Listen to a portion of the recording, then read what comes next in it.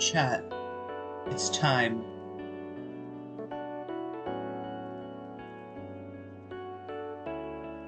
It's time to make fun of a new person. We got a new guy today, chat. New guy unlocked.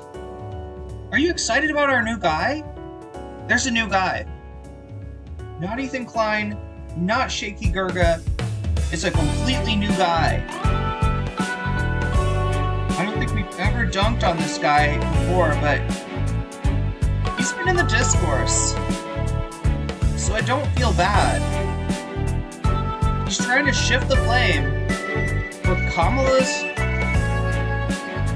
unbelievable loss, that unbelievable disaster that was the Democratic 2024 campaign, right? No, it's not the Democratic Party's fault. It's not the people with power. No, it's trans people, it's immigrants. It's identity politics. And he wants to get back to back when the Democratic Party was slightly racist, right? They're like, you know, he wants to relive the golden era where we built things. We built things, chat. Ezra Klein wants to get us back to building things right through black neighborhoods. Because of course, you know, you just like, who's gonna, you build it through a white neighborhood, you build it through a rich neighborhood, they're gonna have lawyers, they're gonna have lobbyists, it makes it really hard. No, we gotta go for the, wait, is that durian? No, did you just post a durian juice box? That's one thing I haven't had, chat. I haven't had any durian yet. I had some dragon fruit this morning, though. It's a juice box of some kind, and it looks so much like Moino just posted an emoji of a juice box, and it looks a lot like the durian juice from Steven Universe.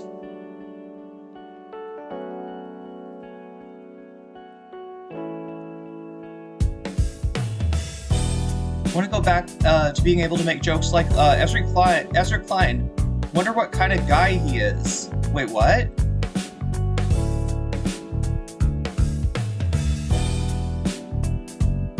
We're gonna find out exactly what kind of guy Ezra Klein is. Because, I mean, look, dude's got a track record, right? And if you've been around politics, you probably know a little bit about this guy.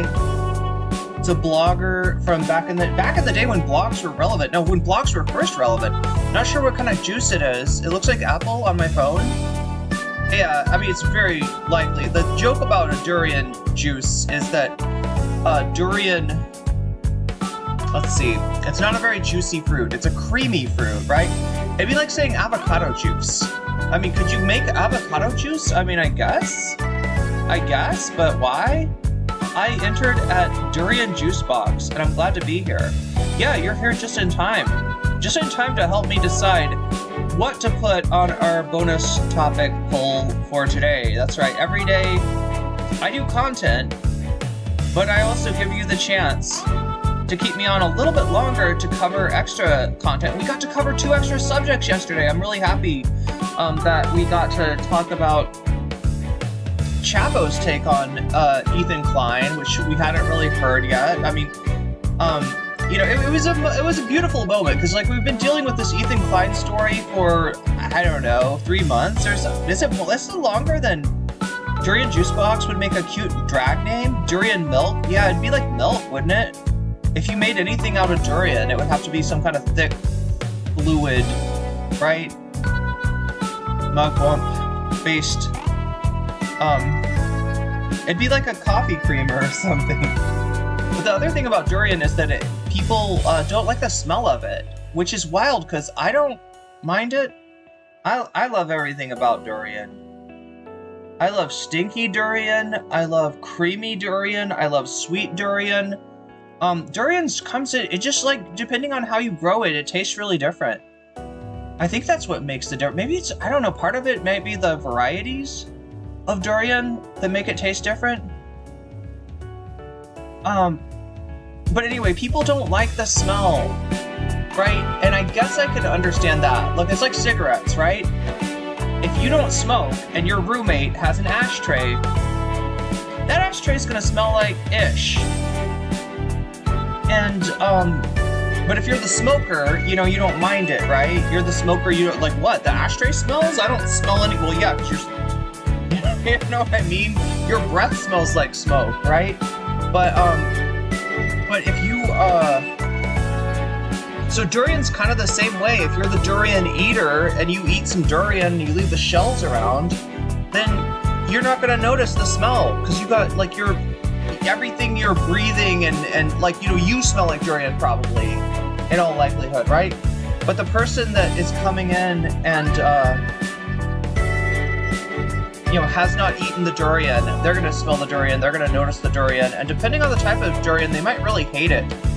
It has had a smell that's described anywhere from dirty, unwashed socks in the locker room to onion to garlic.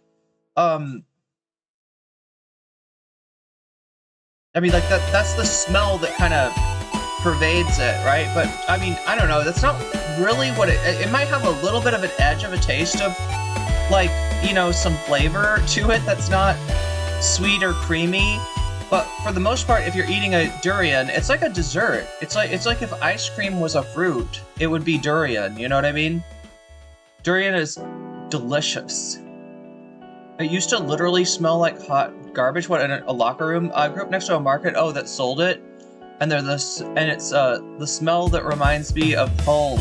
Yeah. So, like, yeah, if you're, like, throwing away durian shells somewhere, that's gonna smell. They're banned apparently on public transit because somebody tried to buy durian and eat it on the bus, and you know, in a crowded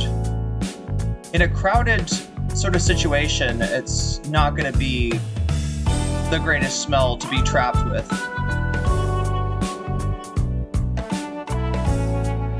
But yeah, chat, we gotta make our poll. Okay, so bonus content, question mark.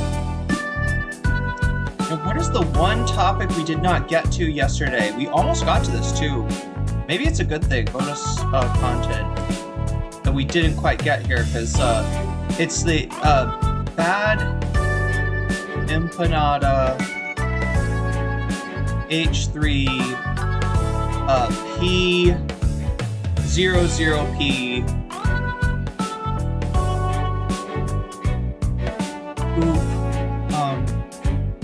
is it like the compilation? I think it's a compilation. Alright, so that's one topic. It's a topic that we talked about yesterday. That empanada has gone ahead and made the video. It's a video that anybody could have made, but nobody did make besides Bad Empanada, so, you know, he should get the credit, I guess. But it's all the times that Ethan has talked about poop on his stream, which is like a lot.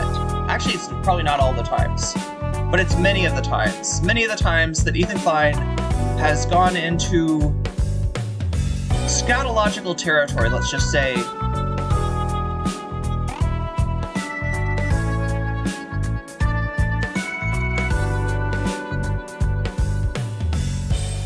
So I'm asking for your help in chat if you wanna suggest bonus content, right? Stuff that we could watch. That's the bonus goal.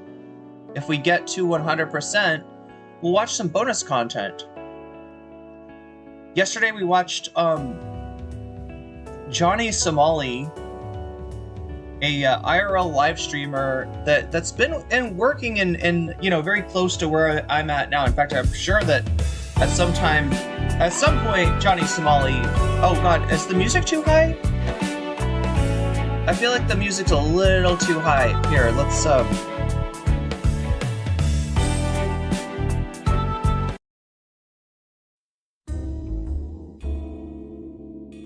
There we go.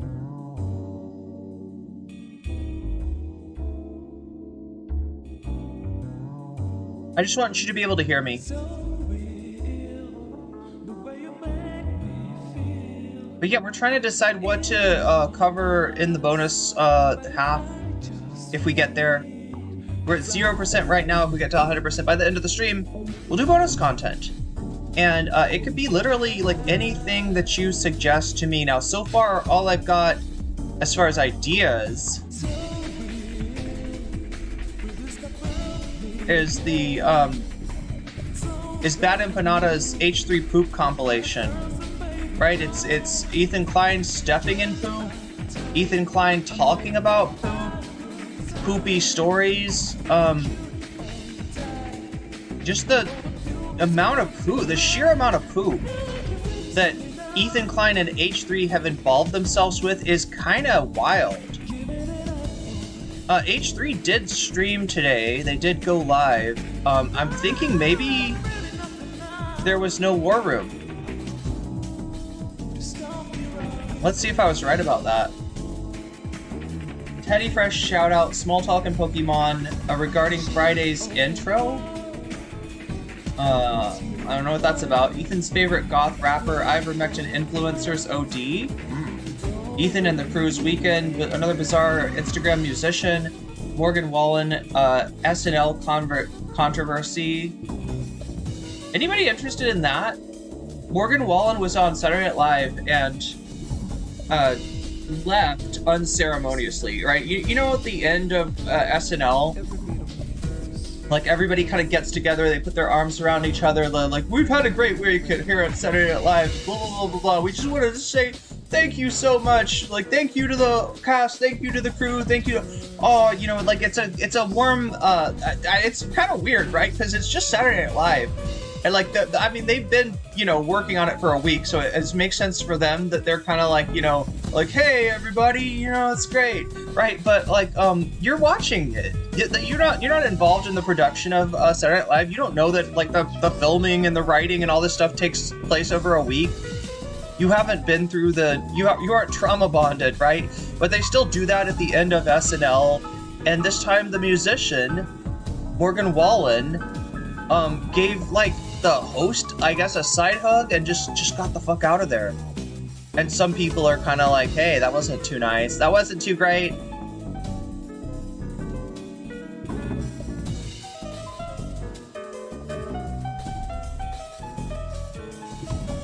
Oh my god, he's talking about his watch. He's talking about his watch. Ethan Klein's talking about his watch today. He's talking about LolCow Live, which he'll be on soon, so you might as well talk about LolCow, Ethan, because you're going to be on LolCow. In you know, maybe not too long.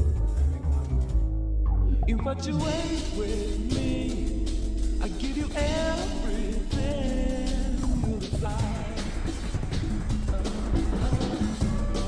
yeah, it looks like today's H3 was kind of a snoozer.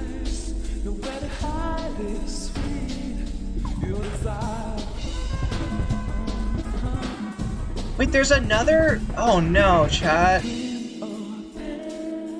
There's another Ethan... I just found... just talking about Ethan Klein and his poop. Like, I got recommended this police chief... What the hell is this? Police chief accused of doo-dooing on the floor? 4 days ago? How much poop content does Ethan do? Chat, how poopy is Ethan Klein?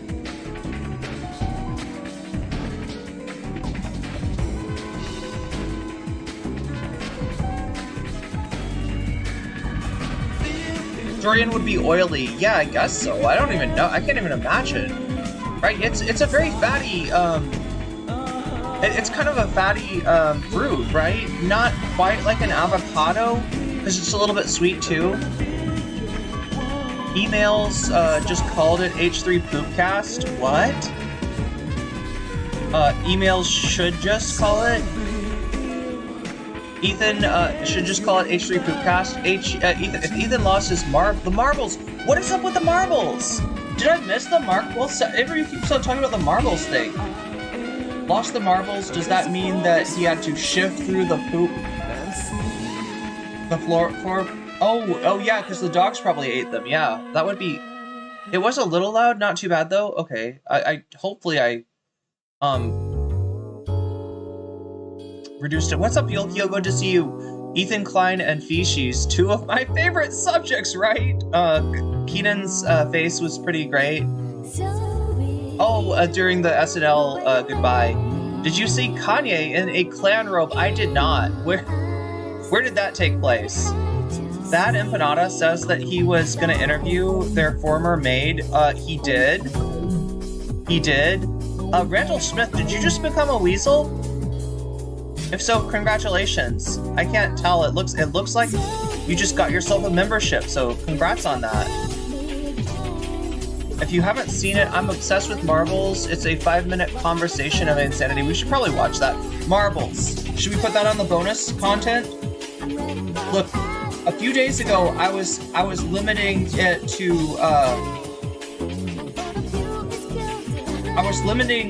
the people that donate can suggest a topic, but at this point, I just want to get topics on the list, right?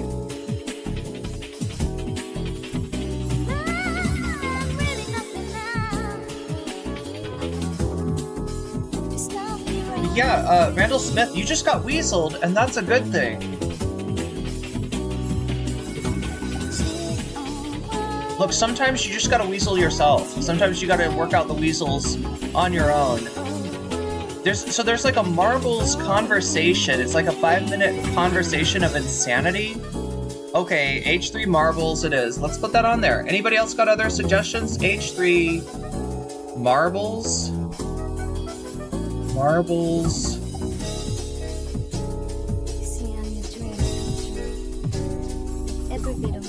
Madness.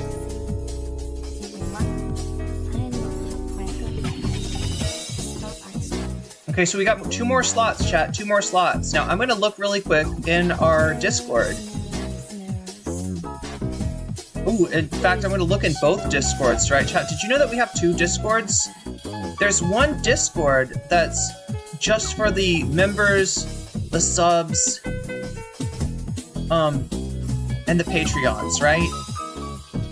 Although we're gonna expand it at some point and just have a special member sub at said Patreon area. But did I just? Oh no, nobody put streams. Oh my god, I opened up the stream suggestions in the premium Discord, right? In the regular Discord, though, we have a long tradition of people suggesting topics for me, and me occasionally covering those topics that they suggest.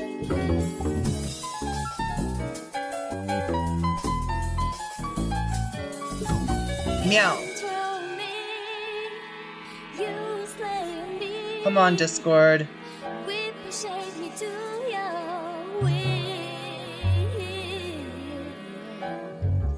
Oh my gosh.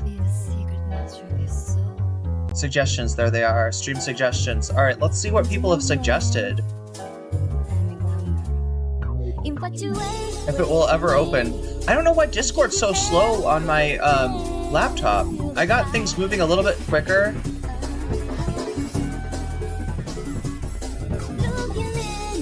Also, I think I should mention this, right?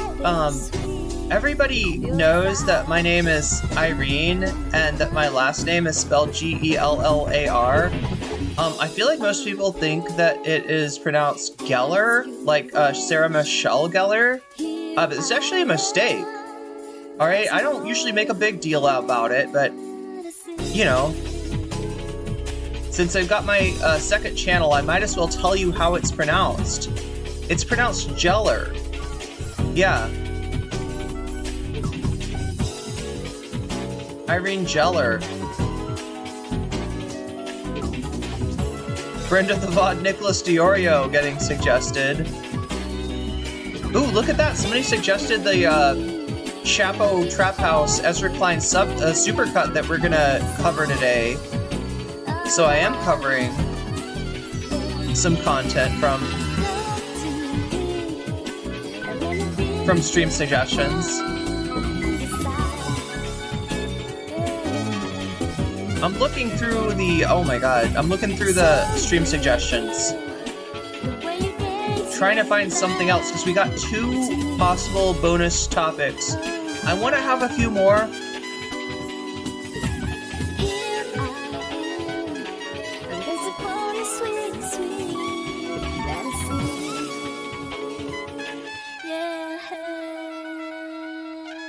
CNN apparently interviewed Alexander Dugin.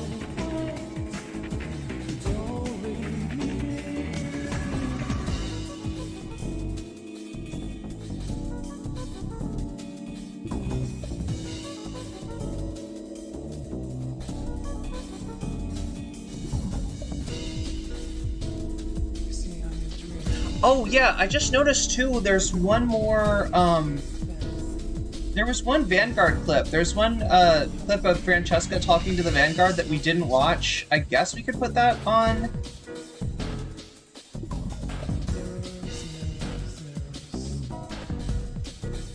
I guess we could put that on the bonus poll.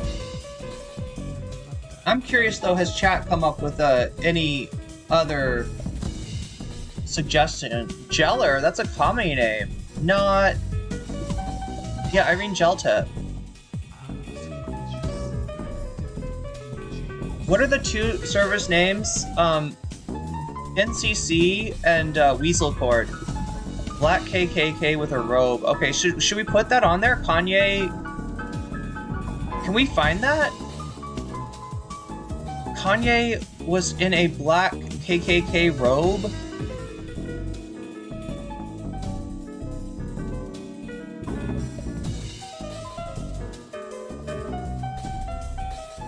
So we need to track down the marbles conversation, and we need to track down this Kanye getting in a robe thing. Ooh, new anime. Yes. Okay, Asmongold and Amon Animations. That's a good one. Okay. Asmongold. Okay, so we might have our four. Asmongold.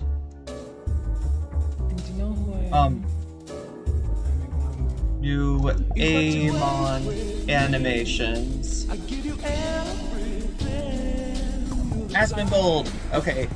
So we've got Bad Empanada.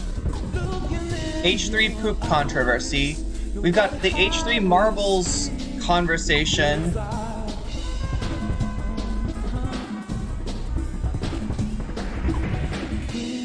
Yeah, what the fuck is the marbles conversation? And then, what was the last thing people said? Kanye West? In... K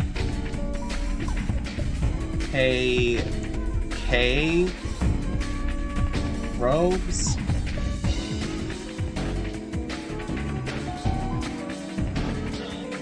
I don't know, chat, can we do better than Kanye and KKK robes? I would love to. But good suggestion, Moino. I'm a real socialist. I've got 7 farms in my family. I'm giving them to my 3 kids.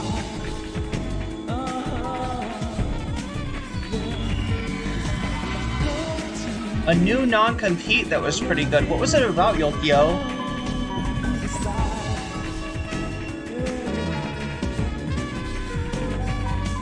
Wait, I'll have to edit what, Savara. Watch the entire, Kanye video. He's almost completely incoherent.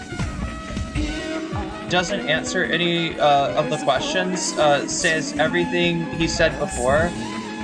Wait, is it a black KKK or black KK? Is he still white? I mean, I'm pretty sure he's still whatever kind of racist he was before. Which is weird, right? Because I've heard some sort of, some of what Kanye has said at times has sounded similar to, like, Black Hebrew Israelite, rhetoric. And then some of it is just, you know... Like, what was the thing? He had a White Lives Matter shirt for a while.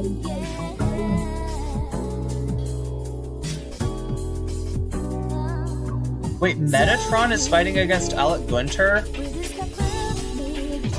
Alec Gunter will find a way to be relevant. He will find a way to be relevant yet. There's no stopping Alec Gunter, chat. We might as well embrace Alec Gunter.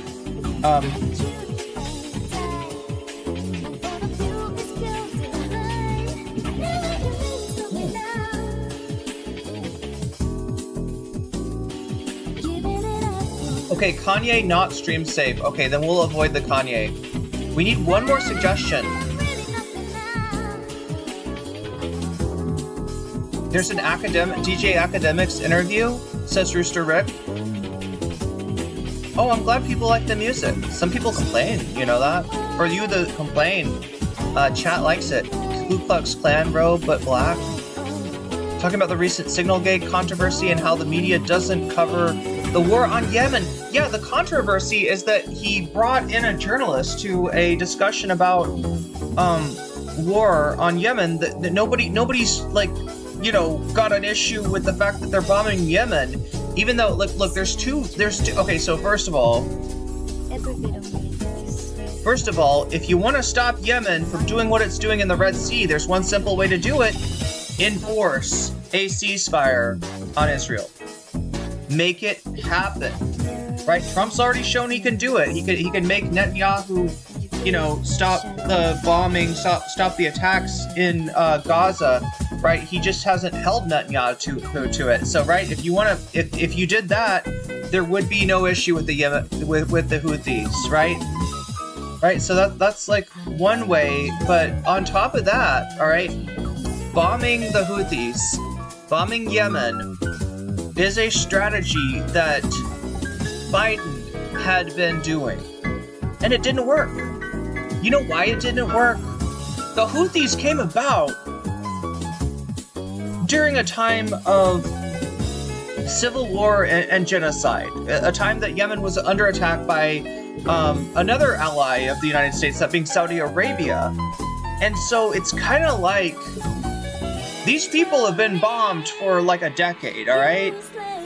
Dropping more bombs into Yemen, it's not effective, right? So it's immoral. It's immoral.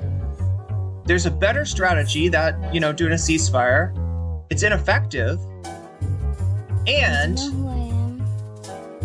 they just released the war plans, like right into a group chat. They're doing the war plans on Signal.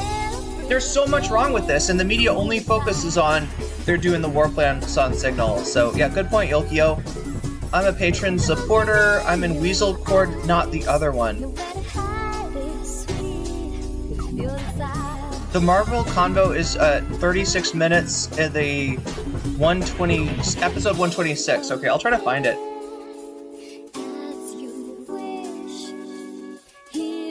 This song is from the soundtrack to Soul Hackers.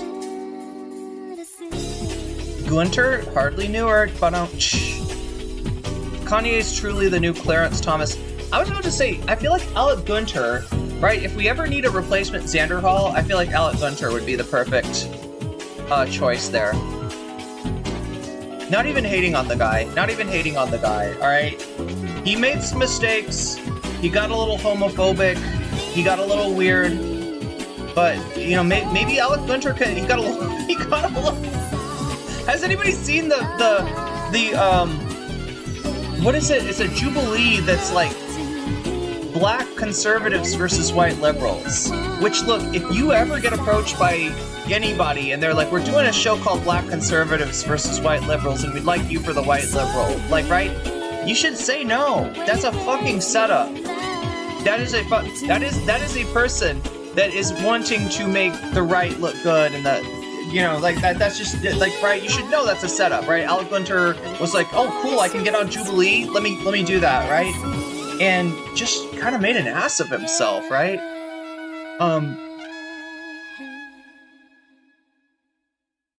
Have I eaten any Thai food out there? Well, I mean, like, it depends on what you mean by Thai food. I mean, like, you know, technically everything I eat here is Thai food, but you mean, specifically, what's going on here? Oh my God, it's just like music. Here we go.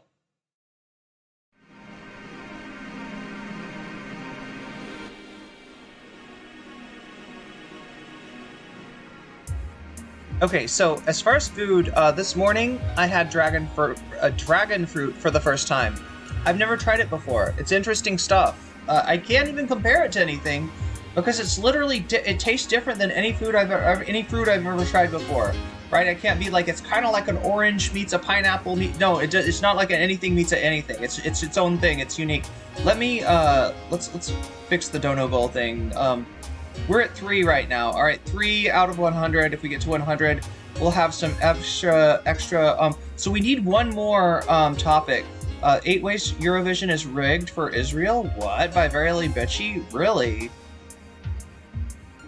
Okay, got more soul. That sounds like a good idea. I'm about to go with that unless anybody has another idea. So yeah, the Thai food, let's see, that I had last night though, because I'm sure when you say Thai food, you don't mean fruit, which, you know, kind of I mean, it's not unique to Thai. No, I don't think there's any fruit that's unique to Thailand, but so like last night I had what is it called? An herb salad, right? Which is like a salad with Thai basil and parsley in it, which was actually really good, unbelievably good. The thing about the salad though was like, and this is the thing that got me, right? Okay, so what is different about Thai food, Thai cuisine in general? If I had to name one thing, right, which I can, you know, separate it out, make it distinct, I would say the spice. The level of spice is off the chart here. I had a salad, usually not a spicy dish, and the dressing was this like green dressing that must have been made out of like peppers or something, because it was super spicy. It was almost too spicy for me. So like, yeah, I pour it's like this green, you know, dress. It didn't seem to have any oil in it. It just seemed to be like lime and peppers and maybe some kinds of herbs blended in there too. And it had me beating down sweat. We're looking for one more topic. What did somebody just suggested one? Eurovision. I mean, the journalists love that there is a war in Yemen.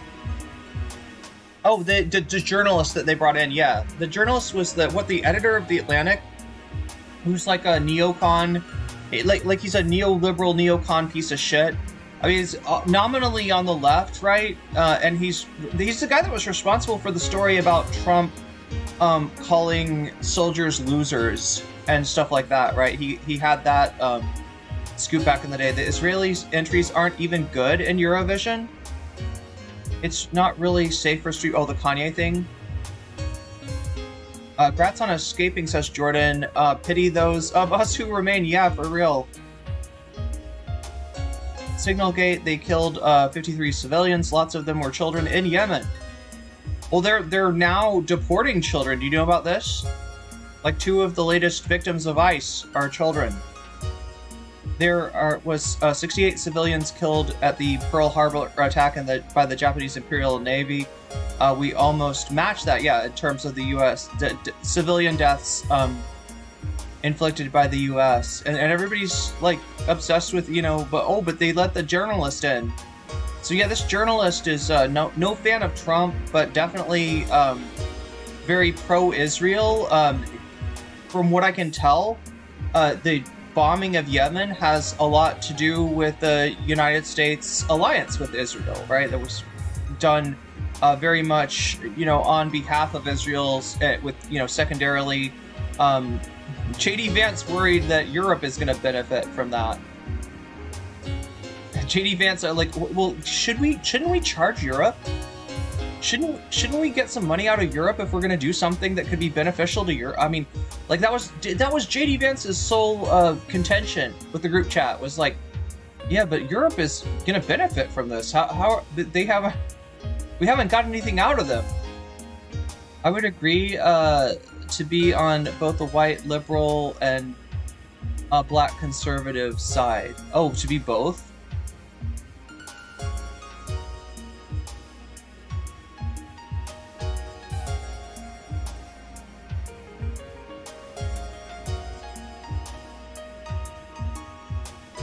Red dragon fruit slaps. I got the white dragon fruit this time. Papaya salad and green. Oh god, I gotta try it. Yes, it's called Som Tom. That's the name in Thai of papaya salad. Green curry duck. I haven't tried any green. Wait, maybe it was green curry sauce that I got. I don't even know what that the dressing was, but it was very hot. It made me sweat.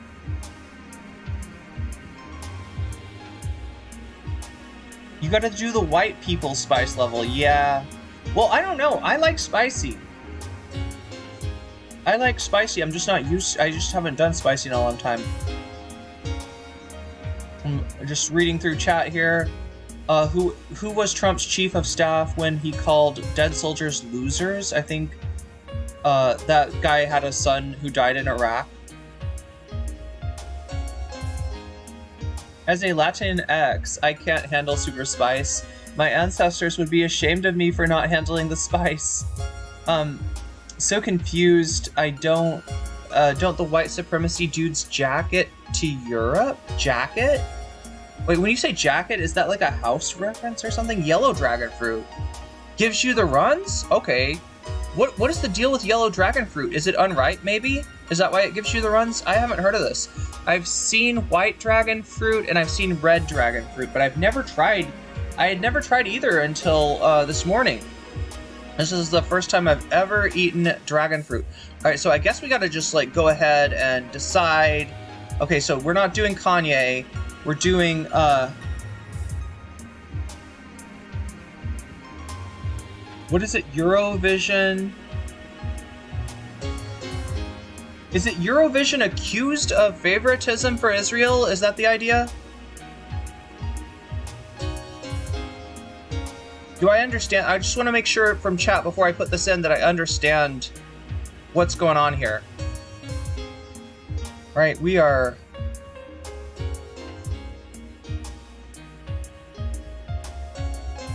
Progressive Men by Melanie Hamlet. Green Bird's Eye Chili. It's hot, like it smacks you in the face. Okay, it kind of sounds like what I had.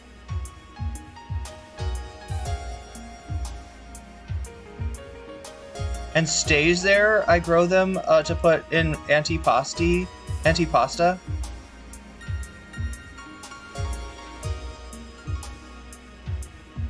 The yellow skin dragon fruits are perfect when you are backed the fuck up. Damn. I didn't know that. I was not aware. Okay, so help me out, chat. Help me out. Eurovision, favoritism towards Israel. Like, what is the right way to say this? Only good Eurovision entry for the last 5 years was Finland's Cha Cha Cha. I actually saw that one.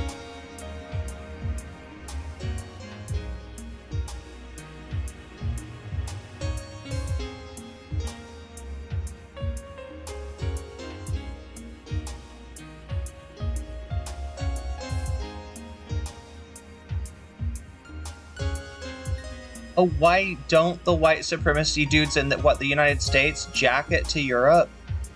So you're saying they should, like, you know, if they love white supremacy so much? I think the ideology is complete embarrassment, but at least Europe has a culture and history unlike the USA, yeah. True.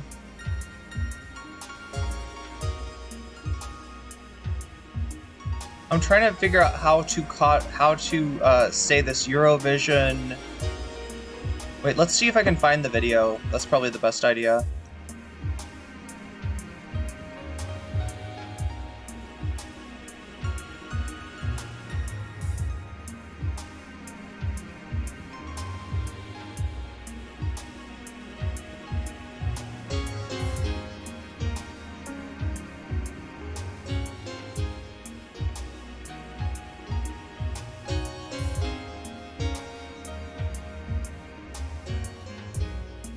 Okay, Eurovision.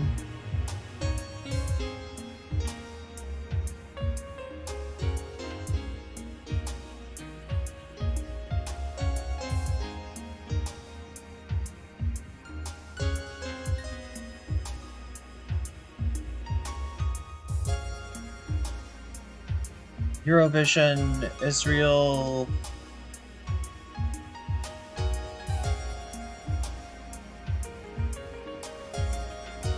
I can't find this video. I guess it's just like there's a lot of videos on Eurovision. There's a lot of Eurovisions.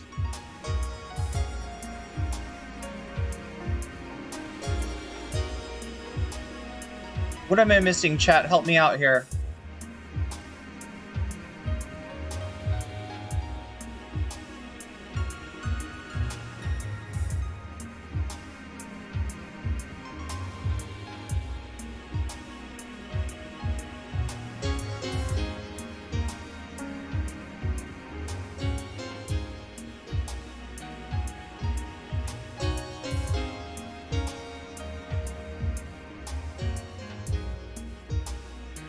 Eurovision has to be the most European thing in the world.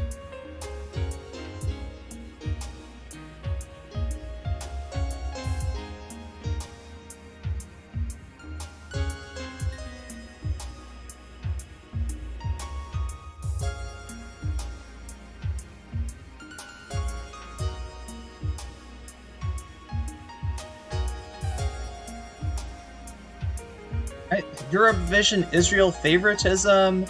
I can't even find the video. Somebody mentioned a video and I can't fucking find it.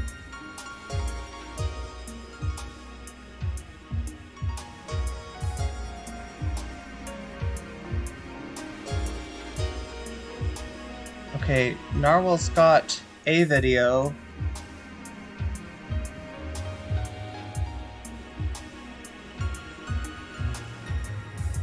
Dude, what the hell? Okay, no.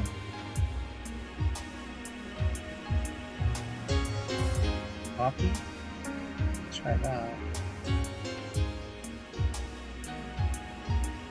Alright.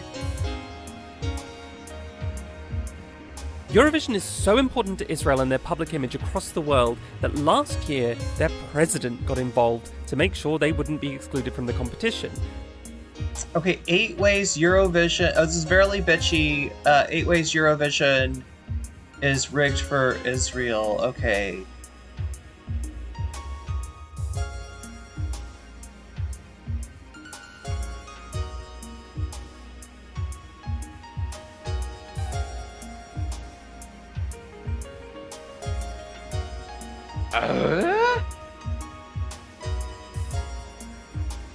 Okay, how do I say this without like I'm trying to say this in a way that's not gonna lend itself. Okay, chat. It looks like we're reconnected. I don't know if it actually worked though. There we go. Verily bitchy Israel video. Okay, we're just going with that. We're just going with that because otherwise I'm gonna take like 8 hours to figure this out.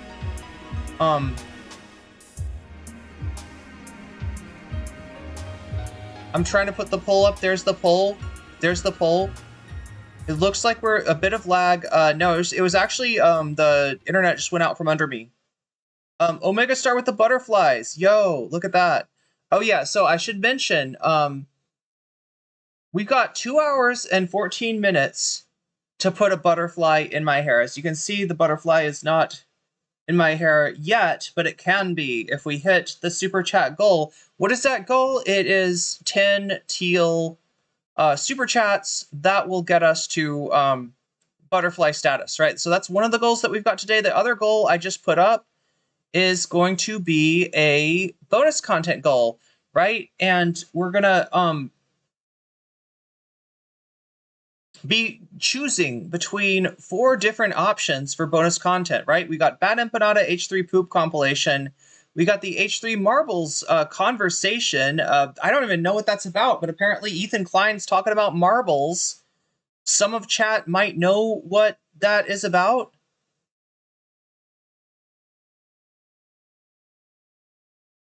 I don't really understand the marbles conversation, but it sounds kind of it sounds a bit unhinged. We have a new Amon Animations video from about Asmongold, and we have half of the chat leaving because of a momentary lapse in internet. Wonderful, great way to start off the stream. Let's see, what am I trying to do? I'm trying to get the music to work.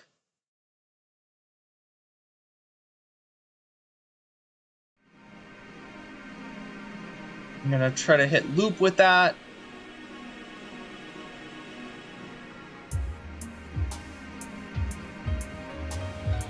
He was naming the show title and went on a huge rant for 5 minutes slandering Hassan while looking off his chops? Off his chops? No idea what the marble thing is about? Yeah, I don't know either. The no comment police got me? Yeah.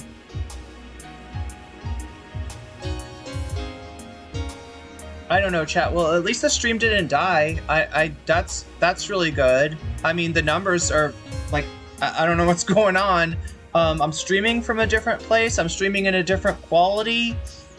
I don't know what I'm doing wrong, but we are not anywhere close to the numbers that we should have. You can help me out if you want to by hitting that like button. That will definitely get YouTube to suggest the stream to more people.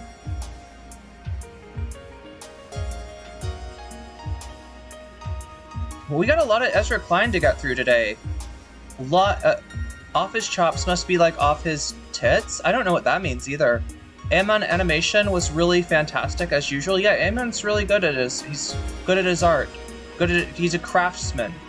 He's crafting videos. And he's taking his time. He's taking his sweet ass time. Looks like you are okay from the earthquake. Correct, Steven Sayers. I am definitely okay from the earthquake. Thanks for asking though. Yeah, so for anybody who missed it, I was in the earthquake, right? It happened while I was here, but I was in a car, and so I didn't notice the earthquake. I guess when you're in a car, you don't notice, right? I didn't notice anything that could have been an earthquake, but apparently it happened. My friend was on the sidewalk. He was walking, and what he noticed was first the trees like were shaking from side to side, and then he said that he stepped back and he felt like the sidewalk, it felt like a boat. You know how a boat, if you're on a boat, it's like, going like that and stuff like that. That's what he felt the sidewalk, like was the sidewalk. Off the rocker would be the American equivalent. Okay, and somebody said it was 126, H3 number 126. Let me look for this really quick. We're about to get going here, chat. Views or no views. I got no idea what's going on, but 128 is Noah. 127 is Noah. 126, lol cow turning violent. So there's like a marbles thing here, huh? Hell.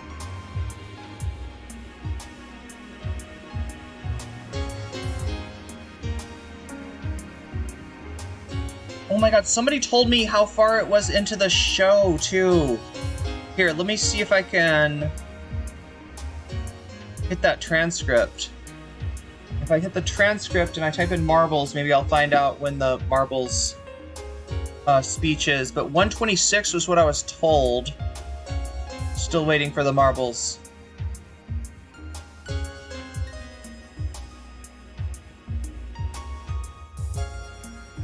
It's like you can't move, you're standing in a bowl of jello.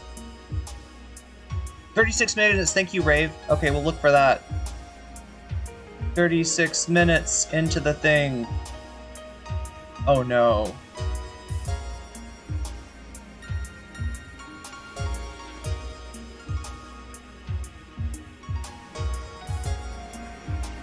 Oh, it's entitled Thumbnail Talk, right? Okay, looks like we've got it brought up to where the... Okay, so... Yeah, if we hit the marble, if we hit the sub goal, we're at 3% right now. Not the most auspicious start in the world, but we'll see how we do. We'll see how we do. We'll see what we do. And if we get to 100, oh wait, no, you know what? I haven't added some stuff, have I? Davy Cliff with the super chat. Makes sense. Tires absorb earthquakes. Sorry, I said that wrong. That makes it sound like you could just have a tire and you'd be fine in an earthquake. No, it's okay. Tires absorb earthquakes. Tires absorb, you mean earthquake. I can imagine Luffy being hurt by... Wait, I cannot imagine Luffy being hurt by an earthquake? I also have a scolding hatred of Ezra Klein. Well, I mean, we're about to get into that. We're going to feed that hatred. Because like I said, chat, we unlocked a new guy, all right? A new guy to hate on. It's Ezra Klein. That's right. I mean, he's not exactly a new guy. He's been around for years and years and years. He's been posting cringe for years and years and years, as we're about to see from the Chapo. The Chapo boys have been following this guy. The Chapo boys know all about this guy. Let's see. Get this to 13%. We're at 13% right now. If we get to 100% by the end of the stream, we'll do bonus content. When does this go up? How does this work? Every time you do a super chat, if you do a super sticker, if you get yourself a membership, if you gift a membership, if you sign up for my Patreon, or you support me on Throne, or if you support me over on Twitch, which I greatly appreciate. We should be able to see the Twitch alerts now, so I should actually be able to see when that's happening. And goddamn. Okay, so we're gonna try to we're gonna try to lock in here and pay attention to the what's actually on the stream, which is Ezra Klein. Ezra Klein, he's been posting Crunch for a long time, and he's just like, I don't know, he's a blogger from back in the day. He probably came up right around the time of the Iraq War, so I'm sure he had some good takes too. Noel_by super chatted $5. Thank you for enabling my pettiness. I appreciate it. Enabling your pettiness? About what? About Ezra Klein? Well, I mean, look, I'm feeling petty too, so let's get into this. Right? We're at 18%, but yeah, I should be able to see donos on YouTube, donos on Twitch.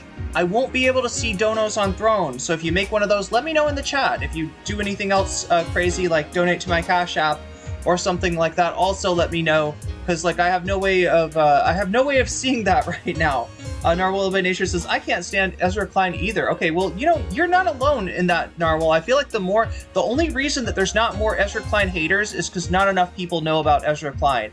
And he's kind of come on filling a void. What is the void? The void is like, what do Democrats do next, right? And people are just like, oh man, we lost to Trump again. Jesus Christ, how the fuck did this happen? Like, how do you lose to a human meatball like Donald Trump, right? The Democrats are just that bad, right?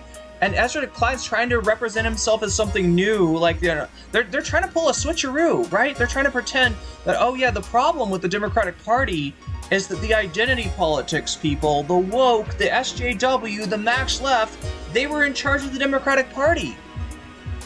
All right? And if we want to win, then we're gonna kick the wokes out, and we're gonna bring in Ezra Klein. And the thing is, Ezra Klein represents the same viewpoint that you saw from Kamala's team coming on Pod Save America, right? His viewpoint is not different. Their big, suggestion, their big thing is like, we're gonna do the same thing we've been doing since the 1980s, but they're trying to make it new. It's abundance. We're gonna do the abundance agenda, right? This is the problem. The Democrats, they don't deliver on anything. And how are we gonna deliver on stuff? By rolling over, my God, my fucking God. Okay, we gotta seriously, I don't want to have to make hard and fast rules about advertising, but I may need to have like a red line if that's, if my chat is like appealing as just like a place to spray paint your like ads and shit like that, we might have to make a rule. But like seriously, let's try to do the content if we can. I don't know if somebody sees my numbers down and they're just like, oh hey, cool, she's weak, she's vulnerable. This is not the time to fuck with me. I need to get to the content before technical difficulties tear me the fuck down, but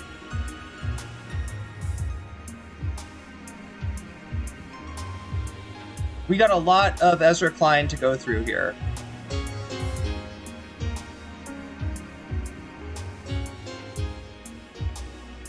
And we got to get started. We're already started on our way towards the bonus goal. We're 18% there. If we get 82% of the rest of the way there, we'll have bonus content. The bonus content could be anything that you are dreaming of that is in those list of guys. I have this genius idea. It's called Neoliberalism. Whoa! Davy Clip, thank you for encapsulating what I was trying to say here. This is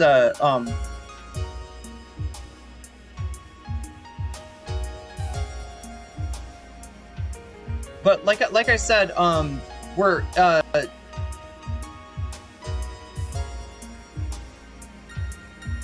I'm dealing with technical difficulties. I'm dealing with all kinds of difficulties. But we are at 23% on the bonus goal, and we are at, what is it? The other thing I want to check on is this butterfly goal. Yeah, look at that. We're at 40% on the butterfly goal. So the butterfly goal kind of looking strong right now. We're 4 out of 10% of the way there. So what, that doesn't, it's not a percent. What am I trying to say, Chad? I can't concentrate. I need more coffee. I need more coffee. We gotta... Yeah, if we get 6 more of the teal super chats, I'll put in the butterfly. We've got, what, at 2 hours? Yeah, we got 2 hours to do it, so I think that'll happen. I strongly believe that'll happen. The other thing that might happen is bonus content. After we're done dunking on Ezra Klein, we could watch Bad Empanada and his H3 poop compilation, because that is out, and people are talking about that. 30 of you have voted so far. If you haven't voted already, feel free to come over to YouTube. That's where the poll's taking place. Come over to YouTube and vote. I'm not telling you where to watch. You can watch on Twitch, you can watch on YouTube. But as far as the voting, it's going to have to take place on YouTube. If you can, leave me a like while you're there, because that helps me out greatly, and I appreciate it entirely. And that is something that you can do to affect the results of the polls. What else can you do to affect the results of the polls? Well, you can tell me when you donate which of these topics, 1, 2, 3, 4, do you want to see me cover as bonus content? Because I will take your donation into consideration. What I really should do is make a I'm just afraid that if I create a text document, that it'll make the computer slow down. So I haven't done that yet, but I'm trying to take into account when people donate and they suggest one of these topics. They put their money where their mouth is, and I will take that into consideration and make it all that more likely for the topic that is sparking joy with you, the topic that you're excited about, to actually get picked. So right now, we got Bad Empanada H3 Poop compilation in first place with 30 votes, with only 30 votes. And oh my god, chat, today is going not going super well so far, but we got Verily Bitchy in second place with an Israel video. Oh my god, I should have put, it's a Israel Eurovision video. That's what it is. It's a video about Israel and Eurovision, and how maybe Eurovision might be displaying some favoritism towards Israeli entries. That'll be new for me if we open that. We've got in third place the H3 Marbles conversation. I don't know what this is, but people are saying this is funny as hell, so I haven't watched the Marbles thing yet. I'm curious what that's about. You can vote for that. And in fourth place, we have the new Amon Animations Asmongold video. That's right, the Rat King, the Roach King, whatever you want to call him. He's back. He's turning into a roach, and Amon Animations is documenting his transformation. So, with that being said, chat, I will now move us into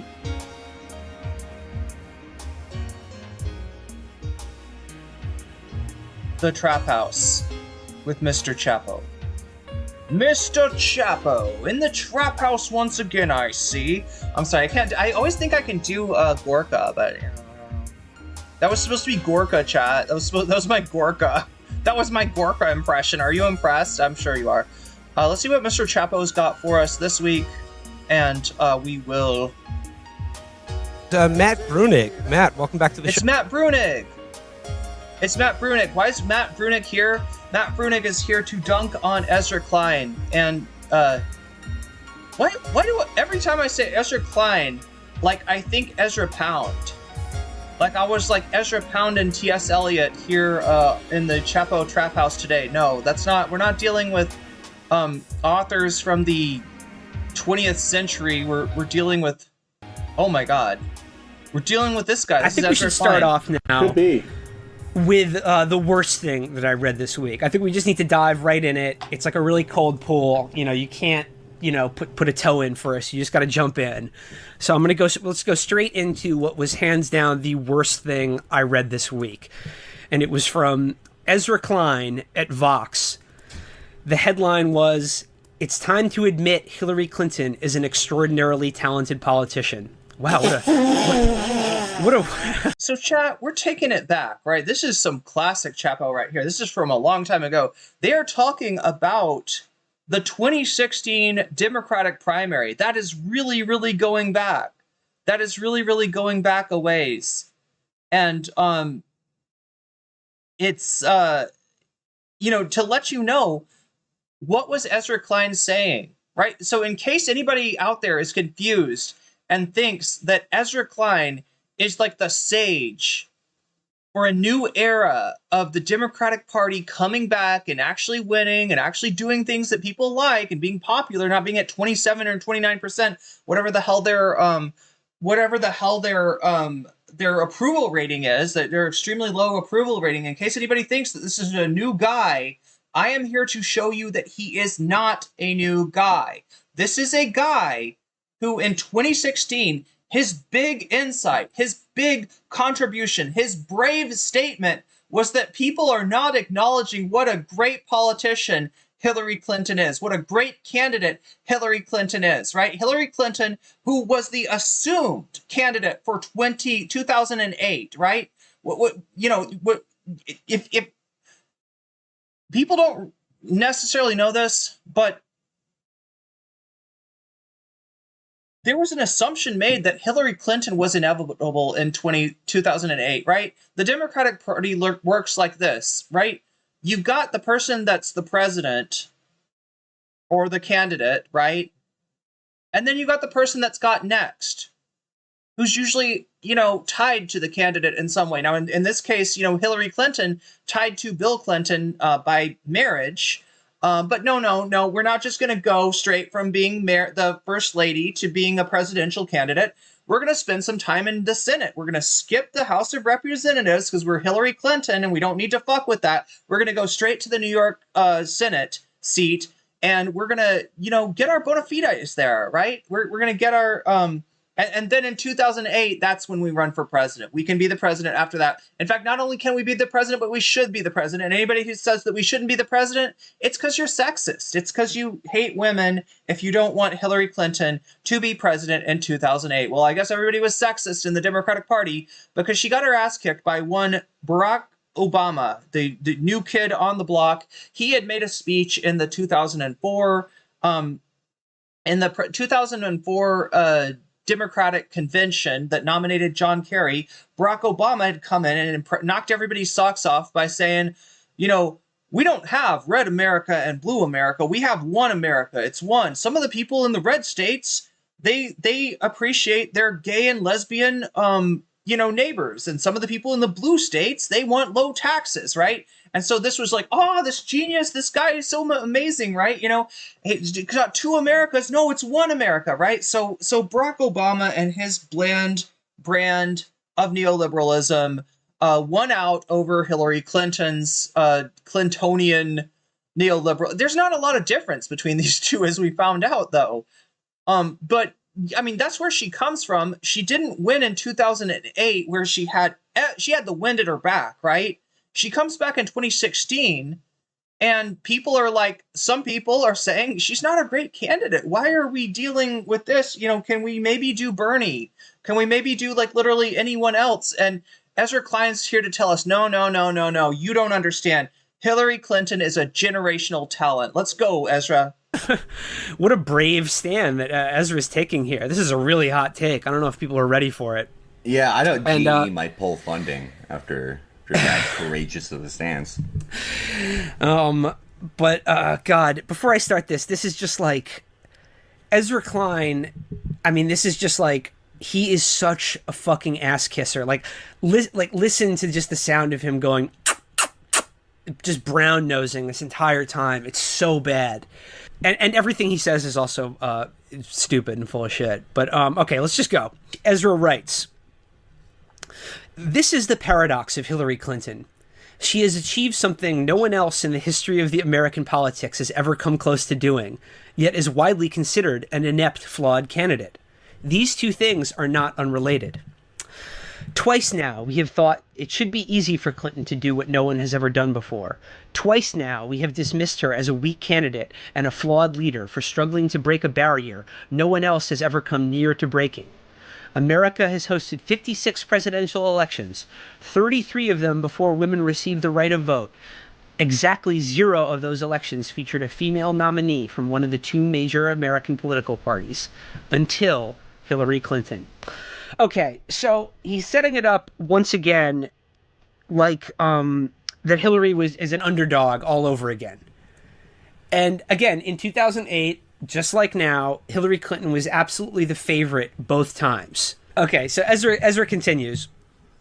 There is something about Clinton that makes it hard to appreciate the magnitude of her achievement. Or perhaps there is something about us that makes it hard to appreciate the magnitude of her achievement. When you don't appreciate Mother. Perhaps in ways we still do not fully appreciate. Davy Klein says, Ezra Klein is kind of like the monorail man from The Simpsons. I'll have to look up that reference. I'm not sure if I remember. Are we good, chat? We're back? Okay, good. I'm sorry. I'm just as frustrated with the technical difficulties as you are. No one has ever broken the glass ceiling in American politics. But yeah, if that happens again, try reloading in case it is an issue with on your side, or in case it is something that comes back. Try reloading. If that doesn't work, I'll bring the stream back up. I'll do everything that I can to make this work. Hopefully I've got the thing where it doesn't time out and it doesn't make like a new stream. So hopefully we'll be okay with that.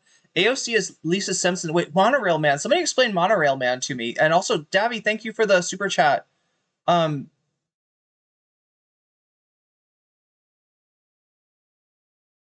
What did Hillary Clinton achieve? Good question, Shakespeare. Look, I don't know about the Chapo boys, but I'm definitely not denying that there's a glass ceiling for women in politics. I'm not denying that. I can call it. What? I did not. Did I say Davy Klein? You can go on ahead and unsub though, Davy, because my brain is not great, and if you're gonna be put off by that, then you might as well go ahead. If that Am I calling you? The question though, Davy, is am I calling you Davy Klein as an Ezra Klein, or am I calling you Davy Klein as an Ethan Klein? Right? Neither of these options are good. You'll notice. Neither of these options are good.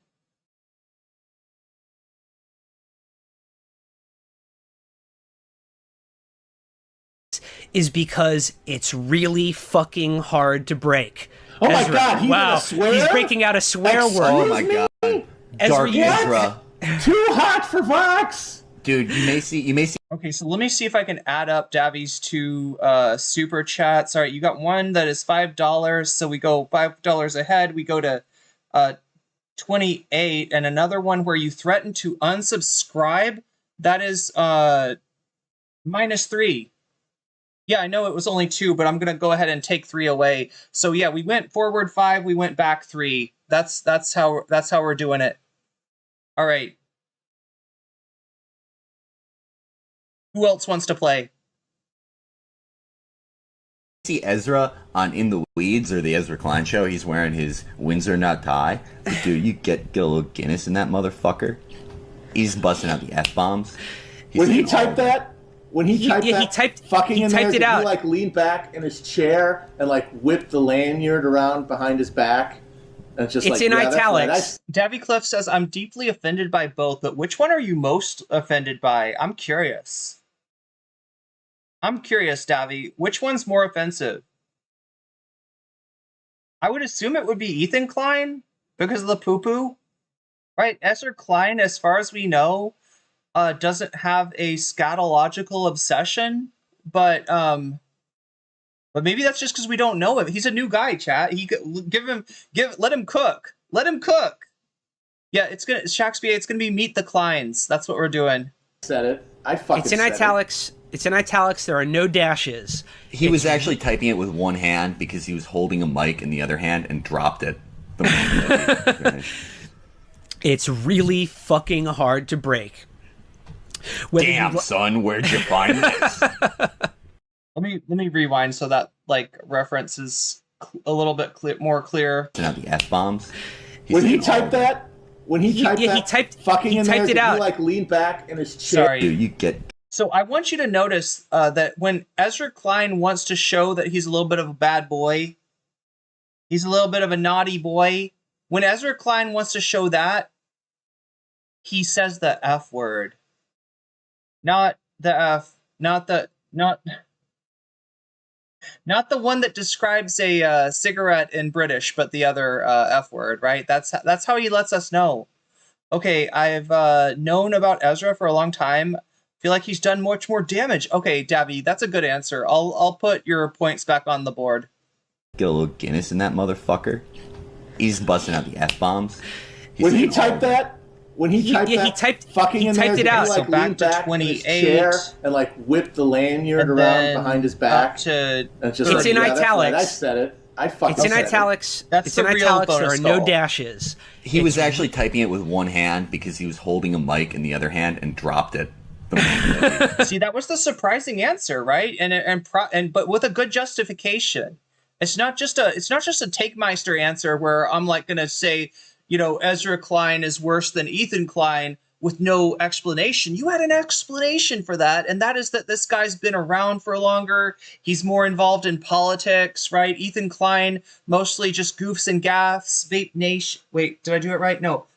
Vape Nation, right? That kind of stuff. That's not really harmful. As opposed to Ezra Klein, we're watching him from 2016, and dude is like, actually people underrate Hillary Clinton. Yeah. No, Davy's kind of right. Davy's kind of got a point there. It's really fucking hard to break. Ooh. Damn, son, where'd you find this? What a bad boy. What a rebel. Whether you like Hillary Clinton or hate her, and plenty of Americans hate her, it's time to admit that the reason Clinton... You know what's funny is that the same thing could be said for Donald Trump, and yet Trump is so much more successful than Hillary Clinton. They're both detestable people.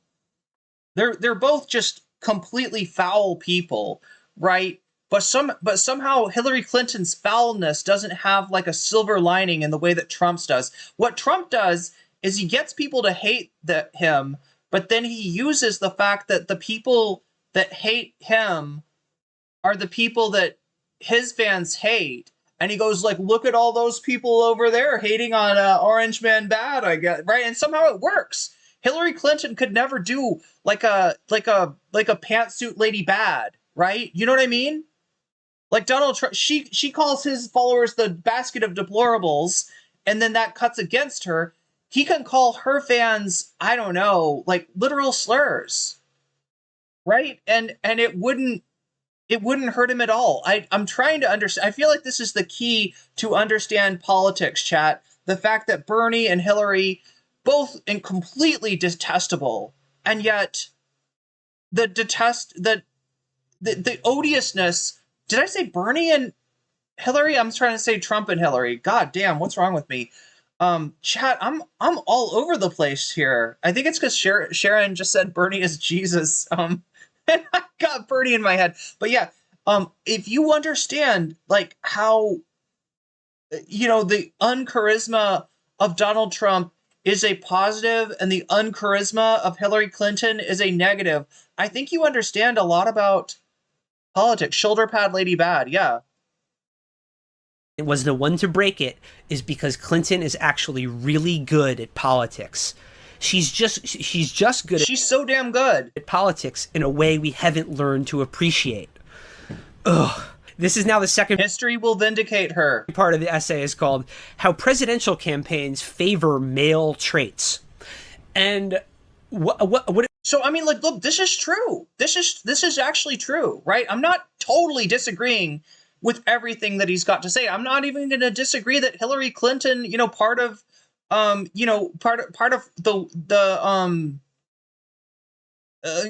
what has sank her as a candidate might even be, there's some level of misogyny there as well. he's not entirely wrong. But when he says that she's a generational talent, when he says that she's got like, just like political chops that we don't even understand yet, yeah, obviously he's full of shit. And obviously overall his take is fucking useless. His take is worthless. This is an odious man.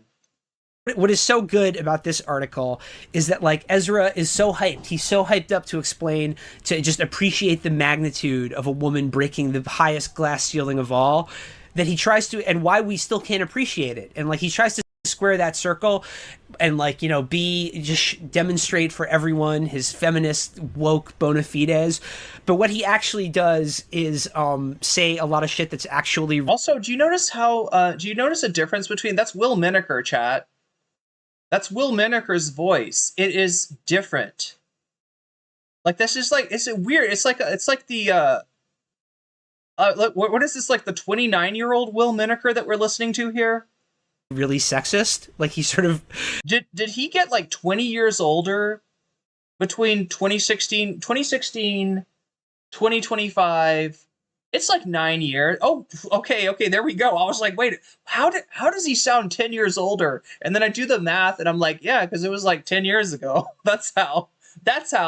And we'll get into that, but Hillary Clinton has her. Brave says, is the super secret political savvy of Hillary Clinton in the room with us right now? I don't know, Ezra. Is it? Flaws, of course. The email server, the speeches to Goldman Sachs, and just look at her unfavorable numbers. I'll say that in her flaws, Ezra doesn't mention her disastrous foreign policy. He doesn't mention Libya or Iraq or Syria or Honduras or Haiti or any of that. It's just the email server and Goldman Sachs. But what really defines coverage of Clinton is the confusion over how she's gotten so far without the animal charisma typical of politicians at her level. Clinton employed a less masculine strategy to win. She won the Democratic Party by spending years slowly and assiduously building relationships with the entire Democratic Party. She relied on a more traditionally female approach to leadership, creating coalitions, finding common ground, and winning over allies. How is that feminine? I don't understand. How is that the feminine way of doing politics? That's just politics. What is he talking about? Ezra supports Hillary's rights and Hillary's wrongs. $5 to the poopy. $5 to the poopy indeed. Thank you, Charlie Kelly. Today, 208 members. Underscore by super chatted $5. Liberals understand how a woman can be disliked and it not be misogyny, but only if it's AOC or MTG. Okay, yeah, they do understand it. Just not when it comes to Saint Hillary, I guess. Thank you for the super chat, Narwhal. Yeah, she gossiped her way to the top. That's right, Narwhal. Look, I mean, like the gross part of this would be, if people. Davy Cliff super chatted $9.99. I mean, Hillary has done some of the most to support sexism. She defended her husband, a 19-year-old. I feel like that everything about Bill really empowered underlying sexism. Was Monica Lewinsky 19 years old? Davy, I didn't know this. I guess I assumed she was like, I don't know, like in her late 20s. I just that's my assumption about a White House intern. She was 19 when this happened, when the dress got despoiled by when the cigar was. Chat, I know just vaguely. I don't really know the dress. What is it called? What is the Monica Lewinsky gate? What's it called? Amlos Aluke says, this is some sexist, I'm an ally, and I believe in horoscopes because that's what feminine means to me type shit. She was so young. I didn't realize that she was 19 years old when this happened. God damn. I mean, people talk about like a power differential between Bill Clinton and Monica Lewinsky. What was the name of it though, chat? What was the scandal called? Was it Dressgate? I feel like Dressgate is something different though. What was it called? Anybody around then know what gate was it? BCat case is, I'm pretty sure she was 22. I mean, that's still pretty young to get. And of Congress have endorsed Clinton. But yeah, thank you, Narwhal, and thank you, Davy, for the super chats. Oh my gosh. Look at my mouse wheel getting all out of control here. And only 8. The mouse wheel's getting excited to dunk on Ezra, right? We're gonna do more of the present time, present day, which is this episode 919. God damn, I didn't know that Chapo's done 919 episodes. Anyway, episode 919, that's what it's called, of Chapo Trap House on abundance by Ezra Klein and Derek Thompson, who's not getting as much attention as Ezra. But first, we're going to kind of remind ourselves who Ezra Klein is, what there is to hate about him, and how long he has been despicable for. So, have endorsed Sanders. This work is a grind. It's not big. This was the I did not have sexual relations with that woman. Was there a name for the gate, though? Cigar Gate? What did they call it? What did they call the Monica Lewinsky scandal? Bimbo Gate? Oh no, the bimbo thing was like the bimbo eruptions, right? Because Bill Clinton had been there was stuff about Clinton having extramarital affairs before he got elected, and that was the bimbo eruption, right? All the women that Clinton had sex with while he was married to Hillary, were like, hey, this guy's fucking around. Big speeches, it doesn't come with wide applause, but it requires an emotional toughness that most human beings can't summon. Okay, this is what's so stupid and actually offensive about what Ezra's writing, is this whole idea about male and female qualities in politics, or what are, a female strategy for, winning at politics. And what he describes is just actual politics. There's nothing female about that. What, if anything, what he's describing is the old, machine style of politics. Like, again, shout out to our good friend Amber Lee Frost, who responded to this with, I think, the best take on this is that the actually traditional female way of doing politics that Hillary Clinton did was marrying a president or leader. Everything else Ezra describes in this article is just ascribing things like being nurturing or being a good listener as natural to women, and embodying like this is Hillary Clinton's strategy for doing politics, and not just the fact that, as you said. Okay, so like I said, the attributing Clinton's success to her, to her husband, that would be kind of like that's what we're kind of looking like, right? That's the normal presentation of misogyny in U.S. politics, right? Oh, you slept your way to the top. Like that's a pretty common misogynistic tropes. However, in this case, I'm not sure it is, because what we're talking about and the part of Hillary Clinton's rise to prominence, her getting to skip the House of Representatives and go straight to the Senate, due to her notoriety as the first lady, is more along the lines of what we call in U.S. politics a dynasty, right? Think Kennedy, think Bush, think Gore. Gore's dad was a politician as well, right? A lot of the politicians that are prominent in U.S. politics are from political families. And in the case of the Kennedys, in the case of the Bushes, they kind of get they get to go to the front of the line. Now, that didn't do Jeb Bush much good. But at the same time, so this is the Clintons are a political dynasty. And that's what's objectionable about that, not that, Hillary's sleeping her way to the top. I mean, I don't even know if the Clintons sleep with each other. I wouldn't be surprised if it was just, if their relationship was based on things other than sex. But wait, naked on the Resolute desk? Wait, did Bill Clinton have the Resolute desk out? If you don't know, chat, this is a desk that's built from the USS Resolute, which maybe got sunk in some... was it the Spanish-American War, maybe? Where the USS Resolute was sunk and somehow they cut some wood out of it or something to make the desk? I don't know. Hillary listened to the millennials at the time, and she responded with, Pokemon, go, go, go to the polls. Yes, it didn't have a gate name. Okay.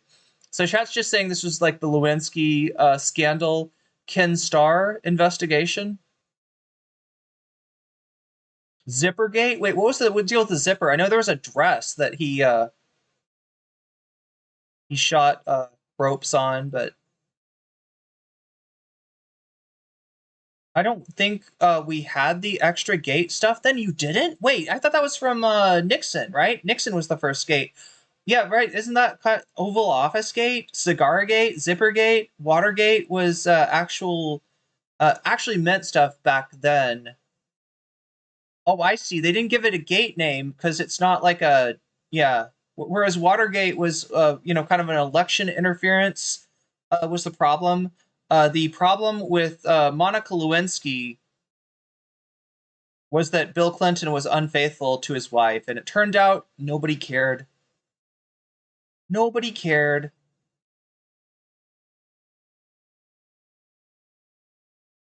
The name of the Clinton scandal was Whitewater. Okay, no, that's correct. There is a Clinton scandal called Whitewater. However, Whitewater was a investment that the Clintons, Bill and Hillary, made at the time when they were in Arkansas, right? Bill Clinton was governor of Arkansas before he was president of the U.S., and there was some kind of investment that he made at the time. Now, as far as I can tell, there is nothing to the Whitewater scandal. Like, it's not, Bill and Hillary didn't do anything bad.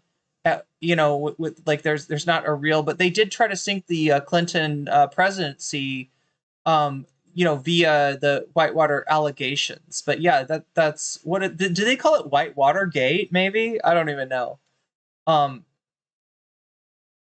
So many scandals arose from that one scandal with Lewinsky. There was illegal recording, the affair, the dress, the lying, the impeachment. And the real thing was the sliming of Monica Lewinsky. If you want to look for something that Bill Clinton actually did that was wrong, he attacked and ruined this woman's life for her, telling the truth, right? That was her big, that was her sin, right? She told the truth about what happened, right? And she got absolutely slimed for it. And also, yeah, you could probably say there's a power differential between them that he very much used to his advantage, right? So that's the real scandal. But said she's representing. Oh, and the lying. Yeah, this is the I did not have sex with that woman. And then he gets asked about it, and in the testimony, Bill Clinton actually utters the word. It depends on what your definition of the word is, right? That's how slippery Slick Willie could be. The interests of like the most powerful constituencies in the Democratic Party. I like how Ezra, like, in his attempt to understand how regular human beings work, has become like an indigo child mommy blogger, getting into that real motherfucking gender science. It's like Nicole Mullen writing about politics. But I mean, I'm sorry, like Nicole Mullen. Wait, is this some kind of Cumtown joke that I'm just not privy to? When he says Nicole Mullen, is this like a Nick Mullen persona? Nicole Mullen? Is Nicole Mullen an actual person, or is this somehow a reference to Cumtown host Nick Mullen, who Chapo boys are friends with? Watergate is just the name of the building. The fact that people started adding gate to every scandal is incredibly stupid. You know what, Joshua Keller, you're not wrong. You're not wrong. I want some pizza so bad right now. God, I'm hungry. Like, these breakfasts aren't cutting it, chat. Not entirely. The continental breakfast that I get, it's not quite cutting it.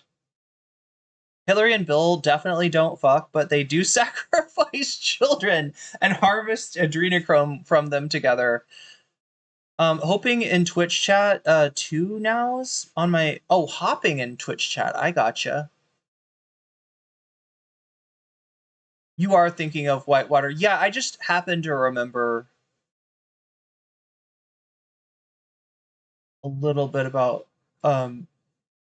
reading about Whitewater.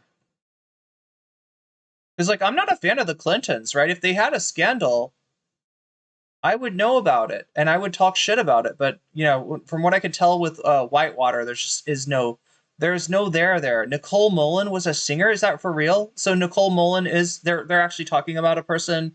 This isn't like a Nick Mullen reference. Okay, I'm just making sure. Remember, chat, this is almost 10 years ago. This is Hillary Clinton's strategy for doing politics, and not just the fact that, as you said, she's representing the interests of like the most powerful constituencies in the Democratic Party. I like how Ezra, like, in his attempt to understand how regular human beings work, has become like an indigo child mommy blogger, getting into that real motherfucking gender science. It's like Nicole Mullen writing about politics. But I mean, wait, so Nicole Mullen, is she talking about a singer writing about politics? Like, did anyone ever, like, who is he responding to here? Did anyone ever really say that Hillary Clinton isn't a talented politician? Like, she's immensely disliked. I think that is. Like, I mean, it's not one of those things where anybody is like associated with that point of view specifically. But I think that's just I think it's a commonplace. I think people kind of think she's a bad candidate. Nicole Mullen, born in '67, American singer, songwriter, choreography. She was born and raised in Cincinnati, Ohio. Campaigner. I really do. Did she do mommy blogging, or is there like a mommy blogger? It feels like that they're. Also, finally makes a. I think that he underestimates when people talk about how she's not a good politician. Generally, what they mean is that she keeps doing and saying terrible shit. Yeah, that people don't like. She doesn't have the raw animal charisma of a Mitt Romney or John Kerry. Yeah, no, I mean. Yeah, what is he saying? Charisma is for the boys? Like, chat, who in American politics? The only person I can think of, in recent history, in like mainstream presidential politics who actually had charisma is Barack Obama. Right? What else do you have? You've got George Bush, Al Gore, John Kerry, Howard Dean. Did Howard Dean have charisma? I'm trying to think of back into the Mitt Romney, John McCain, maybe. Did John McCain have charisma? I don't even know, chat. Because like Ezra is entirely focused, So Ezra's acting like, she doesn't have the advantage of charisma because she's a mere woman, and women aren't able to, manifest a charisma based persona. But she does have the soft skills of negotiation and common ground. And it's like, do you realize you're talking about Hillary Clinton? Yeah, Hillary Clinton. Did she show a lot of common ground with the left of the party?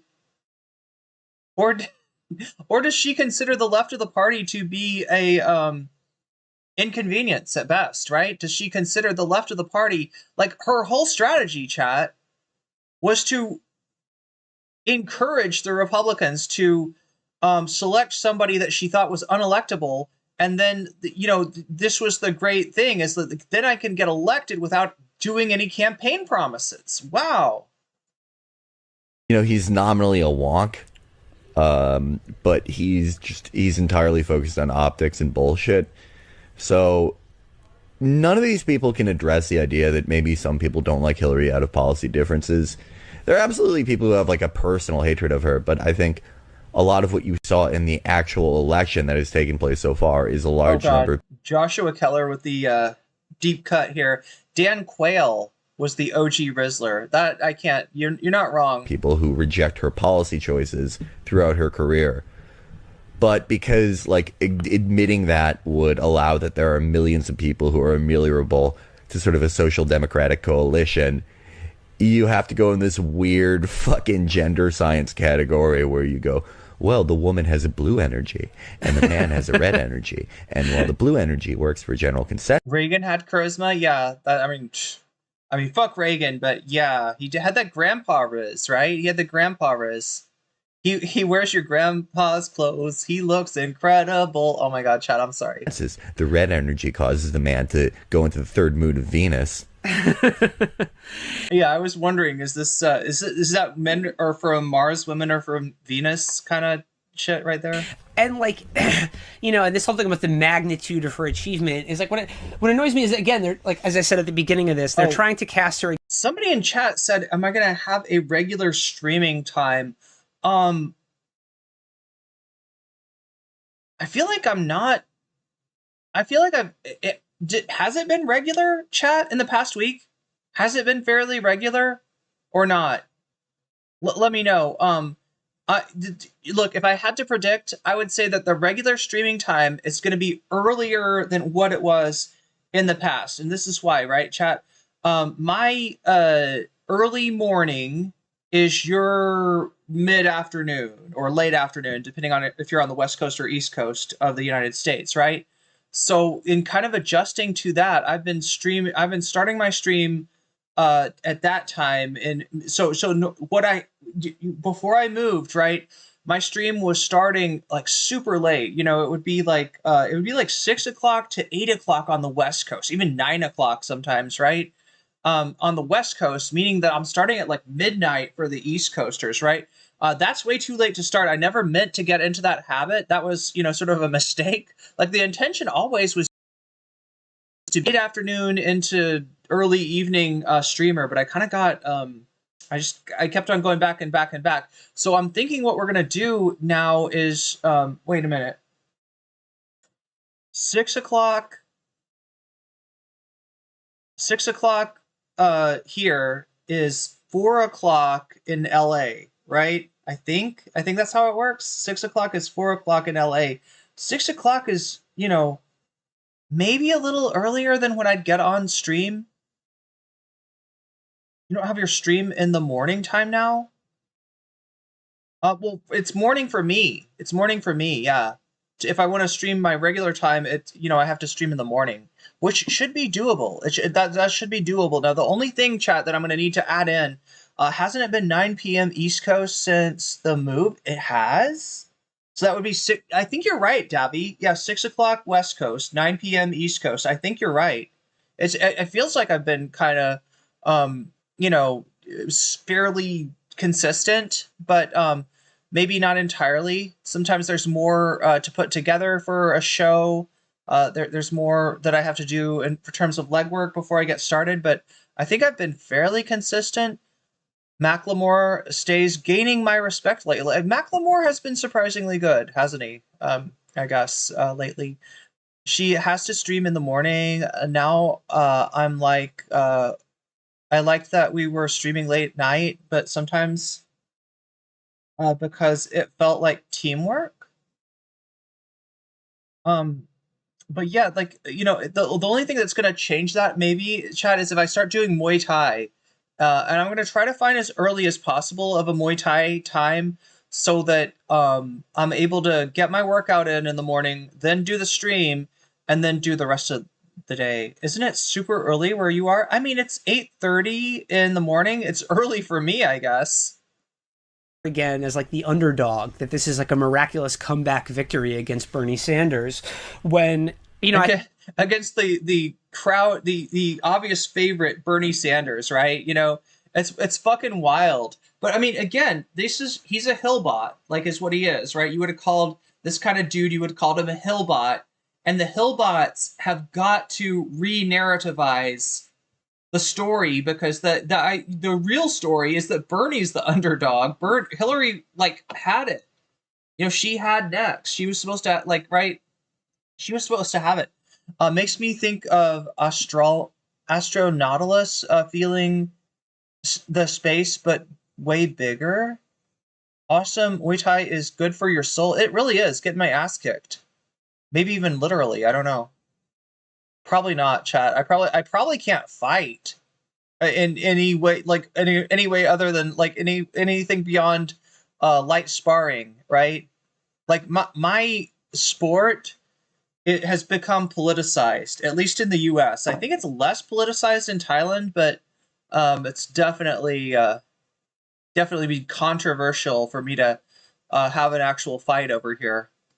I think Matt Taibbi said it best this week, where it was like, Hillary Clinton winning the nomination like this would be like, if the... And look, chat, this is the reason that I didn't do, this is the reason that I never had an actual fighting, career. This is a reason that I never did MMA or Muay Thai or anything competitively, because it's just too fucking political. It's too fucking, like, my existence in the sport would have been too political, right? So someday, chat, someday in the future, I want to, like, as a profoundly old lady, I want to like cry when I see like a trans athlete actually, make it in sports. But I predict I will be very old. I will be legitimately old by that time. By that time that it's even possible. Matt Taibbi mentioned, oh god, yeah, what a throwback. Well, this was back before Matt Taibbi was like a known piece of shit. Thanks for trying to stick to the original stream time. Oh yeah, absolutely, Spasibo. Doing my best. Astronautilus was a rapper who was a leftist person. Oh, did music for Robert Evans, Behind the Bastards, Friends of the VOD. No, I wish. We should make Friends of the VOD. We should do that. The Golden State Warriors were pushed to Game 7 and then had to have like a fourth quarter comeback against like a NCAA team. Like, would they be really feeling great about themselves? So the Golden State Warriors, if you don't know, that's a professional basketball team. So the comparison that's being drawn is if the Golden State Warriors played against Duke or Notre Dame or Kentucky or I'm trying to think of Indiana or something like that, right? And they played 7 games and they lost the first 2 games, right? Would you consider the Golden State Warriors the underdog? Yeah, let's say they're down 2-1 against Kentucky, right? If they had to do that, I can't be the only one that thinks if investment bankers, defense contractors, Hollywood studio billionaires, and the entire Democratic Party establishment got together, they could win 55% of the vote against Bernie Sanders. I can't be the only one who thinks that. Like, there are a lot, Bernie the Juggernaut. I remember that being the dynamic in 2016, that Bernie was the unstoppable juggernaut that, poor this scrappy Hillary Clinton campaign that came out of nowhere to defeat the juggernaut Bernie Sanders with all his institutional Democratic Party power. Yes. There's a lot of Bernie Sanders supporters who I think are, I think a lot of this narrative about, oh, she's stealing or it's rigged or whatever is a little dumb. And like, the delegate math or whatever. I mean, I guess like she's stealing it, but in a way that like everyone else steals it. You know what I mean? So the delegate math is this, chat. The Democratic Party in 2016 had 2 kinds of delegates. There's the delegates that you win from winning a primary or really from placing in a primary, right? In the primaries, it's usually not all or nothing. It's usually not winner take all. It's something like, if you get this percentage, like, right, you can win maybe all of the delegates if you get over 50%. If there's a lot of people in the primary, nobody's going to get over 50%. So more likely you're getting, like you got 35% in the primary, and that equates the next person got 20%. That equates to like 4 delegates. It's complicated math, but like, you get delegates, right? Those are right. So there's those delegates, but there's also super delegates. Who are super delegates? Sorry, I should say, what are super delegates? No, actually, the question is, who are super delegates? And the super delegates are anybody that's got any kind of clout in the Democratic Party is a super delegate. You're a governor of a state, you're a super delegate. You're a senator, you're a super delegate, right? So there's all these people that have the status of being a super delegate, and they pledge their delegate vote, their super delegate vote, to the Democratic candidate of their choice. Now, normally, they kind of wait to feel it out and be like, who's going to win this time, right? But when it's Hillary Clinton running, yeah, a lot of them right off the bat were like, it's Hillary, it's Hillary. They were supposed to do that, right? That was you showing your loyalty to Hillary. And when they did that, the media would, because they're so excited to put right when the primary starts, they're so excited to put points on the board that if, like, Bill Richardson from New Mexico... Narwhal _ super chatted $5. Thank you, Narwhal. Thank you for the super chat. If, Bill Richardson in Nevada or something like that has come out for Hillary Clinton. Actually, I think he might have come out for Bernie Sanders, but, just using this as an example, the media was like, oh, cool, let's tab one up for Hillary. And it's true, right? She's got a super delegate that has said that they want to support her, but it's also really early in the primary. And that's a way early on when all we've got is Iowa and or New Hampshire, right? That's a way to make it look like, oh yeah, Hillary's running away with this thing, when really it's very close, right? So, like, in order for Bernie Sanders to meaningfully challenge Hillary Clinton, it's got to look like he's got a chance. And the media, by including these super delegates in the math to show, where the election is at right now, makes it look more like he doesn't have a chance, right? So they're helping Hillary with they absolutely are. Now Chapo's like, trying to say, like, Will Miniker is saying here, like, I feel like that's cope, right? And yeah, I mean, look, it is. The media's going to do what the media's going to do. The super delegates are going to do what the super delegates are going to do. And the super delegates are going to skew the math in the favor of Hillary Clinton. The point is, though, that if you look at the end of the primary, right, the super delegates are a smaller percentage, right, of the total primary votes than they are a percentage of the early primary count. When all you've got is Iowa and New Hampshire numbers, then the super delegates, pledging towards Hillary, it makes it look like she's ahead by a lot more than she is. It makes it look like there's no chance. There's no chance of Bernie winning. And for people to even come out and vote for Bernie, for people to take his candidacy seriously, for him to have a chance of winning, people have got to think that he's got a chance. So the media is doing their best to be like, nope, it's still Hillary. It's still Hillary. Even though, as far as the points on the board, as far as the voting that's gone on, Bernie's really fucking competitive in 2016. He's more competitive in 2020, but he's, he was within striking distance, and that was obscured by this. Anyway, Chad, I'm talking too much about nerd shit. We're going to try not to do that because Ezra Klein is a dork, and I'm a dork too, but I don't know. I'm a dork for the right reasons, maybe. I mean, it's like saying, I don't think the Harlem Globetrotter... Like all the worst theft in America, it's totally legal and above board. Exactly. Like, I don't think the Harlem Globetrotters are, like, stealing games against the Washington Generals. But if the Washington Generals, like, took it to, like, a buzzer beater... He's just spinning the ball! Yeah. Take it! The Democratic Party and the sort of the whole primary process is, like, the officials in a Harlem Globetrotters Washington Generals game, basically. But... everyone going into that sort of knew it, so it's a little hard to complain about it. But yeah, a little bit. I mean, it's still annoying, but yeah, I mean, I think for the most part, people kind of knew what was going to happen. Like, I mean, after Illinois, we were all of us and pretty much most of the people we knew were like, well, I mean, he's not going to get it now. It'll be interesting to see how far this will go, but. I think, like, a lot of these are addressed at, like, the 10 people online who are like, no, she's going to get indicted. They're going to indict Obama for endorsing her. But it's easy to address those people. Yeah, and it just, I don't know, just the ass kissing in that Ezra Klein article. I mean, like, he's just so bowled over by it. Hey man, like, he wants access to the Clinton administration. I mean, he's got to fucking sweeten that beef. This is his fucking career. This is his career strategy. And like, okay, now I found this one, and I want to read just one more clip from Ezra Klein because this is what he wrote about Obama. You promise it's the last one? I promise this is the last Ezra Klein one. But get a bucket ready if it's handy next to you. This is what he wrote about Obama in 2008. Look. This is what he wrote about Obama in 2008. Ezra writes, Obama's finest speeches do not excite.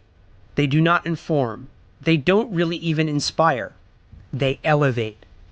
They enmesh you in a grander moment, as if history has stopped. Chat, I don't know about you, but I miss being enmeshed in a grander moment. Don't you? Do you remember being enmeshed You remember how Obama would enmesh us all? We would get enmeshed. I miss being enmeshed. Can we get back to the enmeshment? Not flowing passively by, and just for an instant, contracted around you, made you aware of its presence and your role in it. He is not the Word made flesh, but the triumph of Word over flesh. You are seeing Obama as a messianic figure. This is the problem with Ezra Klein. Look, I mean, did I want... is there something good to be said about Obama beating Hillary in the primary in 2008? Yeah, probably. Are your results going to be better with Obama in there than Hillary? Yes, but you know what? So much more marginally than anybody realized. And this idea of this is the problem with Democratic politics. These assholes are looking for a savior. They are looking for a messiah. And they don't realize that, even Obama's speech, right? Even the stuff that Obama would say, we are the people that we've been waiting for, right? Like that, even Obama is signaling that it is about the voters. It is not about the great men of history, right? And but they want that. They need that. They need they need a legend. Over color, over despair. Oh my God. The other great leaders I've heard. Oh my God. He's not the Word made flesh. I mean, he is the conquest of Word over. He is the logos. Oh my God. It just was almost. See, that's the kind of shit that all those idiot Republicans were screaming in Obama's first term about OBOTs. Yeah, that's what they were talking about. This is what version of what they were complaining Ezra, about. you fucking deserve it, man. Have some fucking self-respect. Dude, it's just almost over. He says, the other great leaders I've heard guide us toward a better politics, but Obama is, at his best, able to call us back to our highest selves, to a place where America exists as a glittering ideal, and where we, its honored inhabitants, seem capable of achieving it, and thus sharing in its meaning and transcendence. Ah! This fucks with me so hard, chat. And I don't want to take up too much time because I'm already giving you this is, like I said, 10-year-old Chapo Trap House episode, just to give you a sense of who this guy is, where he comes from, what he's about. But this is in essence what's wrong with the Democratic Party. They want charismatic figures to win elections. They are not, for somebody that's known as a wonk, that's known as a nerd, there's no policy discussion here. There's no actual, you know what I want to see, a Democratic Party or whoever's going to fight against the Republicans in the future. I am not convinced that the Democratic Party is sticking around, right? I am not convinced in their ability to survive, right? This might be the fucking 90 night for the Democrats, and we might be forced to, coalesce around a new party. But assuming it's the Democrats in the future, I want them to win with promises. I know it's cheesy. A politician should promise you to make your material conditions better, and then they should enact policy to get it done. Medicare, or hey, how about Medicaid? Since Elon's destroying Medicaid right now, how about Medicaid for all? How about you go to the doctor and we pay for your shit? You need surgery? You get surgery. You need medicine? You get medicine. Why? Because your doctor said you need it. And it gets paid for. No question about it. Nothing out of your pocket. You don't get punished for being sick. It's bad enough that you're sick, right? This is the kind of thing that I want Democrats, if they, continue to exist, that I want them to win on, right? And it shouldn't have to be about, we got this guy that's super charismatic and everybody loves him and he goes and gives a speech and everybody on the right side is like, oh yeah, he agrees with me. Everybody on the left side says, oh yeah, he agrees with me. That's not actually very useful. And we saw that through 8 years of Obama. So many missed opportunities. So many opportunities for the Democratic Party to do something unambiguously good for the American people and to succeed and the future, and to have the trust of the American people because of that. And they were just, you know, they weren't interested in that. They were more interested in pleasing their donors, right? And this is what you get with a fucking quasi-messianic, you know, figure like Obama. It's not actually good. It's not actually good. God. Linda, are you talking about the guy who spent the last 6 years with his thumb up his ass, just like desultorily droning Yemen? Yeah, this doing literally nothing else. Yeah, as I described him earlier this week, Ezra is talking about our, you know, mildly liberal technocratic manager of the U.S. empire, and that he's enmeshing us in a moment grander than ourselves. I mean, give me a fucking break, man. Like I said, like, it just have some fucking self-respect, like. But yeah, you gotta make sure that the comms office picks up your phone calls. I guess that's how you do it. So this is him being an ass kisser. This is what this episode is called, right? This is him kissing ass to try to get access, right? He wants to be one of the pod johns. He wants to be a speechwriter. That's who Ezra Klein is. Fundamentally, he is an ass kisser. He is worthless, right? Gavin Newsom, Gavin Newsom had Ezra on recently, I think 5 days ago or something.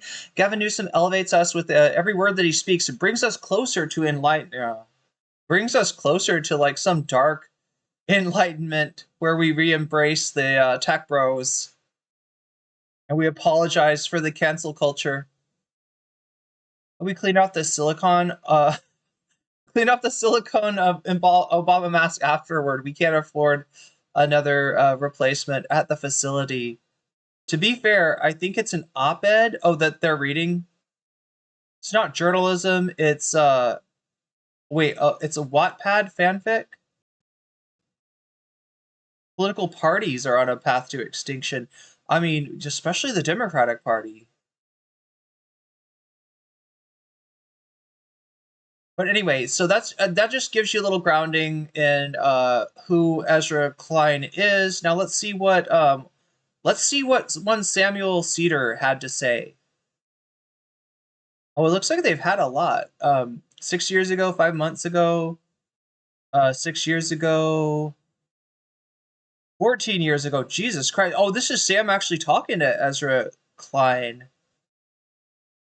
14 years ago? Jesus Christ! What year was 14 years ago? Like 2011? Jesus Christ. Sarah Palin and Ezra Klein agree. God damn it. Why is this so hard? There we go. All right, so we're coming to. So Paul, let's start with this. We're going back to the present time, present day here on the Majority Report with Sam Seder. Ezra Klein and oh my god, what I can't remember the other guy's name. By Ezra Klein and Derek Thompson, yeah. They've come out with a book. It's called Abundance. This is the Abundance Agenda. It's got everybody talking, especially the Democrats that are looking for anything that they can do to avoid being blamed, which they should be, for the 2024 loss, right? This is very convenient for them. It changes the subject. It recasts the extreme left, the max left, as Shaky Gerger would say, as the true villains, as the ones responsible for the 2024 loss, and it lets them off the hook, and it lets them repackage their shit as loser liberals. We're talking about the abundance agenda. Some people may not know what this is. Before we get there, let me do something that my one of my religious studies professors once told me to do always when I was approaching any type of anything I've read is like. Got More Souls saying you get a good sense of the Ezra and Derek modus operandi when you listen to them on long form right wing shows. Yeah, they've been. Let's see. What Got More Soul? Are you talking about like the Lex Friedman appearance? What other long form right wing shows have they been on? I didn't have those in the docket, but maybe we'll take a look at some of that. I don't know. Get a sense. I do want to mention though that wait. Oh yeah, I gotta definitely. Oh shit, we're one super chat away from me putting a butterfly in my hair. And what else were...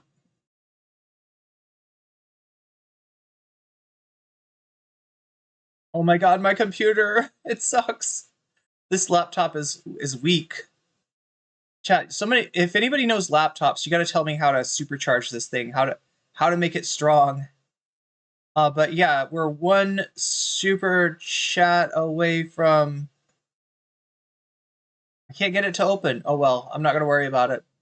And then we're 45 points away from getting some bonus content.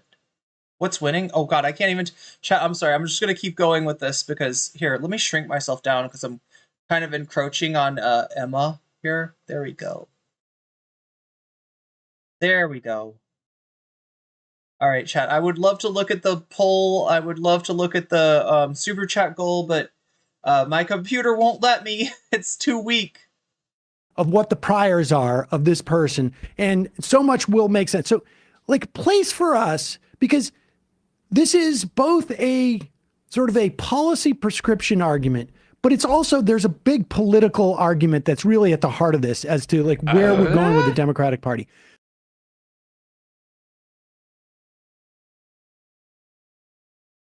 Robin C., being profoundly mediocre has brought shills like Ezra plenty of abundance. True. Steven Sayers with the super chat. I think that got us over the line. So we're gonna do the butterfly thing. I'm pretty... Look, I can't look at it because my computer will die if I open up anything else. But I'm gonna go ahead and assume that we hit the super chat goal, and I'm gonna put this butterfly in my hair.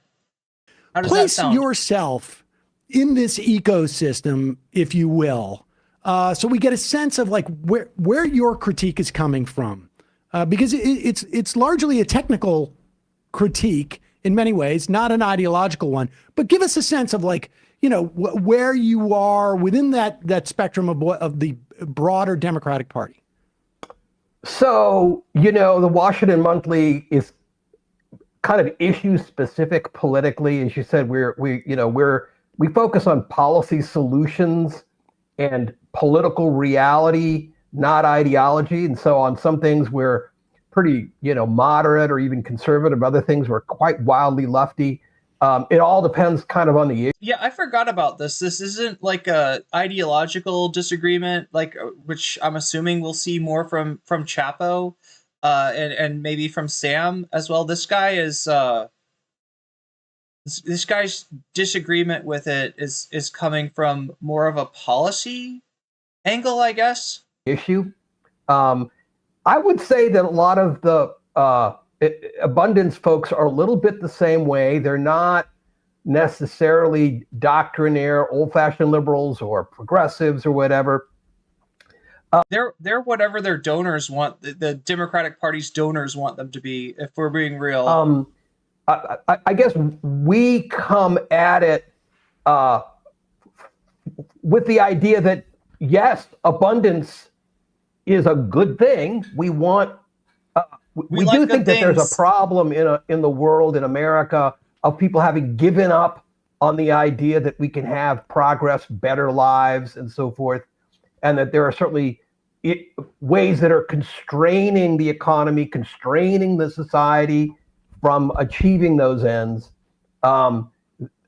They are kind of, to sum up their argument is essentially various kinds of government red tape, local zoning ordinances, federal environmental statutes, processes within bureaucracies. This red tape is holding back the production of goods that we all need. Affordable housing, transmission lines to move electricity from solar and wind farms into the metro areas where the power is needed. Lower cost healthcare. That the way to get all of these good things is to get rid of, to sort of deregulate, to get rid of these bottlenecks. And in some ways they're right. Or on some of their points they're right. On some of them I think they're wrong. But fundamentally I think our argument is it's kind of small potatoes. and that if what you want is abundance that provides new technologies, new jobs, greater income, less poverty, a cleaner earth, there are bigger bottlenecks than government regulations. Specifically the consolidation of industry and the rise of oligarchy. Yeah, good question, Moino. We hit 14K a little while ago. We haven't even celebrated 10K. I felt like I'm always grinding. I've always got to do something. I'm always like under the gun, and we haven't had any time to just like sit back and kind of, celebrate as a community, do something special. So I will be getting into an apartment sometime within the next month. And hopefully that will be my chance to do something like that. The other possibility is that like my friend that I'm working with, helping him build a YouTube channel, has just gotten into an apartment himself. I'm gonna go over there today, and maybe we'll see about the possibility of me moving my computer into his apartment, which I'd feel a lot better with, honestly, like rather than having it in my hotel room. And then maybe, I don't know though, he's gonna be gone for a little while, and I'm wondering if I can maybe use his apartment to stream from, but I'm not expecting anything, right? So but I would rather have it have all my computer stuff in a apartment rather than a hotel room. It makes me a little nervous.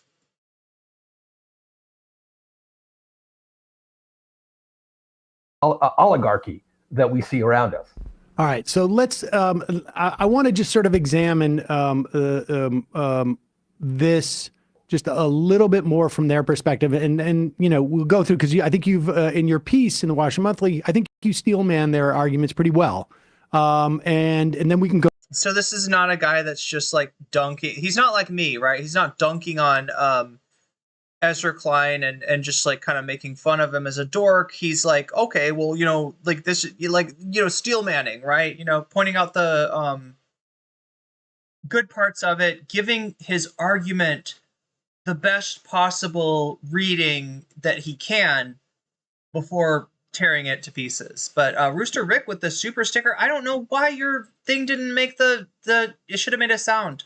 I'm sorry. It's a hippo character with a pink hat. It flips it backwards and raises. Oh, you know what? It doesn't do it for super stickers, maybe. I don't know. Wait, I thought it did do it for super stickers. Regardless, Rooster Rick, thank you for the super sticker. So it's like this. Wait, let me do it. Something like that. I don't know. Maybe was that thumb a little too like. Wait, no. Here. Wait. That's what your super sticker is doing, I think. At least from the description. Anyway.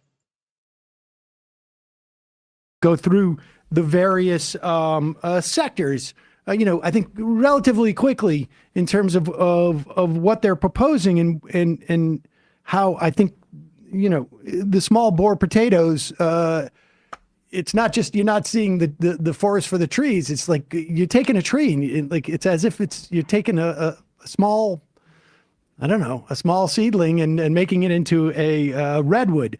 But with that said, when you're talking about getting rid of, like, greasing the wheels of government, and I know you were a Clinton speechwriter way back when. Mozart says, more like Ezra Clown, am I right? Davy Cliff says, the abundance re-education camps are coming. That's right. If you don't get sent to El Salvador, and the Democratic Party comes back, you can look forward to one of those being part of one of those abundance re-education camps.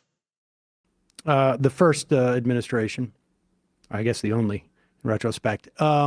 The idea of big government being over was from the early 90s. The idea of cutting government waste and getting rid of extra regulation, I think of Cass Sunstein during the Obama years.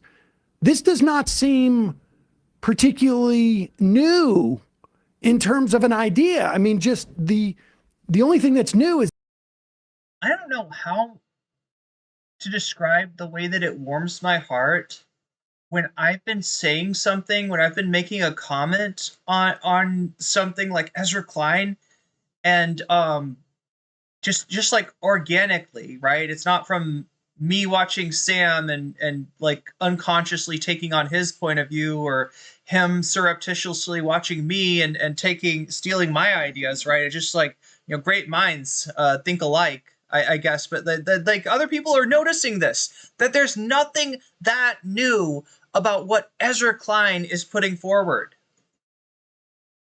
Is that it's gotten a fresh injection of, the Nicholson Center has moved, or our politics have moved to the right sufficiently that Nicholson is now in the center. This used to be like but there's a lot of libertarian money involved in this. The Koch brothers. Wait, I'm sorry. What? Who's getting libertarian money? Wait. Let me make sure we know what Sam is talking about here. We are talking about Ezra Klein, right? Like, did we recently been following a gardening YouTuber who grows kinds of veggies, and with his catchphrase being abundance, which Ezra Klein has now tainted. Administration, I guess the only in retrospect. The idea of big government being over was from the early 90s. The idea of cutting government waste and getting rid of extra regulation, I think of Cass Sunstein during the Obama years. This does not seem particularly new in terms of an idea. I mean, just the only thing that's new is that it's gotten a fresh injection of, the Nicholson Center has moved, or our politics have moved to the right sufficiently that Nicholson is now in the center. This used to be like but there's a lot of libertarian money involved. I get it. Yeah, so there's money that, he's calling libertarian money in the past would have gone to a Republican, that now that the politics have moved to the right is going to, and honestly, what this is a fresh coat of paint on loser liberalism, which is the last thing in the world we fucking need. Who is Ezra Klein? Why is everybody talking about him? Ezra Klein was a blogger back in the Iraq War days, right? And he has written a book called Abundance that suggests what he's calling a new course for the Democratic Party to take. Now, if you look into this, with any kind of understanding of the kind of rhetoric and policies that he's putting forward, you see this as not being new at all. Like I said, this is a fresh coat of paint on some very old third way democratic ideas that have just been dominating the party since the mid 80s, right? There's nothing new here. This isn't a new idea. All it is an excuse for the democratic establishment to try to cast blame elsewhere and try to pretend that they're the ones with new ideas, when it's the same fucking neoliberal garbage that they've been doing since the Clinton administration. Involved in this, the Koch brothers, the tech sort of like people. I mean, this should tell you everything you need to know. I would love to see Sam's sources on this, because I'm not familiar with what he's talking about. But if Ezra Klein and his ilk are getting Koch brother money, that should tell you something. That should signal something right there. That should signal that this is nothing that you want. It seems like it's just a rebrand in many respects, broadly speaking. Then we can go through the specifics. I think that's fair. And, some of what Bill Clinton did with reinventing government, is similar to some of what they're saying. And some of what Bill Clinton did actually worked, right? He gave permission for bureaucrats to have more judgment, to procedures. Sorry. And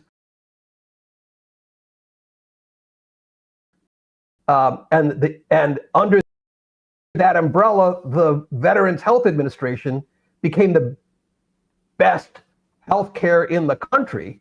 Totally socialized healthcare, by the way. And the Federal Emergency Management agency, FEMA, went from a catastrophic laughingstock to, a very effective agency. So there are things you can champion in government agency reform that are worth championing. And Niskanen Center and, these other guys, Ezra Klein and the others, they champion some of that stuff, and we give them credit for that. But unfortunately, they also champion in some ideas that I don't think are going to achieve the goals that they themselves set out to achieve. And I want to get to that part because you do it step by step. But I guess what I'm at is that, like, the idea of we should have we should look at how certain regulations function, and if we see that they're not effective, we should change them, seems to be just a very reasonable approach to anything, right? Yeah. I mean, like, we even do that. Everybody does that in their daily life. Right? I'm not getting to work on time. If I take this, the number 2 bus, I should switch to the number 3 bus. But when you start to make it a prescription that is universally applicable, it seems to me then it moves into an ideological project. Yes. And that's the danger here. Yeah. My friend Mike Lofgren said that getting into a bidding war with Republicans over deregulation is kind of like getting into a hot dog eating contest with Joey Chestnut. You're just going to lose. Right. And so much of what has gone wrong in this world, in this country, so much of the problem they themselves, the abundance liberals, lay out is the result of previous deregulation, right?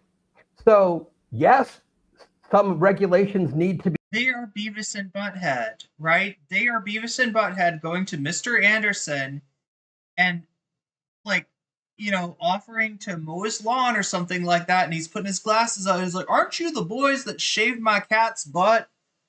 And like, and Ezra Klein and his fellow abundance neoliberals are like, "No, those were like other kids. Yeah, those are other kids. No, it was you. It was the same. Like, your policies have already failed. This is just a fresh coat of paint for loser liberalism that got us to this point in the first place. Your policies have failed. Get the fuck out is the answer, right? But they don't want to get the fuck out. They're used to running the Democratic Party. They're used to ignoring their constituents. They're used to making themselves the conduit for the politics of their donors, right? And their donors, like in the past, were probably tech bros, that saw themselves as somewhat, on the left. And at this point, it's like the tech bros that, it's the Koch brothers. It's the Koch brothers money. It's similar stuff to like the right-wing donors of several years ago that have now got outbid for the Republican Party, right? This is what they do. This is what they are. This is what the leadership of the Democratic Party are. Judas goats, right? You know what a Judas goat is? It's the goat that leads the other goats to, they have like one goat that like is like kind of in charge of the herd, and if you can lead that goat into the slaughtering pen or whatever, then you could bring the other goats along, and maybe you let that goat out and cull the other goats, right? This is just like, god damn, we cannot keep getting tricked by these assholes. We cannot keep the competitive hot dog eating contest, right? Is like, you're not going to outdo the Republicans at deregulation. True, right? This is what the Democrats parties have. That's what they're doing since Reagan. This is what they're doing since Reagan. We'll do a tax cut that's a little bit less generous to the rich, right? We'll do a deregulation that's a little bit that takes into consideration we're just gonna figure out what the right wing's doing, what the Republicans are doing, and we're gonna go 2 inches to the left of that, right? That's what they're doing. It's the same shit. That's what the hot dog eating contest is. People that want deregulation, people that want tax cuts for millionaires, people that want to, hurt immigrants and hurt trans people, they've already got a party to vote for. It's called the Republican Party. You're not going to beat them at that. You're not going to convince them that, oh yeah, we're against wokeness too. Oh yeah, trans people in sports. Yeah, no, we got a whole agenda item on making sure that trans people aren't even allowed to look at a basketball. Right? It's now elite. Like, right? They're trying to outdo the Republicans at the hot dog eating contest, and they're just not going to win. And if they did win, it would be to all of our detriment. So eliminated, reformed, but we've had more deregulation than we've had regulation over the last 40 years, and what's that got us? Right, but that's and I want to get into the specifics too. What's odd about this to me, just to give people a perspective on it, is that progressive housing reforms already do talk about eliminating certain regulations. And again, we will get into the specifics, but it feels like they're taking the fourth bullet point on what a lot of left-wingers have already discussed and broadening it into making it the emphasis, which is that it's a libertarian framework. We should be cutting red tape. We should be making things more efficient. Agree.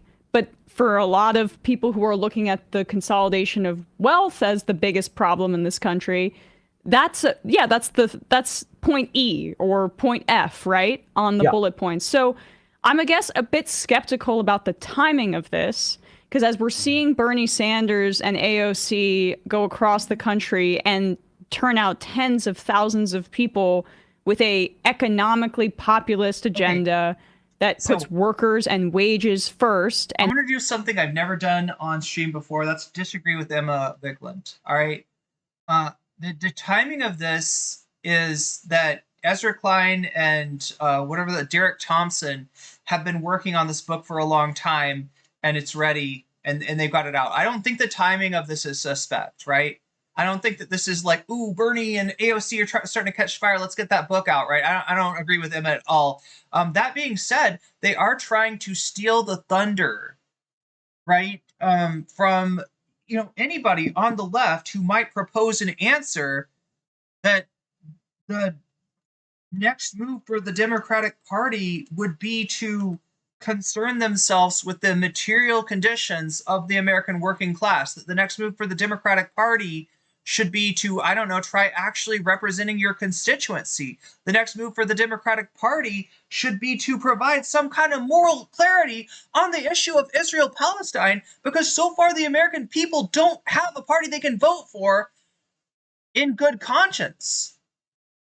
Right? This is part of Trump's victory. He got votes in Dearborn, Michigan, chat, because Kamala and Joe Biden were so bad on Israel-Palestine. Right, so it is definitely competing for the attention, competing for the more so of Democratic politicians than for the Democratic constituency or the left or anything like that, right? But they are definitely trying to edge out Bernie and AOC's agenda, but it's not like the timing isn't, it's not like they It's not like the timing is strategic at all. It's literally when the book came out. But other than that, no real disagreement with Emma.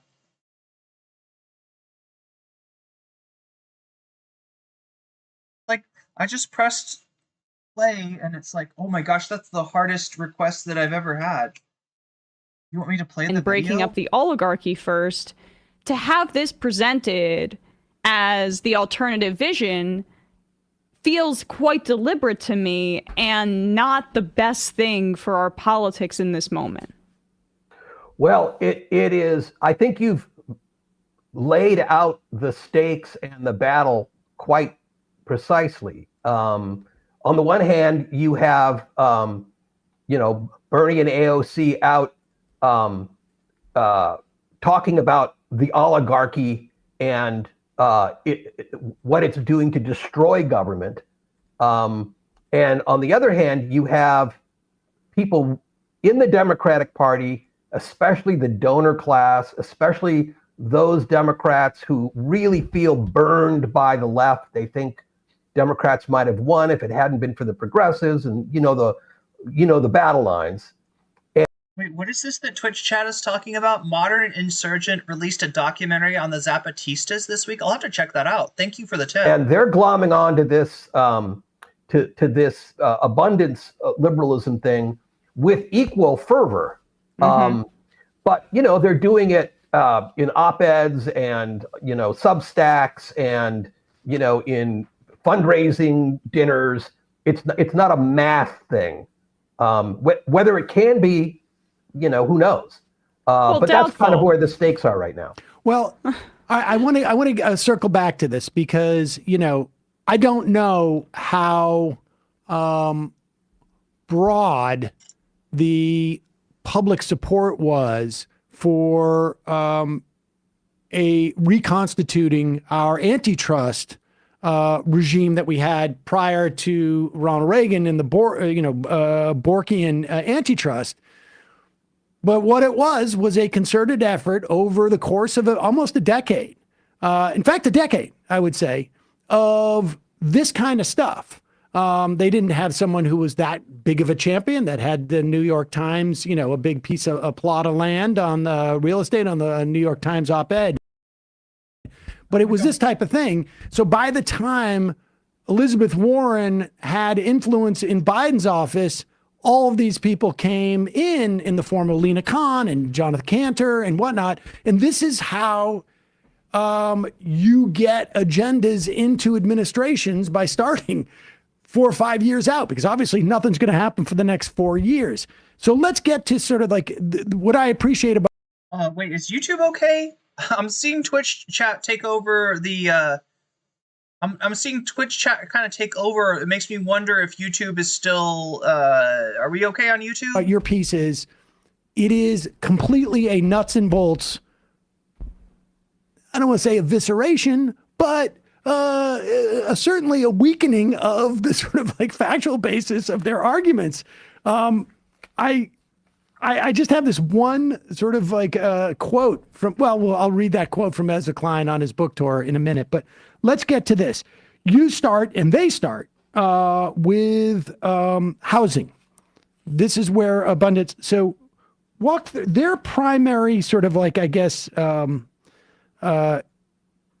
focus on housing is in, frankly, like coastal elite areas, I guess, because they say it's the most productive, these areas, which is probably true, economically anyways, although I'm not sure that should be the grounds for making sure that people can afford housing.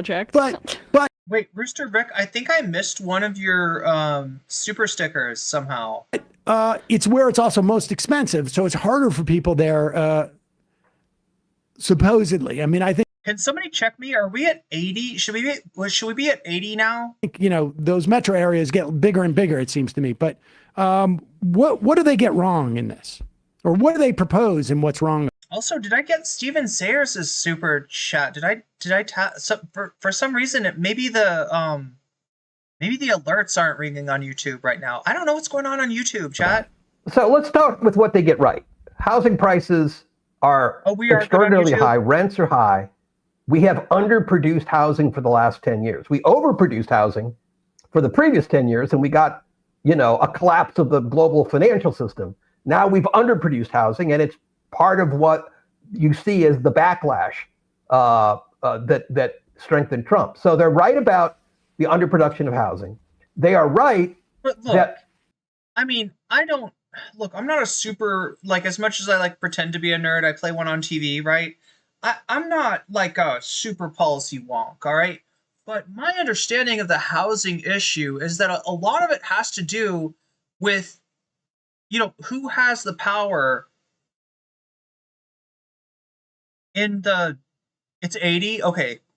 I somehow missed that. Like a lot of the lack of housing, or the reason that housing, that there's a inventory shortage of housing, is there's two things that I know about this, right?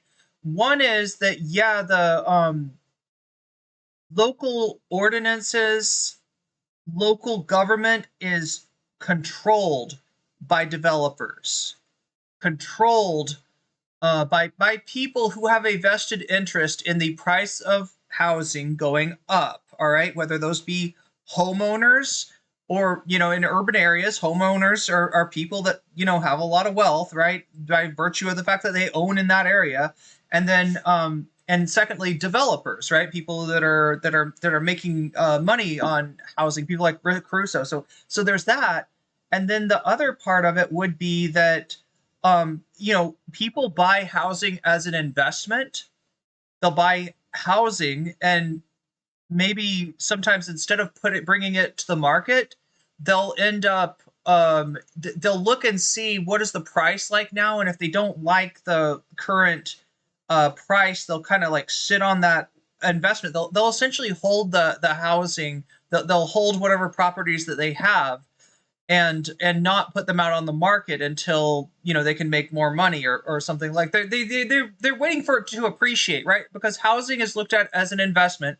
People will buy it now and then kind of sell it, rent it or sell it later, right? That's my understanding. Much of it is driven by local zoning ordinances. And, in particular, zoning ordinances that prescribe only single-family detached homes as opposed to apartments.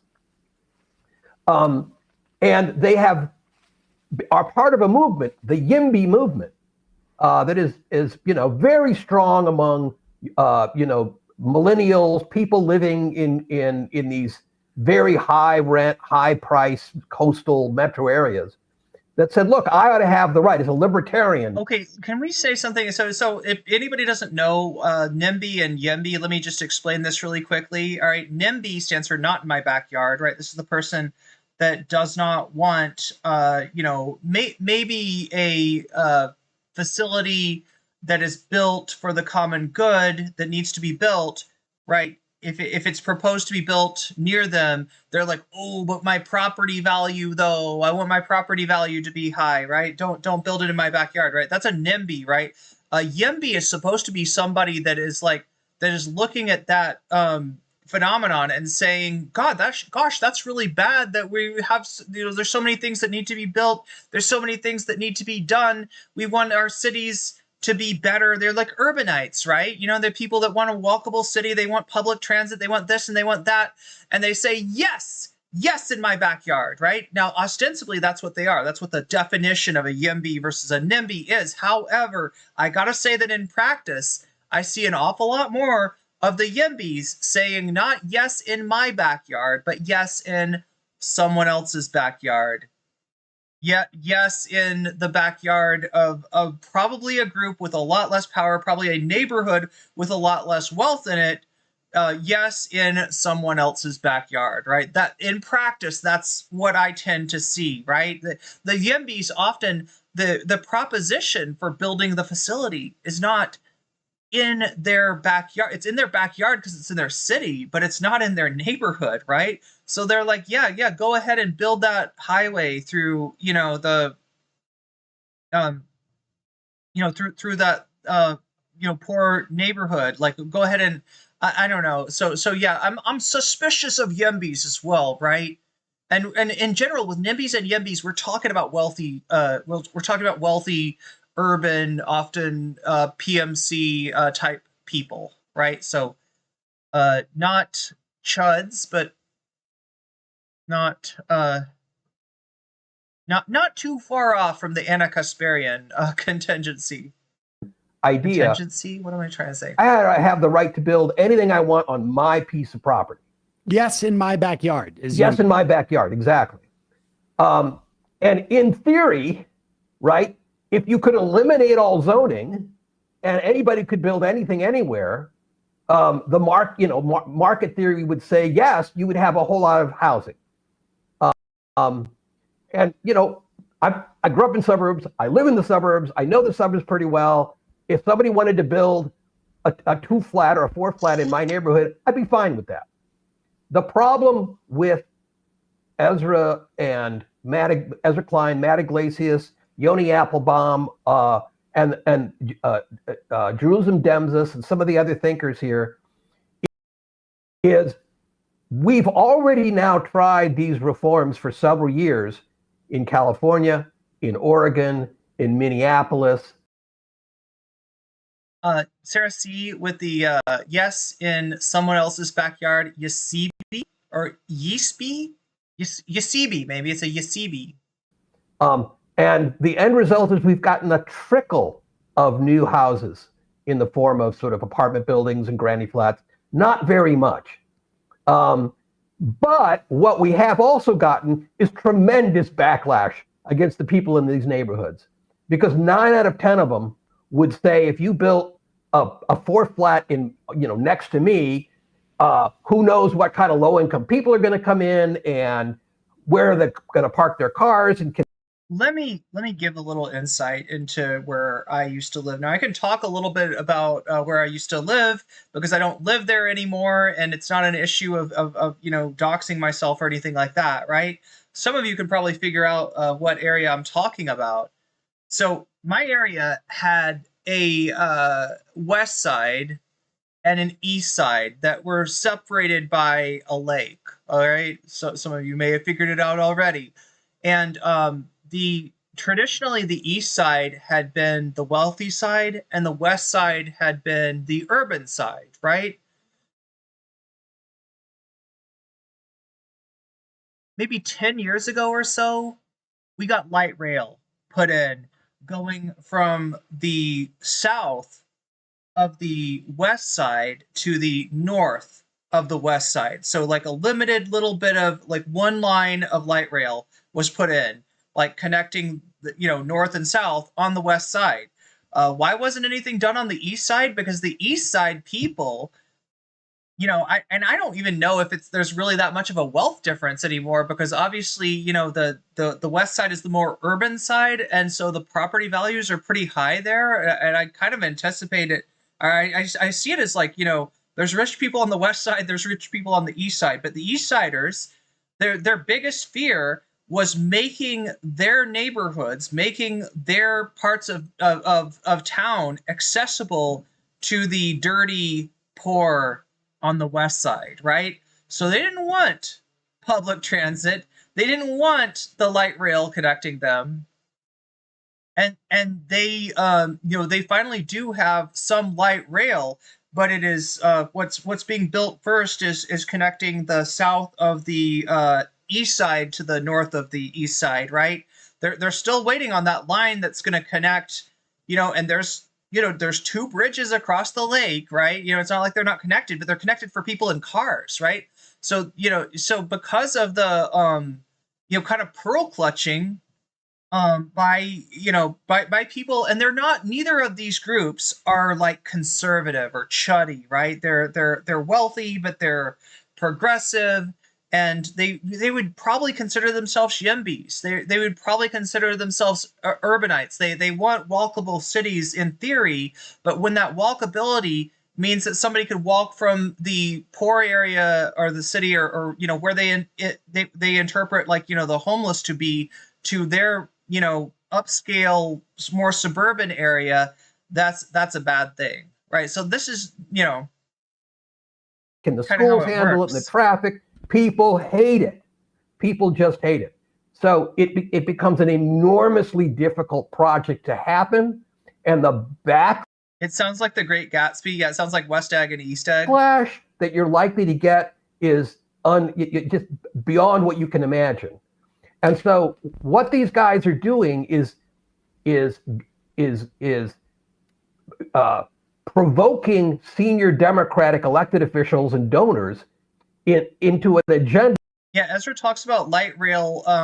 Wait, is he talking about light rail? I thought he was talking about the rail project is the California rail project light rail, or is it? I thought it was high speed.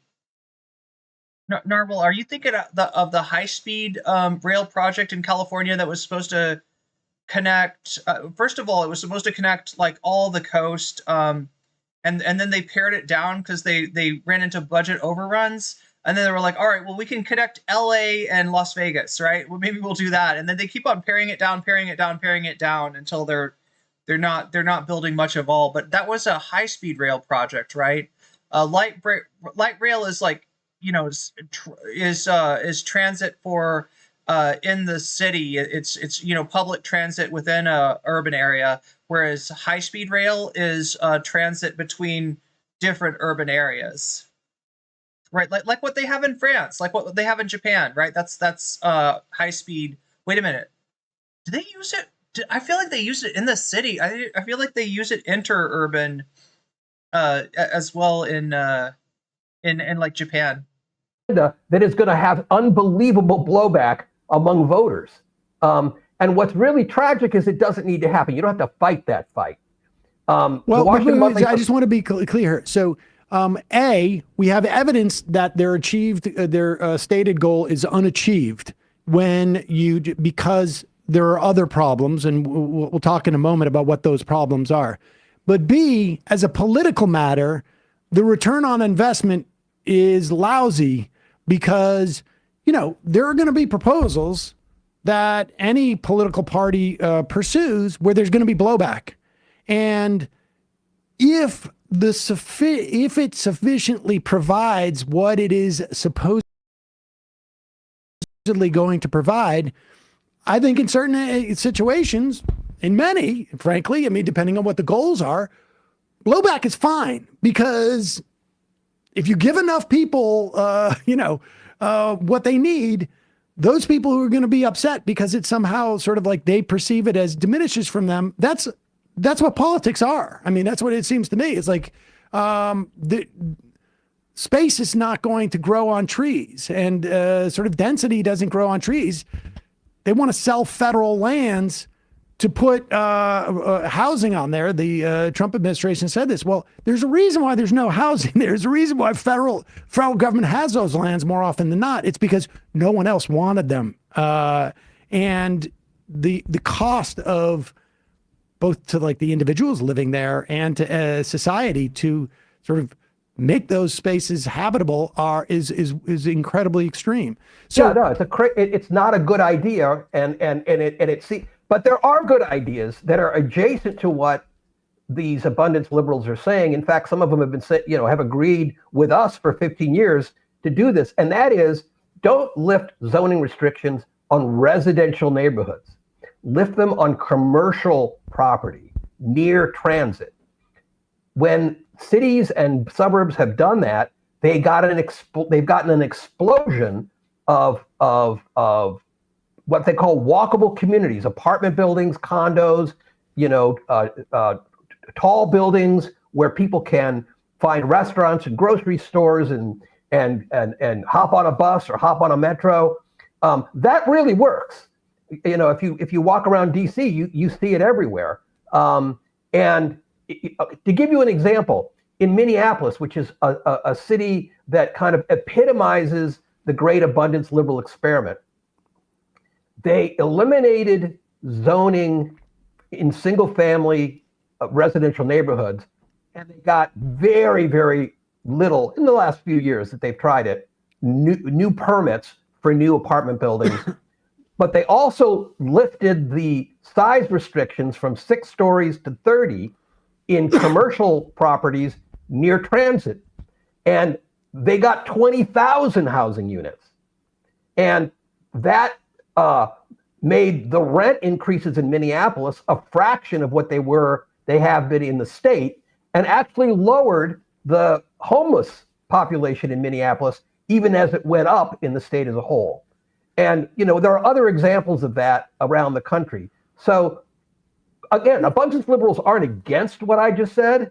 It's that they're also for having unnecessary, provocative, and, fights that aren't literally going to deliver what they say they're going to deliver. When characterize this at a 30,000 foot level, because when I hear that the solution is just a blanket get rid of regulations and invite the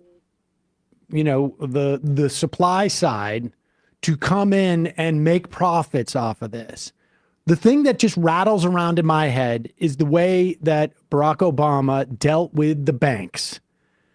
in the wake of the financial crisis, right? You have a choice. Very explicit, was outlined, and supposedly, you know, we've talked on this program many, many times. Barney Frank telling the story about Paul, I can't, it's the Paulson. Was it Paulson? Hank Paulson? No, it wasn't Guy. I think it was Paulson. Was it Hank Paulson? But Obama was, you know, faced with a choice. In fact, Bush was on some level too, I guess, at the end. I can either go to the supply side, which is the banks providing the mortgages, and bail them out and hope they do the right thing. Or I can take the hope out of the equation and just bail out the homeowners. They already have an obligation to pay the money to the banks. So if I give the money to the homeowners, I know where that money is going to go. That's classic Keynesian economics. And again, this isn't left-wing stuff, right? This isn't socialism. This is just demand-side capitalist economics, right? This is what the Democrats used to be good at. This is what the Democrats, you know, brought forward as their innovation coming out of World War II. And this is what they marginalized and ridiculed starting in the Carter administration. It's going to go to the banks because the pipes are already there. But if I give the money to the banks, I'm just hoping that I've guessed their incentive structure right. And it sounds like, at least in terms of like the housing, they're just hoping that they understand that the incentive structure, and it's clear they don't. I'm not saying I do, but we can determine, it seems to me that we as a government, regulation, non-regulation, in many respects is always the same thing. It's a government action. You deregulate or regulate. It's just a question of, are you doing it in a way where you have less guesswork as to what's going to happen? Yeah. And another way of looking at it is, who writes the rules? The abundance liberals are angry at local governments for writing rules that have excluded people from their suburbs, from their cities, from their neighborhoods, through this strict zoning. And I understand there are whole wings of libraries full of books about how bad exclusionary zoning is, racist, classist. It's terrible. But we've been doing it for 100 years, right? It's not a new problem. And so you can go to war with local governments, which more or less reflect the voters who live there, and side with, the state government or the mayor or the federal government and say, we're going to come in and we're going to take away your regulatory power and we're going to impose our regulatory power. Either way, it's regulation. And I can make a moral argument either way. I can make a practical argument either way, but somebody's got to write the rules. So to your point, there are smart rules and dumb rules. There are rules that are written with democratic input and rules that are written by private entities, right? Some work out, some don't. There's not an ideological thing here, but it's deeply practical. It seems to me, and let's move on to, let's say, infrastructure. But the thing is, and I will admit that I have yet to get very far in the abundance books whatsoever. For the most part, I've been reading reviews. But there is even... chat, here's my imitation of Sam reading Ezra Klein's book, right? He's like, turning through the pages, and he's like, gobbledygook. And like, as you tell the story of like that would be his reaction. He's just going to say gobbledygook. Is one consistent sort of like player in this that doesn't seem to ever get sort of like pinpointed. I mean, it does in your critique on some level in terms of we're talking about monopolies and we're talking about corporate power. Mm-hmm. But at the end of the day, to the extent that there's any distortion in the regulatory frameworks of localities or states or in any other place, To the extent there's any, what they would call distortion or short-sightedness insofar as it's not supporting a broader Gabby, are you talking about through the CFPB population? It's because of concentration of wealth. It's because of money. Always. Yeah. Look, one of the reasons housing is unaffordable in, say, San Francisco or New York is that so many people with so much money have bid up the prices to the point where nobody else can afford it, right? This is an inequality argument, right? You can get rid of the zoning tomorrow and you have that problem. And here's the thing, Sam and Emma, if somehow we take this problem on and we eliminate, we try to go after local single-family zoning, do you think the wealthy neighborhoods are going to let apartments in? Right? No. You think they're not going to use their money and their lawyers to keep that out? Mm-hmm. Where are the apartment buildings going to go? They're going to go to middle-class neighborhoods. They're going to go to lower middle-class neighborhoods. Those are the people that don't have the lawyers to keep them out. Those are the people who don't control their local officials the way the wealthy do. So what the abundance... That's the innovation that the abundance liberals are offering is like, yeah, we can roll over people with no power once again. Right? Remember when we used to build things? The abundance liberals kind of agree with you. They say, yes, this is rich progressives who are hypocrites who say they care about the poor, but then won't let housing be built in their neighborhood. Yes, in someone else's backyard, yeah. Well, sure. But, I would argue it's rich people broadly. It's rich people broadly. Some of the progressives may be hypocrites, but it's rich people broadly that are not doing that. Conservatives with big fancy McMansions don't want, apartment buildings in their neighborhood as much or more than progressives, in big McMansions. Hey, folks, don't forget. All right, so chat, do you know what you just ate? It was broccoli. It was broccoli and kale and cabbage, and you just ate it up like a pro, right? This is the majority report. This is the less watched half of the majority report, right? The policy.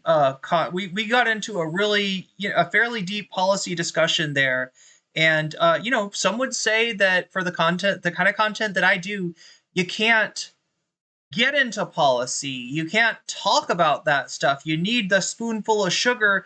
You need the spoonful of Velveeta. You need the drama to make this work. And I mean, there's a little bit of drama here, but I don't have Ezra Klein and Sam Seder in a heated back and forth. I don't have, a series of angry tweets or anything. I definitely don't have, like a Ethan Klein-esque crash out, from Ezra Klein as he's, trying to deplatform everybody that disagrees with him, but we're getting through it nonetheless, right? And hopefully, broccoli stir fry. Broccoli stir fry is really good. Greens can be delicious, all right, if you cook them up right, and that's what we're trying to do. So it's a little different than my normal content. I hope it's appreciated nonetheless. All right, so we're gonna get into the Chapo take on Abundance by Ezra Klein and Derek Thompson here. Let's track us. We are at 80% of the bonus goal. If we get that other 20%, then we'll do some bonus content. Let's see if it'll let me switch up and see. Oh my God, chat. Why is this so hard? Okay, I'm going to try reloading this. I don't know if this will work. I don't know if this will make the stream hard to watch. Regardless, chat, we are doing it. And can somebody tell me what's winning in the poll? Normally, I would read this out to you and let you know. I'm guessing it's the H3 poop thing. The H3 poop compilation. Maybe someday Ezra Klein will have a Warzone segment. Oh my god, about Sam Seder. Yeah, that would be sick. Ezra Klein is going to go on a tirade against Dan Clancy. But is that what's winning? Is that what's winning right now? Is the poop? Is the poop ahead? Either way, chat, we're 20 points off of getting some extra content. It could be the poop compilation. It could be all about Ethan. I would prefer broccoli to 5 marshmallows. Poop is on top. Poop is on top. Okay, good. That's what I thought. Anyway, sorry that my computer sucks. My laptop sucks so much that it's not letting me see. God, I'm just like trying to reload this tab and it won't even do it. Anyway, let's see what. Oh, there we go. Switch back to live chat, maybe. It's taking its time. It's taking its time. Hopefully this doesn't kill the stream for me to just reload a tab. Sometimes it's harder than it looks, or it's harder than it seems like it should be. Anyway, so yeah, Mr. Chapo's got a take on abundance by Ezra Klein and Derek Thompson. I'm trying to remember who... this is Matt Brunig and Medina Wilson Anton on Chapo Trap House, here to talk about Ezra Klein, here to dunk on Ezra Klein. Oh, thanks for having me. So, the buzzword of the moment. If you are a political sicko, if you follow the political news, if you're online, if you've probably seen the word abundance being used very frequently over the last couple of days. And it's sort of, it's the hottest new thing since 1 billion Americans. So, Matt, like, so it's a movement to like kind of rebrand the Democratic Party and like a new sort of future-looking way to build and innovate our ways out of the intractable problems of the 21st century. It's got a book by Derek Thompson and Ezra Klein selling this new package. So, like, Matt, like, as simply as you can describe it, what is the abundance agenda? Well, I mean, in the broadest sort of gloss, it is this sort of like modernist, futurist kind of ambition. But the book, Abundance, as much coverage as there's been about it, it really just kind of says two things. The first thing is that the administrative burdens, the red tape, if you will, that go into construction are too high and need to be lowered, and that our innovation system in the U.S. is broken. There's too much risk aversion.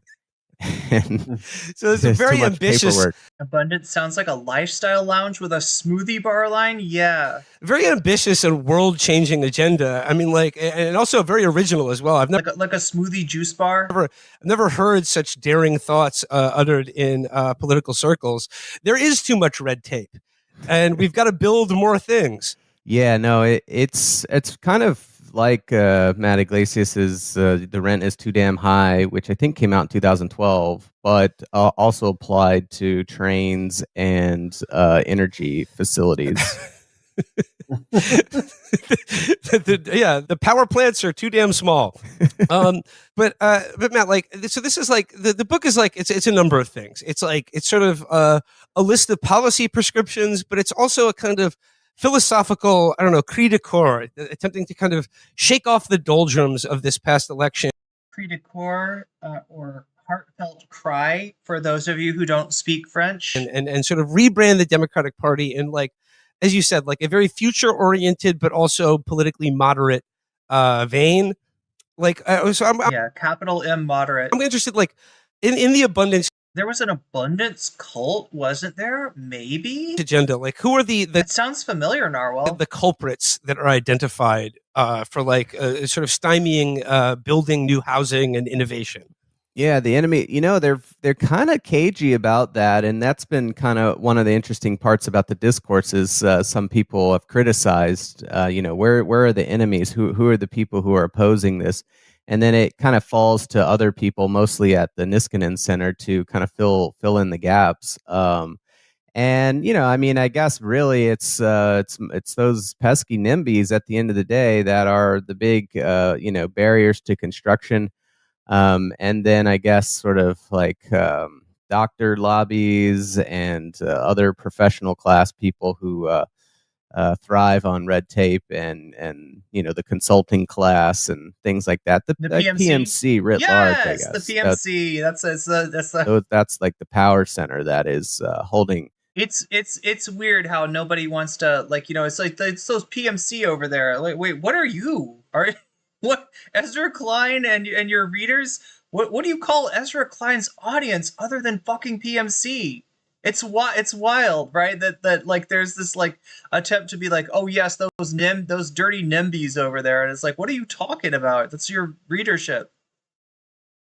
The future back. Well, I mean, this book arrives at a current moment where, after the 2024 election, I think the consensus is that the current Democratic Party is fucking washed, and they need to do something. They need to get voters back. Either they need to go be more moderate, or they need to do something different. And this book arrives at the same week that Bernie Sanders, for instance, is turning out tens of thousands of people in Denver and all over the country to essentially a message about fighting oligarchy and identifying the culprits that are ruining the lives of people in this country as essentially the entrenched money and power of billionaires.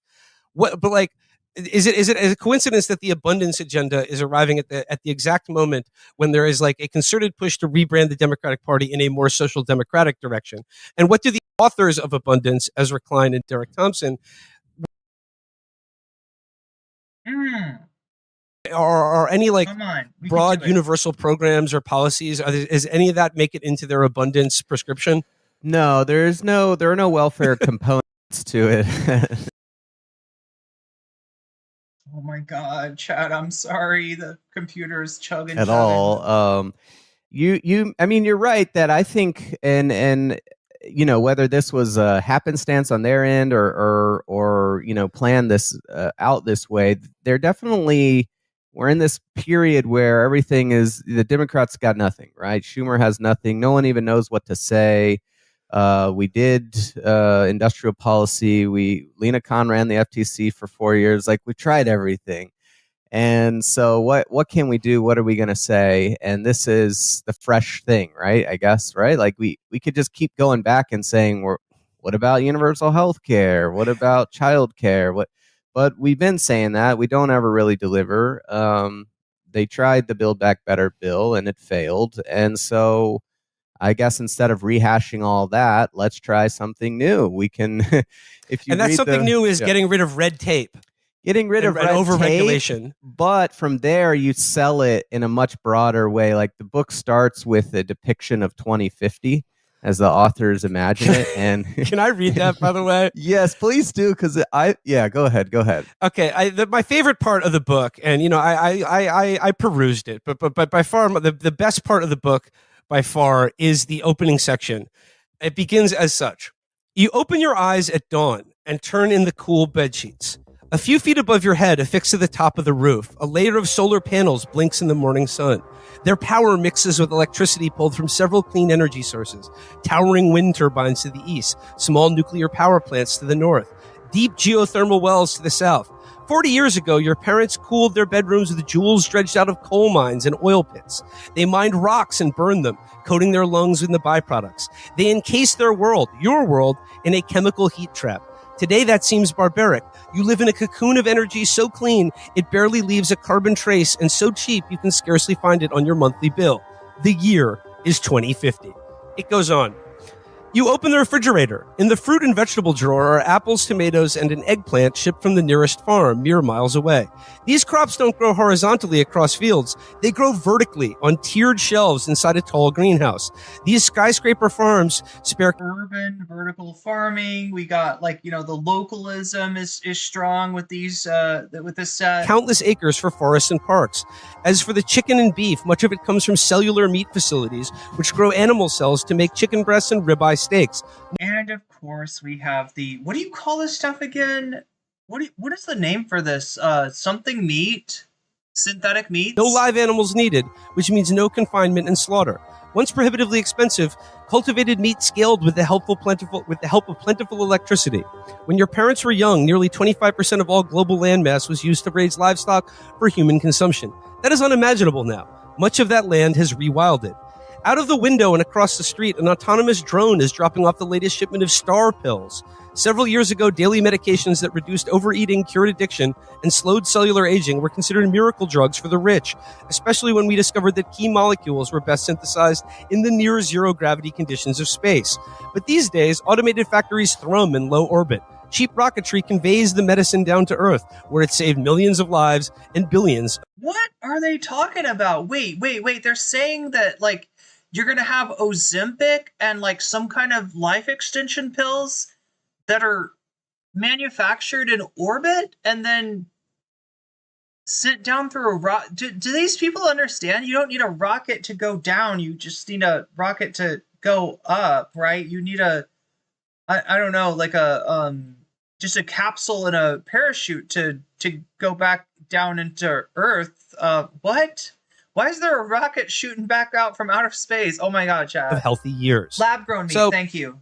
It's a quite a utopian portrait of what America in 2050 will look like. And like that's the vision that like, this is what we have to get to. This is like a piece of found audio in a BioShock game. Yeah, this is like you like play this and then you get sawed in half by a robot. It is. I think there is something very telling about this. Part of the question is, where is this coming from? And I think one of the places it's clearly coming from is as I say in my piece, the refugees of the effective altruist movement after it imploded. And the fixation, the long amount of time he spends on cellular meat, because that's like a real fixation of them. And, whatever, I'm not like... Yeah, it's funny that these are the rejects from the tech bro movement, right?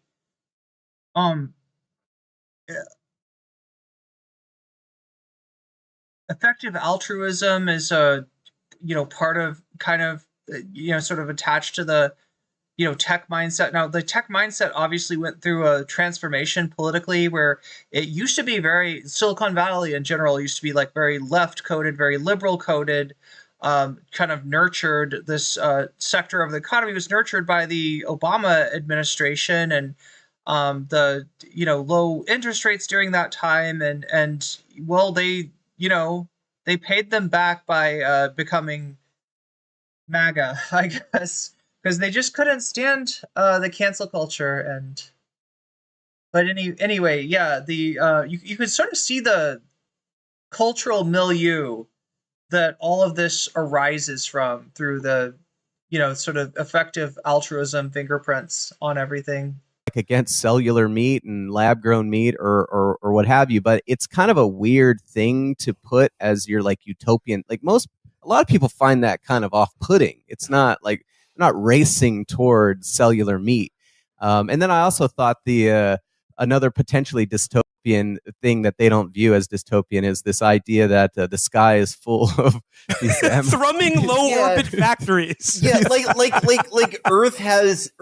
Where did they get this idea that like the manufacturing facilities for pharmaceuticals would be in low orbit? I've never heard this before. It's an electron shell of factories that are like, okay, we've fixed the entire power grid to be like, and I am in favor of nuclear energy. I'm working on my own energy positive fusion in my bathroom right now, and I think I'll be able to scale it in 5 years. And lab grown protein, great. I'm a fan of animals, absolutely.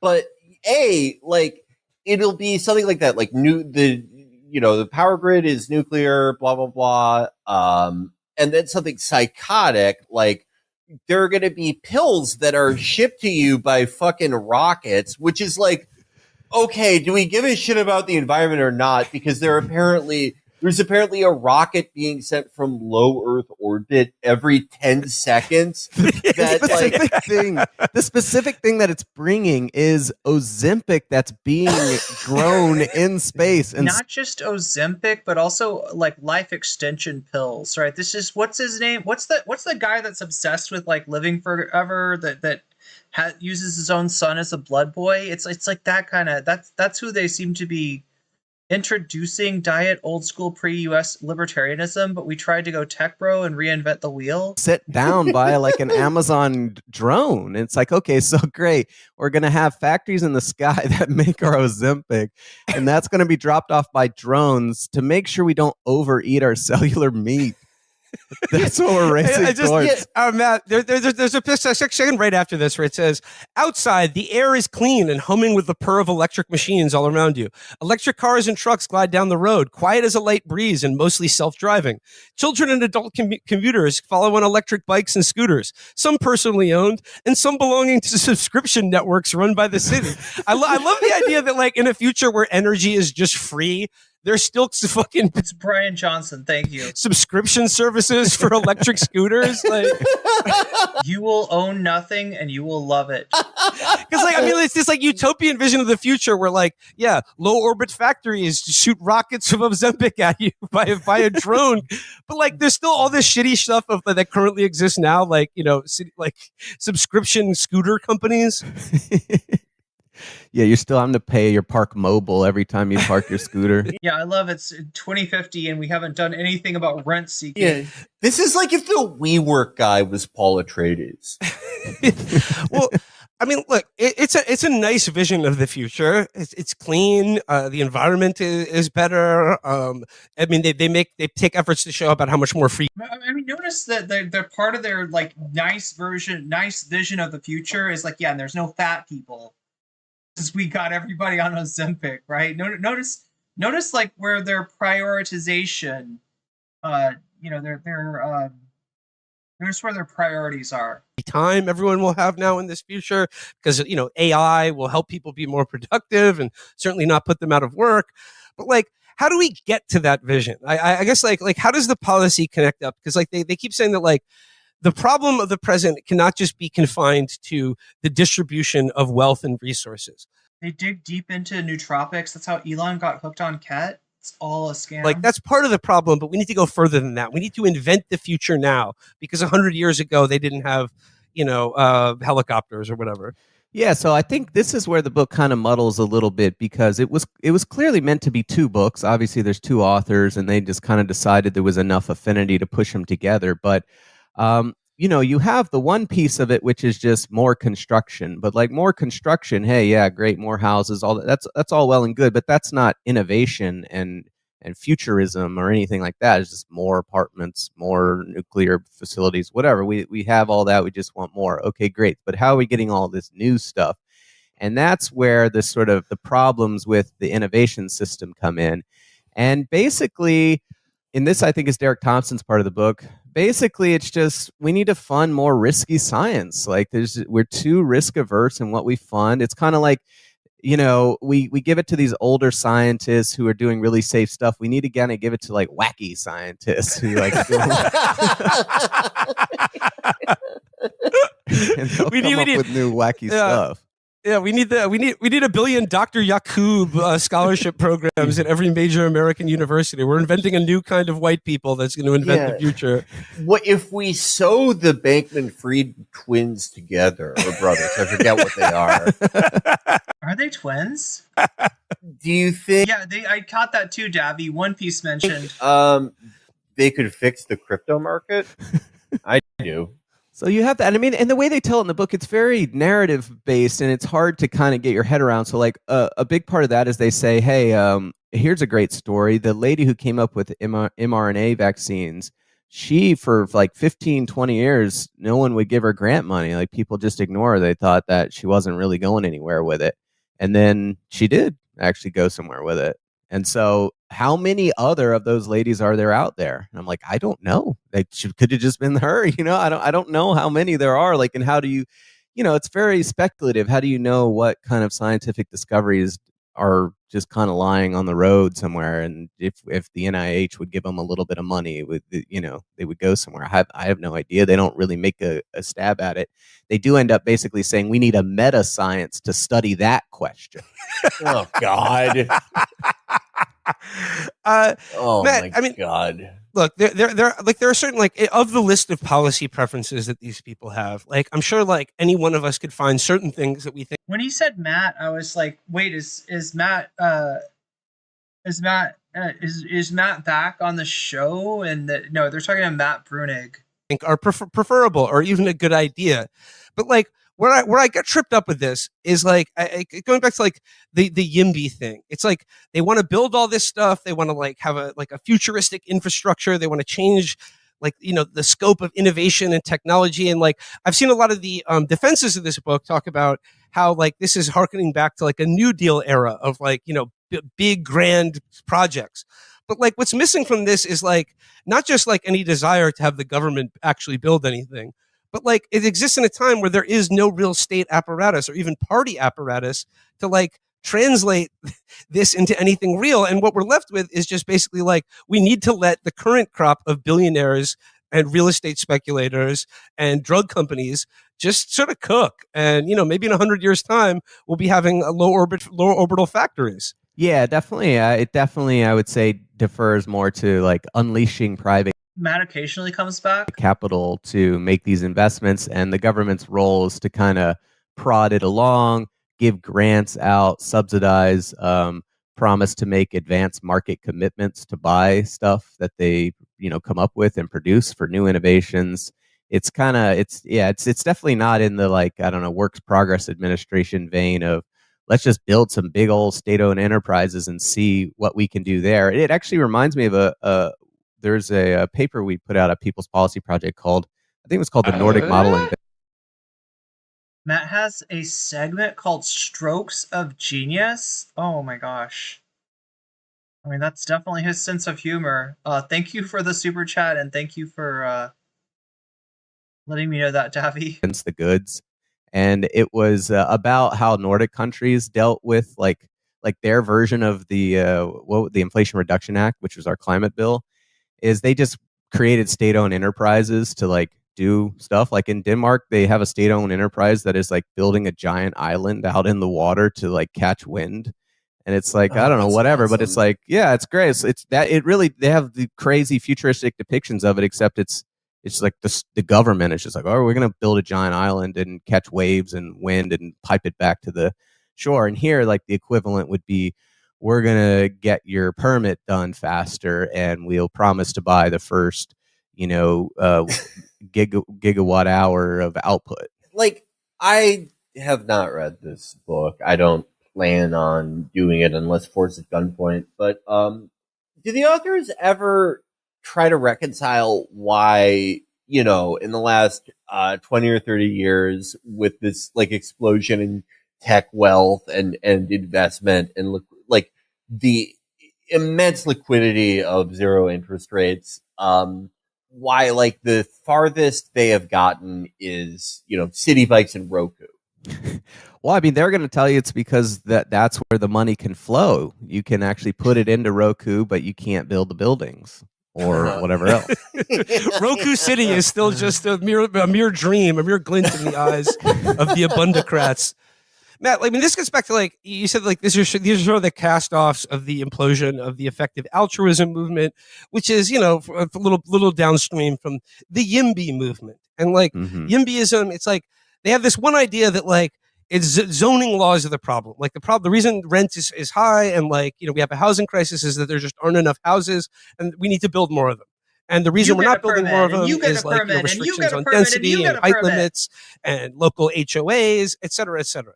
But like where this falls apart for me is this idea that like the solution is we need to get rid of zoning regulations or like we need to make it easier to build things, but only to allow the like private actors to build things in the hopes that like the idea is in 10 years time, the rent will decrease by 1%. And like, not only is that like inadequate to the situation, I don't understand how that's an attractive political message. Because like this is not just about policy. This is about reshaping the message of the Democratic Party to get back, voters that they feel that they should be getting the votes from. Yeah, I had a piece in my review actually that was on this point, and then I cut it out because it was starting to get too long. But I do think there is a risk here. Let's suppose, and I think it's reasonable to suppose that getting relaxing zoning, kind of making the rules easier to build, that is a like necessary part of getting to abundant housing and everyone has a house and it's all cheap and all that. but it's not sufficient. There's so much more you have to do beyond that to actually get to your goal. It's not even the hard part of getting the rent under control, right? And so there's a real risk as you go out there and you say, we're going to cut the red tape, cut the zoning, unleash private capital, let them go at it. And then you still run up against other problems that haven't been knocked out. And then these people who have now, gone with you and said, yeah, okay, build whatever you want. Isn't that amazing that which that which goes, that which passes for the left politically is a mindset that is totally written off opposition to capital. I'm not talking about as in, socialism. I'm talking about just going against the interests of capital, right? Nothing can be done without not only not going against the interest of capital, not only fighting against that power, but the only things that we can even imagine accomplishing are, going with the current of capitalism. That is fucking sad. That is fucking sad, right? Compared to and again, chat, let me remind you, Franklin Roosevelt is not an anti-capitalist, right? Franklin Roosevelt was not a socialist or something like that, right? But you go from somebody that has pissed off capital to the point where they do a business plot to try to coup him out of office, right? In Roosevelt, you go from that to whatever the fuck this is. It's a sad statement about the current political electoral left in American politics. My neighborhood, we're going to get rid of all this discretionary power to stop stuff and whatever. And then they turn around and you haven't really delivered. I do think it would. Sometimes it can be a little bit not fair to just kind of say, oh, well, this won't solve all the problems. It'll only solve some of them. Yeah, Particle, you're not wrong. Welcome to the liberals trying to make their own Ayn Rand rationalism and ANCAP approach. Yeah, they're allowing the Republicans to move the Overton window to the right. But if it's going to be the main focus of your politics, it probably does need to solve all, it needs to get rid of all. Oh, no, I'm hoping my parents don't get pulled into this Ezra Klein shit. The issues with the housing scarcity issue, not just the one. Saruman X Logic. Oh my God, Omega Star, thank you for the throne dono, or the throno, if you will. Much appreciation, and thanks for letting me know too, because that's the one notification I don't have on my current setup. So the only way I know if you're supporting me on Throne or on Patreon is if you send me, if you mention it in chat. And then maybe, like you said, you can reduce rents by 5%, 10% over a few years or something. But what is their attitude about are they ever pressed or a call to account for why can't the government just do these things? Why can't the government just have its own drug company or health insurance program or housing? They have swallowed Reaganism hook, line, and sinker. Remember, Reagan said the scariest words that you can ever hear are, "I'm from the government and I'm here to help." Right? The government can't do anything. It's been shrunk to the size where they've already drowned it in a bathtub 6 times. Why can't the state just do the things that need to get done to take us to the awesome, the awesome future, the land of tomorrow that we all want to be living in 2050. Yeah, they don't ever, because the government is now a subsidiary of American capitalism, right? That's why. Really approach that question. I think they're ostensibly officially agnostic about, okay, are we going to do this through the state? Are we going to do this through private actors? It's just kind of get it done. But, it does raise the question. And I think if you had to push them, they would say, because this is always where they would say, well, that's just not politically possible. I think it's hard to convince people to have the government build more public housing, because it's got such a bad reputation, or people are so worried about, sort of communists. It's so easy to sink a government run prescription drug company as socialist, and people won't go for that. And so, and part of my review kind of fixates on this. What invariably happens with proposals like this is they end up proposing something that actually has its own political problems, like political cell problems. And then when you say, why not this, they'll end up rejecting that for similar reasons. They'll say, oh, that's not politically practical. So there's a lot of like selectivity that goes into deciding what is and isn't politically practical, and what politically impractical things you nonetheless want to push forward. Omega Star says, put all my money on poop. And try to achieve. And so for them, the politically impractical thing they're willing to do is like take on the homeowners and, rip up all the zoning, even though that, seems somewhat unpopular. But they're not willing to go as far as to say, why not build some big old state-owned enterprises and have them just go out, stamp housing everywhere, stamp rail everywhere, and stuff like that. Yeah, I mean, like, it seems like the country that they should be emulating is China. Yes. They mentioned China in the book. If we want to build the future, I mean, I think we should be looking to the CCP for, like, how did they do it? Yeah, no, they mentioned it in the book, and they do kind of say that, California couldn't build the high-speed rail, but China has built, like 25,000 miles of it in the last 5 years or something like that. And they're kind of like, that's great, but then they don't follow up as to, like, as best they do is they say, well, they're kind of still in the like nascent developing nation period where that is some cope, isn't it? China has surpassed the United States. It's really a hard thing to deny at this point. And yeah, like the ease with which, something like high-speed rail is achieved is just one example. The government is willing. Another example, BYD succeeding and just like rolling over Tesla at this point, and able to just kind of run roughshod over everyone, and everyone's just kind of cool with it because they're cool with high levels of growth. You left maxing, but when you get to Twitch the sort of chat. mature economy level, people are more risk averse, or they're less willing to kind of go with it. But yeah, that would have been a great part of the book to say, okay, China's done 27,000 miles of this, and California couldn't even get like 10 miles of it done. What did China do? Maybe we should copy that. But no, they didn't pursue that thread.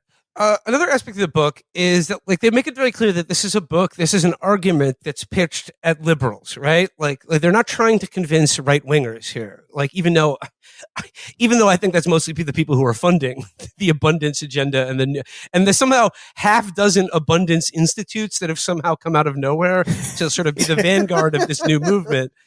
I mean, like, yeah, it's getting funding from like right wing and libertarian. Yeah, that's right, Davy. Why don't we have ghost cities yet? Sources, but like, what is the pitch that they're making to, like, forget the left, but like to liberals here about like what they're wrong about and what needs to change?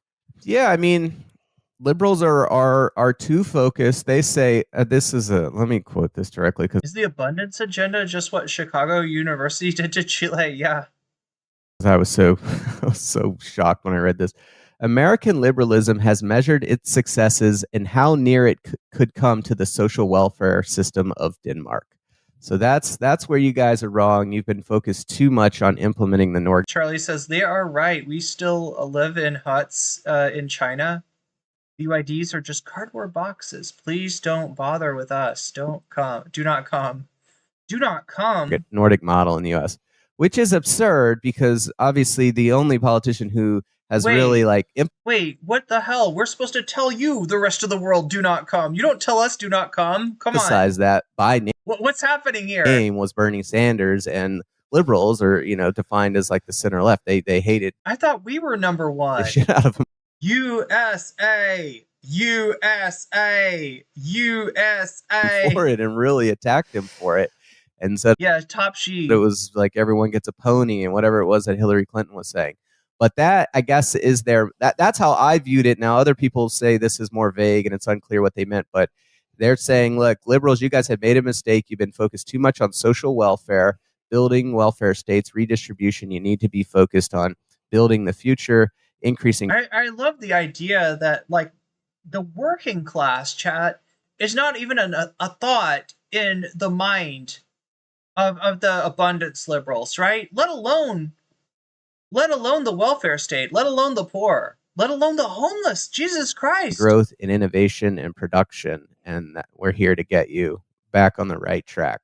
I mean, I guess, like, this is what's so stunning to me about that opening section about what 2050 could look like. 'Cause, like, yeah, that sounds like a nice country to live in. That sounds like a nice future world. But, like, 25 years in the past here, in the present, like, look at the state of this fucking country. And, like, how are we going to get to Elysium when like we don't even have a public healthcare system in this country.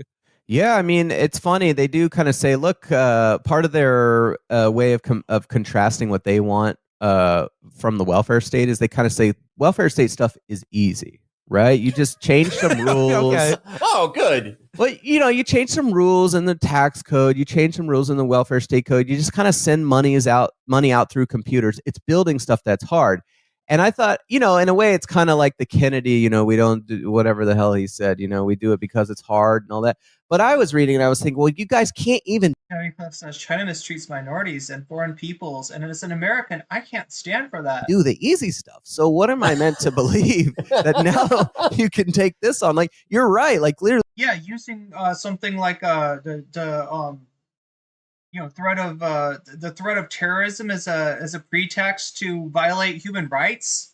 The United States would never do something like that. You change a little bit of lines in the computer and you can just send money into people's accounts like they did it during COVID. But you don't do it. You can't even get that done. And yet I'm meant to believe you're going to start building. Yeah, Joe Biden still owes me $600. Vertical farms and starship fucking pharmacies and stuff.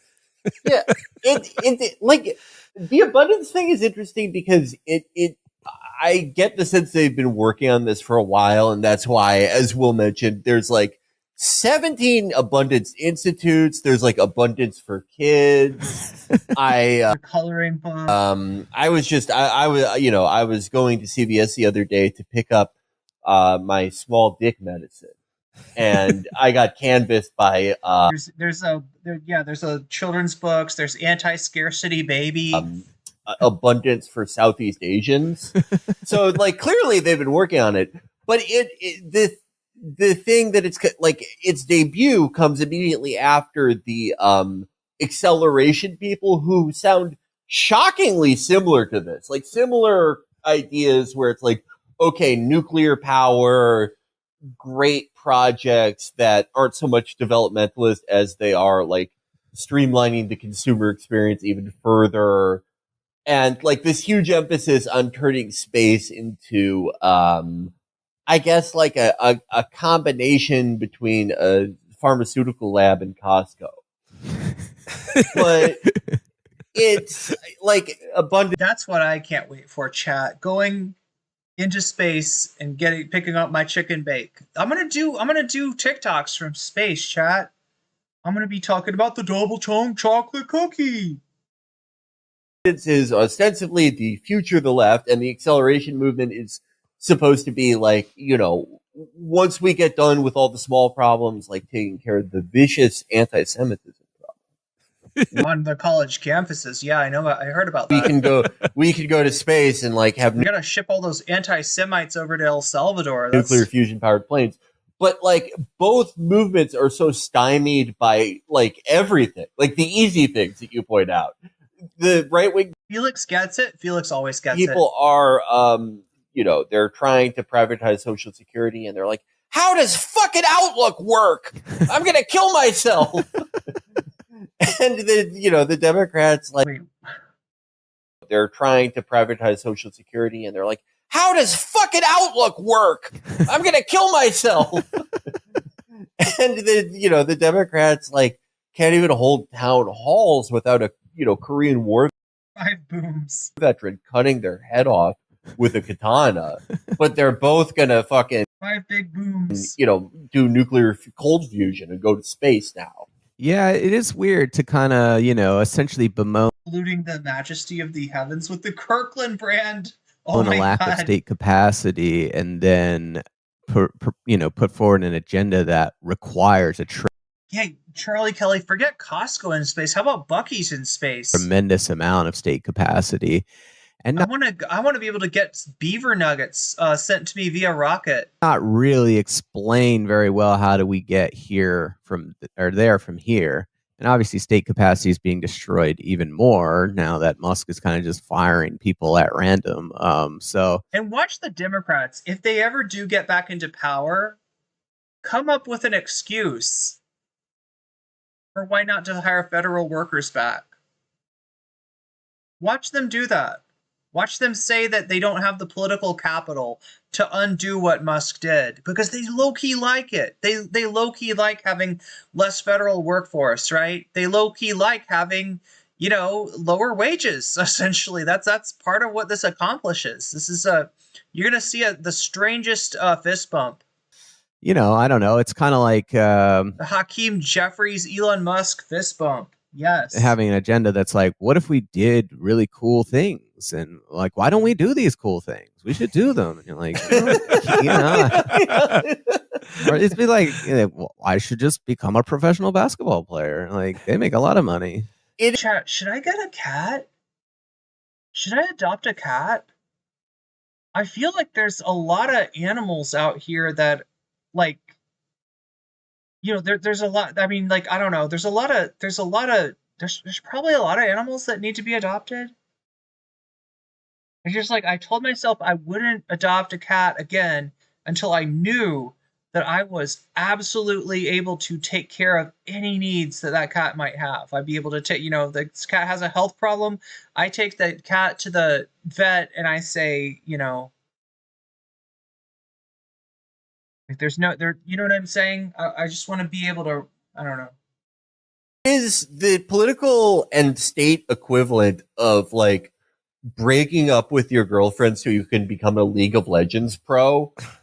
What if Hakeem Jeffries and Elon Musk kissed under the bleachers? And then going, well, I think I need to have like 5 or 6 kids like within the next month.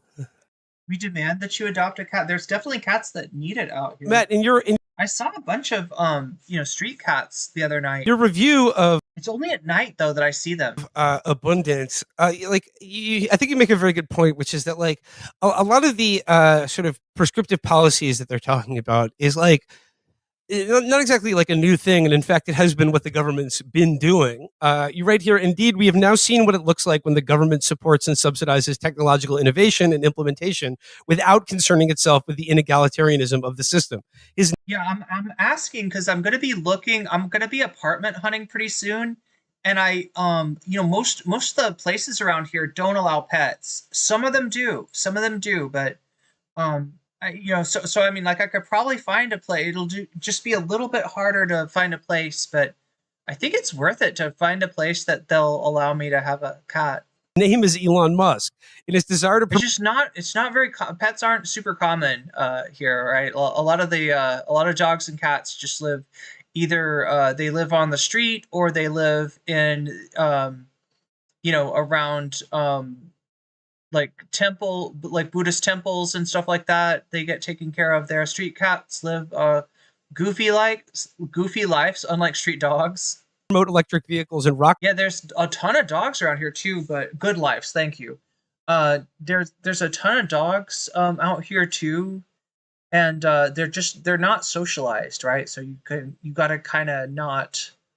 Are there many Siamese cats?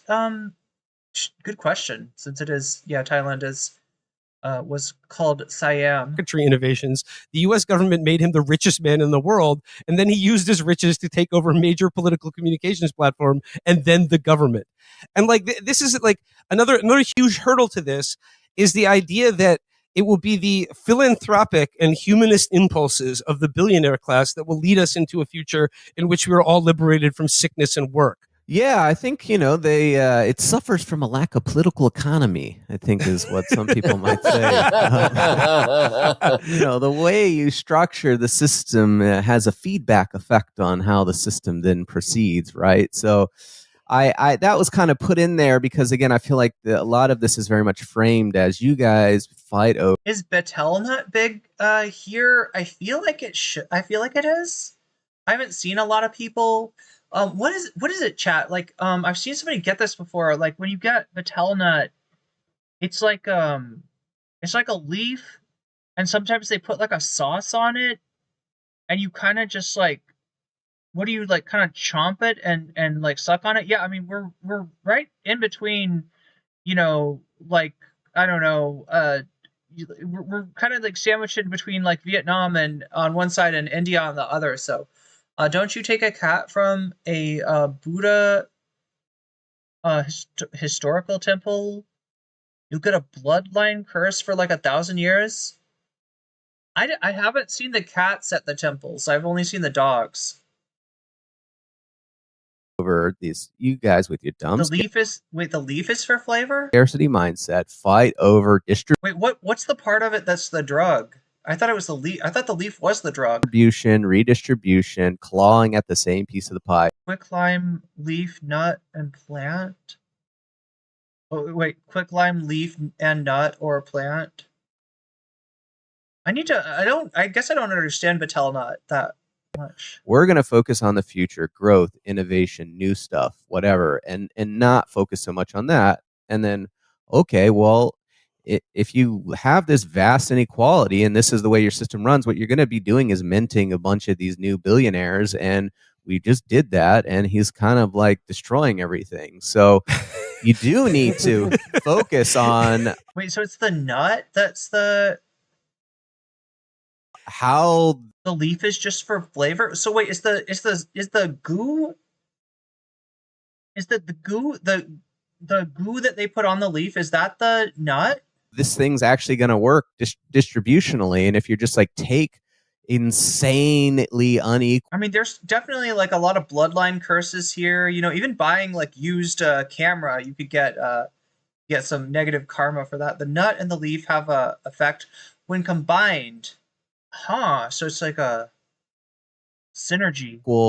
Hyper capitalism and just didn't see people in Thailand doing Battelle. Feed it with technology subsidies that still may end up destroying itself because, you know. The nut is a drug, so is it kind of like nutmeg, that kind of deal? Or it generates these. Just the nut and the goo?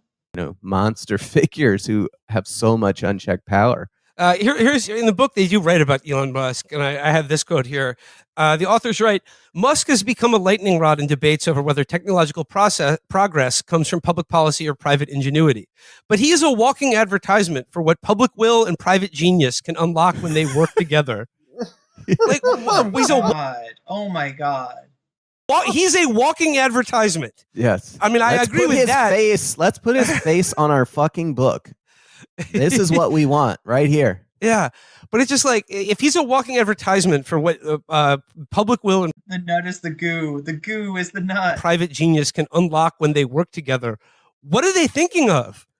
What are some examples of Elon Musk's genius getting us closer to this abundance future? Yeah, well, this goes to sort of what do you make of a CEO? The most sort of extreme Elon fanboys seem to believe that he like invented batteries and rockets. Battelle is very carcinogenic. It's like personally in some kind of lab, as opposed to just presiding over a company where other people did those things. And presiding even is like a strong word. I mean, ostensibly he's running 3 companies and the government, right? Like, what does he do? I mean, there's no way he's doing these things. So, but yeah, I guess so that just gets, I guess, more to the question of he was the CEO of the. That's right. We get the post nut. That's the best part of the Battelle nut is you get the post nut clarity. Companies, which I believe precede. Wait, isn't post nut clarity like a bad thing? I don't know, chat. It's like the idea is the idea of post nut clarity that like they're like sleep with someone, they nut, and then afterwards they get the clarity of like, ooh, I made a big mistake. Like this isn't somebody I want to be like attached to or did him anyways. He just bought into them at a certain time. I love how I'm asking chat what exactly post-nut clarity is. Maybe he's a good manager. I don't know. It's kind of hard to believe based on just his public figure, but yeah. Based on Tesla's stock price, I would say it would be another indication. Is he a management genius? It seems unlikely, but yeah. So. All right, look, here's my thought. Like, none of the PayPal mafia are any kinds of genius. They were in the right place at the right time. You may make better choices afterwards. Wait, so it's a positive thing? I always hear it said as like a negative thing, like, right, that where people are like decide they made a mistake by sleeping with somebody after they get their post-nut clarity. I'd like to read probably my other favorite passage from this book. I'm just going to read this here. Quote, invention, the act of solving problems by bringing new products, systems. Philip says, I have a friend who works at SpaceX. He likes his work. Yeah, I wonder if he'd like it, if it'd be cooler, though, to work for NASA. I feel like... and ideas into existence is the basis of human progress. Consider a thought experiment. The average lifespan of an American... underscore by super chatted $20. Perhaps I'm getting cynical, but I'm starting to think a lot of influential people are in their positions not because they're more talented than most, but just willing to say, do anything for power. Ooh. He's not a genius. Now isn't there a documentary that hypothesizes that the corporate world is selecting sort of for people with sociopathic or psychopathic tendencies? But thank you, Narwhal, for the super chat. And today is about 80 years. And thank you, chat, for indulging me in my nerdy policy interest in this subject. I'm glad we got to, cover something we can sink our teeth into for once instead of just more drama slop. And I'm trying to serve it up in the right way. I'm trying to put the Velveeta on it and make it palatable, maybe not hyper palatable, but at least somewhat palatable. And declining, I should mention. The world of 2025 is therefore just 3 modern lifetimes away from the world of 1780. So it's more like taking off beer goggles. I see what you're saying. Yeah.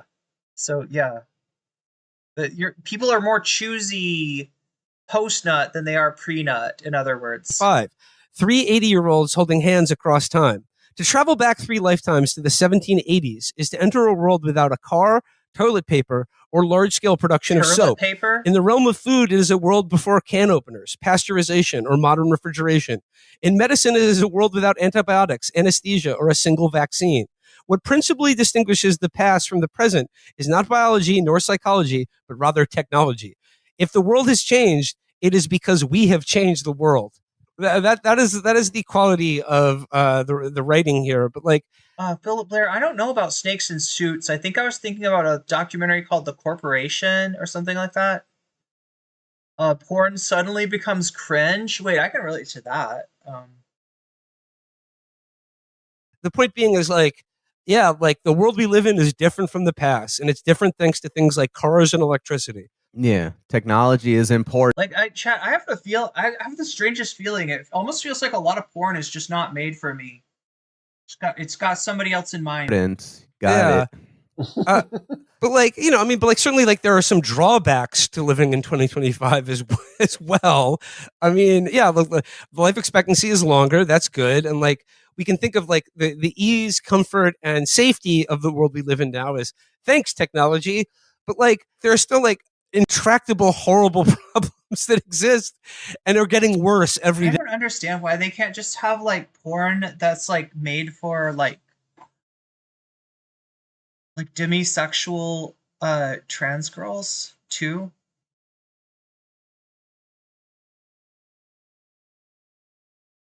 Yeah, you know, it reminds me of the early socialists when they were writing. They would write stuff like that. Which was always really fun to read. They would say, look, we were able to figure out how the planets revolved around the sun, and we've learned all this stuff about science and gravity and whatever. And then from there, they would pivot to saying, and if we can solve all that, learn all of that, if we can, I guess we'd say now, put a man on the moon, we absolutely can wipe out poverty. Oh my God, that's so easy by comparison. And, you know, that was sort of the hopeful kind of pitch for why, yeah, we can solve all these problems. And then we just don't. And so it's funny, right? It's like, okay, great. Yeah, wow, we really you're right. Like we can revolutionize really radical things in society. We can make it to where everyone has a car. We can build planes and fly. And then yet there's people right down the street just living under a bridge. And we can't resolve that. And there's kids who are hungry and we can't. And look, there's just not that much interest from this set, from the abundance set. You'd think that the abundance movement, if it is a movement, right? If it is a political ideology, you'd think that like that would be the first thing they do. They'd be like, we're about abundance. We see scarcity over here.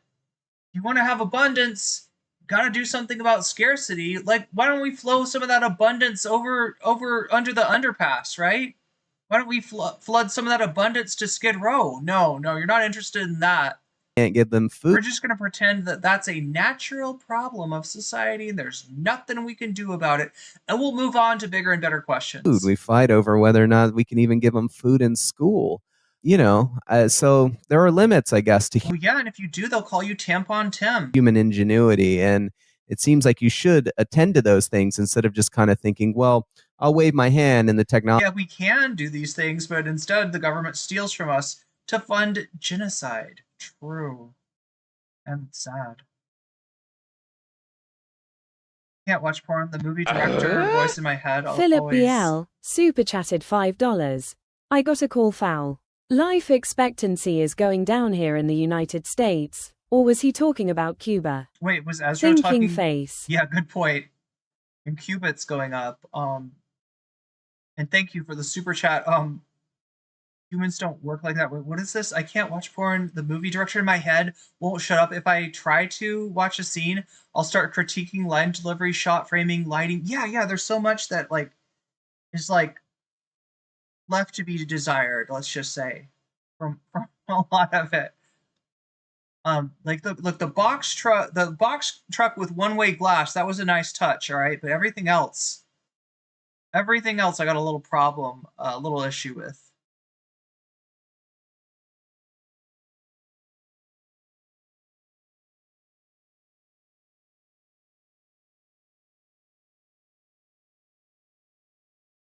Technology will get so good that especially we don't because need to worry these about problems are not we're not waiting for a technological solution to school lunches, right? We're not waiting for a technological solution to the problem of lack of health insurance, right? We don't need some new revolution in physics or quantum mechanics to achieve these things. But then it just gets back to the problem of the distribution of wealth and resources and power in our society. Right. You can create a new future, but how that future is distributed is a whole separate question, and the one doesn't resolve the other. I mean, that's definitely what we've witnessed. William Gibson reference there over time here.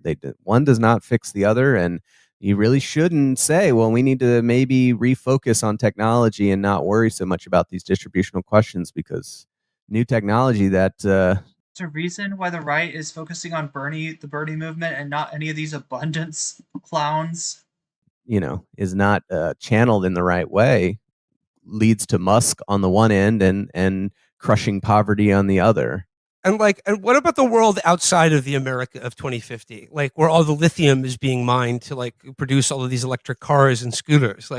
Is the global supply chain and the resources that will power this new abundant future, is that addressed anywhere in the book? Because I didn't find it. No, there's no question of sort of the third world issues. Malcolm Harris actually raised this in his piece in Baffler. I think they were using some, in response to their example of the automobile. He was saying, well, yes, everyone in the United States got an automobile, but the rubber was coming from slaves in South America or something. I don't know, how they intend to generate global justice through this. I mean, they can't even resolve the question of justice inside the United States itself and how it's going to be distributed well. I can't imagine how they're going to answer the question of distributing all these new fancy things to, Africa or South America. So, I mean, as a longtime observer of Ezra Klein, and I really have to give him credit for being an OG in the digital. And we have to give Chapo credit. We have to give Chapo credit for being long-term observers of Ezra Klein. Opinion and entertainment complex. I mean, he gets paid coming and going. But what I'm interested in is not just this book is it's a rollout for, like I said, a rebranding of the Democratic Party and hopefully a new, more optimistic politics that will sort of shepherd back into the coalition, billionaires and people who are maybe made a little uneasy by radical policies like Medicare for all. But I'm just wondering, not to mention wokeness. What have you seen so far of how is this going to translate into a winning political message? How do they conceive of the abundance agenda being the centerpiece of a 2028 Democratic presidential run? What's the message going to be here? Build more things? Build more. I feel like Ezra gets asked about this exact question on Pod Save America, right? Favreau, that's one of Favreau's first questions, right? Favreau's on board. Favreau is 100% behind Ezra Klein and the abundance agenda, and he's been kind of just glazing up Ezra for at least since the election, right? But yeah, one of the questions he's asking is like, what does this look like in terms of political messaging? And Ezra, admits that while it crossed his mind while writing it, it's not something that he's really spent a lot of time on. Anyway, chat, that with that, I feel like that's a good breaking off point. We hit the sub goal somehow, right? Despite the fact that I did purposefully a topic that is more broccoli and less Velveeta, and that is, policy, a little bit policy heavy, a little different than the usual drama slop that I've been throwing your way. But we hit the bonus goal nonetheless, and for that, I will reward you with the sloppiest of drama. H4, I almost typed H4, bad empanada. Poop. That should do it, right? If I type in H3 bad empanada poop, there we go. Content poop, Ethan Klein. It looks like he might have had a few different titles for this.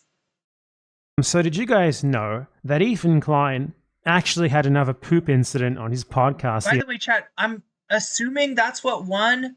That's what it seemed like a lot of people were donating for. I haven't been able to bring up the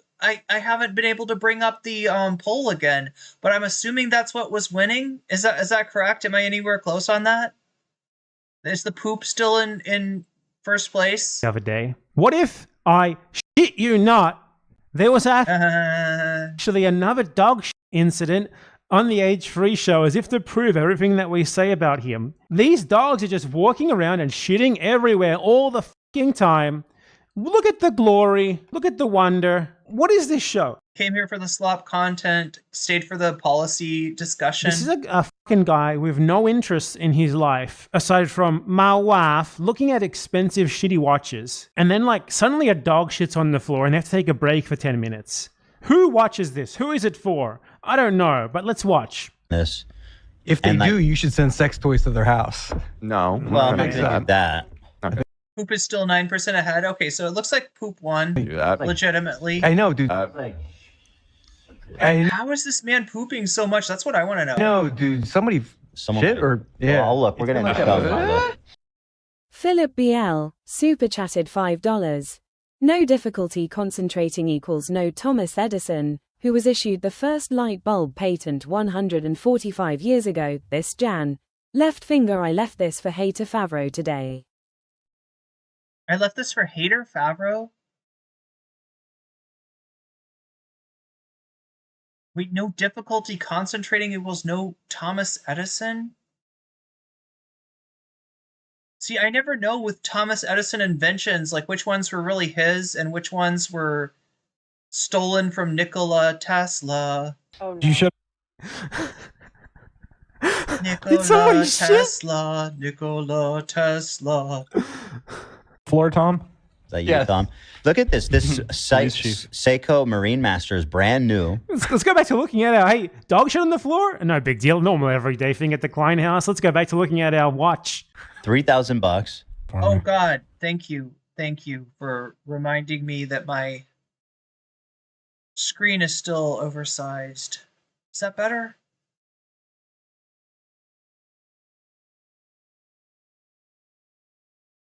Edison and Musk have a lot in common, in terms of stealing other people's glory.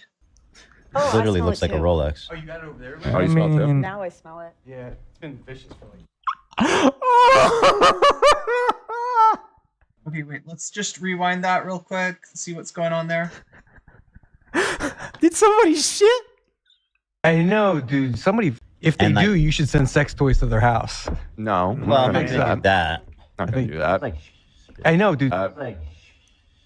I know, dude. Somebody, Someone Shit or yeah. Well, I'll look. We're gonna end the show and then I'll look. Oh, no. You should. Did somebody shit? Floor, Tom? Is that you, Tom? Look at this. This site. Tesla was neurodivergent too. Seiko Marine Masters, brand new. Let's go back to looking at our, hey, dog shit on the floor? No big deal. Normal everyday thing at the Klein house. Let's go back to looking at our watch. $3,000 for me. Oh, literally looks like a Rolex. Oh, you got it over there? Oh, you smell it too? Now I smell it. Yeah, it's been vicious for like.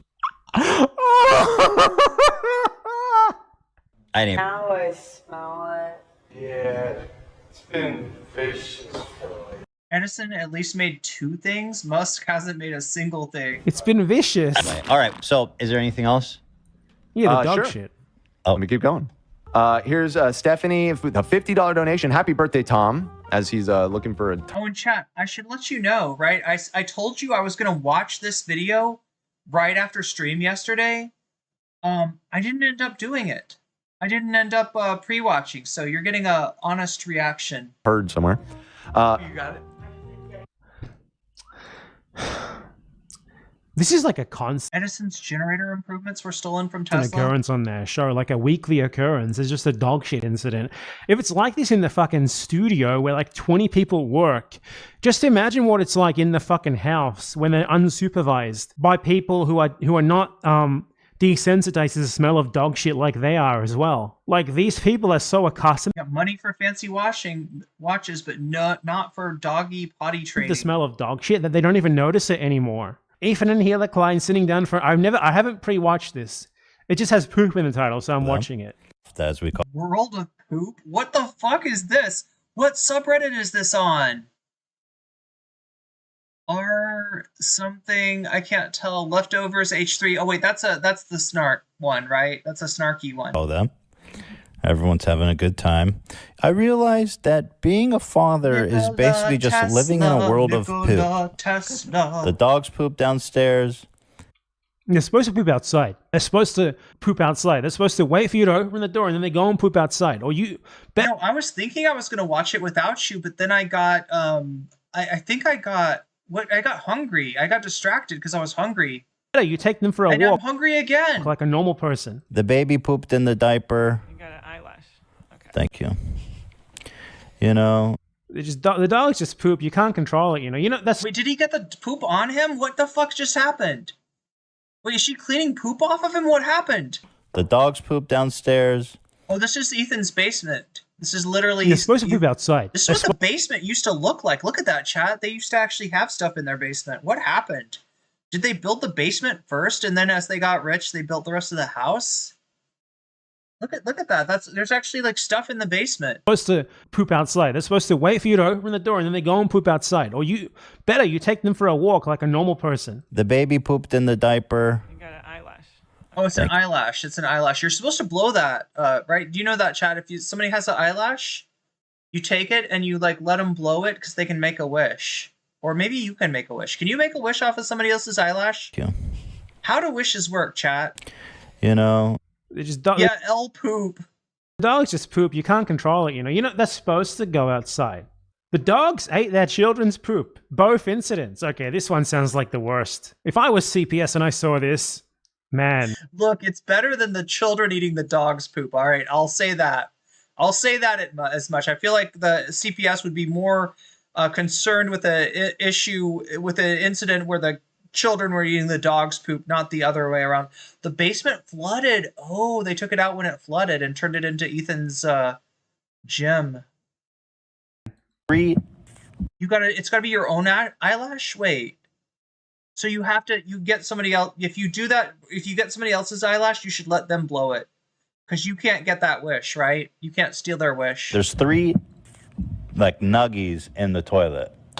And the third time, he comes over... This guy talks... Excuse me, nuggies? Nuggies? It's about shit just delightfully, constantly, all... Monkey's paw equals Ethan's eyelash? All the time. He absolutely has a fetish. And we're like, yeah, Theodore, we're about... Wait, what was he? Was he jerking 2 dicks there? What was that? Yay. No, he was. He's just... Oh, sorry, chat. That's not what he's doing. I'm sorry. My mind's in the gutter. I don't know why. I couldn't remember who Theodore was, and now...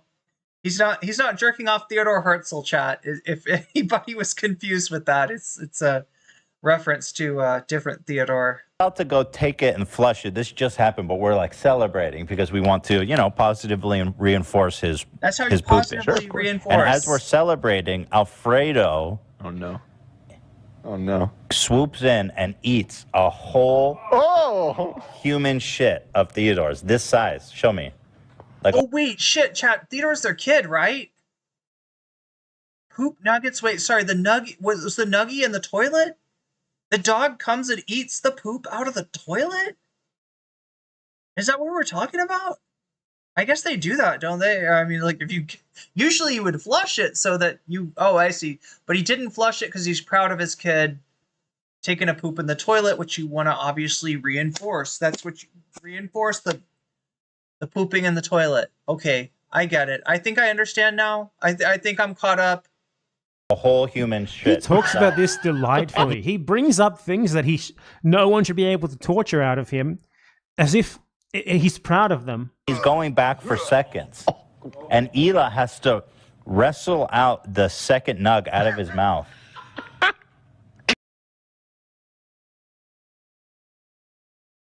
Listen,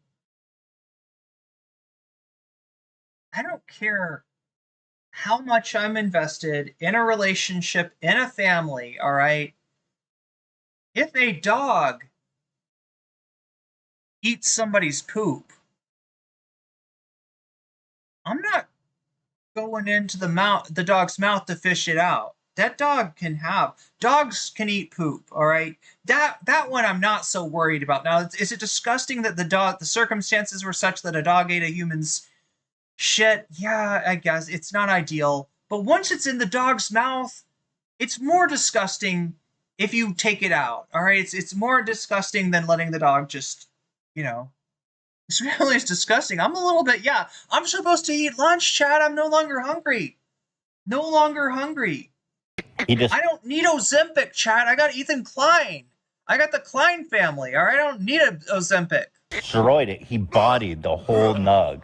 So he bodied what?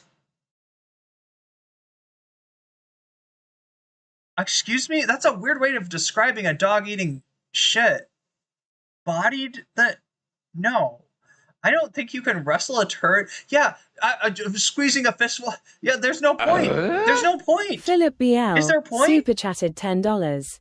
Temple Grandin makes a good argument that Yakati yaks like Favreau would still be in caves, if not for us neurodivergents who Trump and Favreau love to hate. True.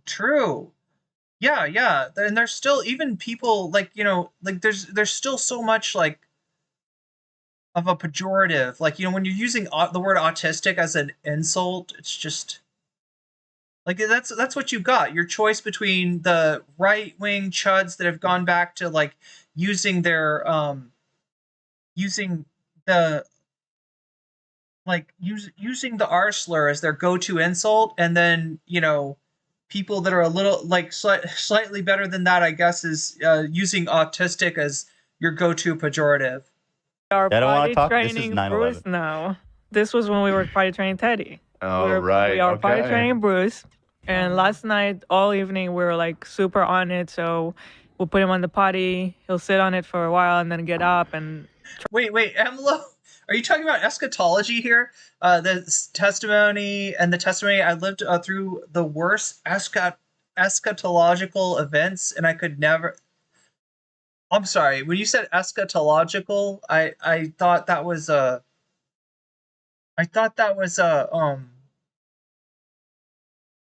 pun, right? The eschatological. Anyway.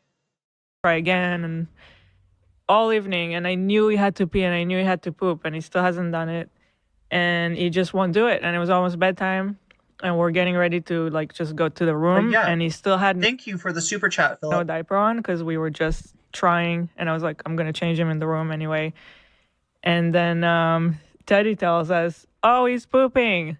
And he said, no, don't be joking. We were like, right no now, way, Teddy. no way. It was just standing and just pooped and peed on the floor. Peed all over the couch. And the couch. Wait, where did this poop come And it got under the couch. I'm sorry. Guess who comes running in? Wait, oh no! Is this their other kid? Is this their other kid? Like, Teddy's older at this point, right? Teddy's, like, letting him know what's going on, right? The second nug out of his mouth. Oh, the second nug. He destroyed it. He bodied the whole nug. So wait, she took one nug out, but the other nug he just ate? So we are I don't wanna potty talk. This is training 9/11. Bruce now. This was when we were potty training Teddy. Oh, We are potty training Bruce. And last night, all evening, we were like super on it. So we'll put him on the potty. He'll sit on Okay, so this is Bruce. it for a while and then get up and try again. And all evening. And I knew he had to pee and I knew he had to poop. And he still hasn't done it. And he just won't do it. And it was almost bedtime. And we're getting ready to like just go to the room. And he still had no diaper on because we were just trying. And I was like, I'm going to change him in the room anyway. And then Teddy tells us, oh, he's pooping. And he just, I said, no, don't be we joking. were like, right no now, way, Teddy." no way. It was just standing and just pooped and peed on the floor. Peed all over the couch. And the couch. Oh, wait. Oh my god, chat! That meme! That fucking meme! Does everybody recognize that meme? Does everybody recognize that meme? Wait, caught? Wait, what got caught? What got caught? If your dogs are eating each other's shit, well, they're talking about the dog eating the baby's shit, right? That's what I think we're talking about here. Outside of like a first meeting or something, they have to be stressed, bored, sick, or scared, or all of it at the same time. So it's not like it's not like a normal. Favreau tried to lump Sam Seder in. Oh yeah, I saw that, Philip. Yeah. When they did the so Philip's talking about when Pod Save America watched Sam Seder on Jubilee, because it's kind of viral, right? But he was like, yeah, Sam Seder's made fun of us. And to be honest, I did search Majority Report Pod Save America on YouTube. I was gonna say it was probably like just one instant, right? I was gonna say I don't think Sam's got a lot of smoke for Pod Save America, but if you go back a ways, yeah, they've made fun of Pod Save America a lot. So Favreau is hurt. He's like, well, I mean, I agree with this guy, and I think he's pretty based, but apparently he hates us. So Sam Seder has been a reliable, steadfast ally to us neurodivergent brain people. Yeah, maybe even a fellow traveler. I don't know. Bruce is the second kid. Okay. Sonny is the youngest. Okay. Sonny's still an infant. I got it. Why were they shaming the child this way? Are you talking about the shaming Bruce?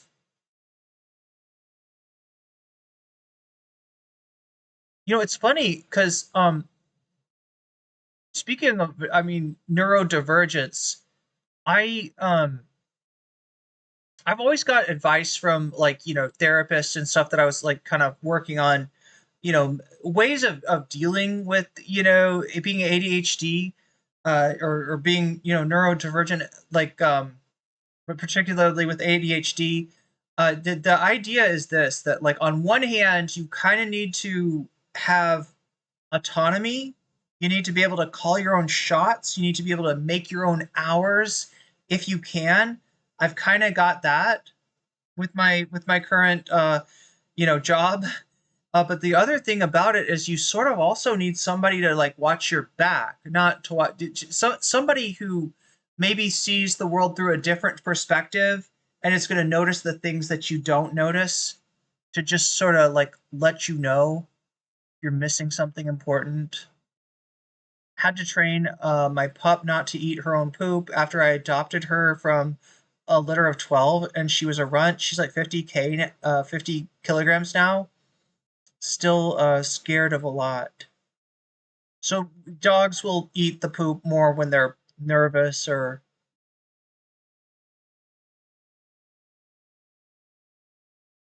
Vitor was on Majority Report 4 months ago talking about how Kamala's campaign decision... Tommy Vitor. Yeah. I forgot about that.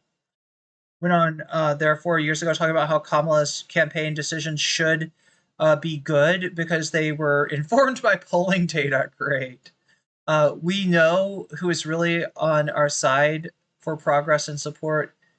That in that comparison, ADHD is look. Yeah, I mean, it's not, if you can if you can get enough autonomy to be able to call your own shots, but at the same time, have a partner, like a business partner or a, somebody that you work with that can kind of give you the view from outside of your neurodivergence. I feel like that's the best. Pretty sure Michael Brooks was neurodivergent.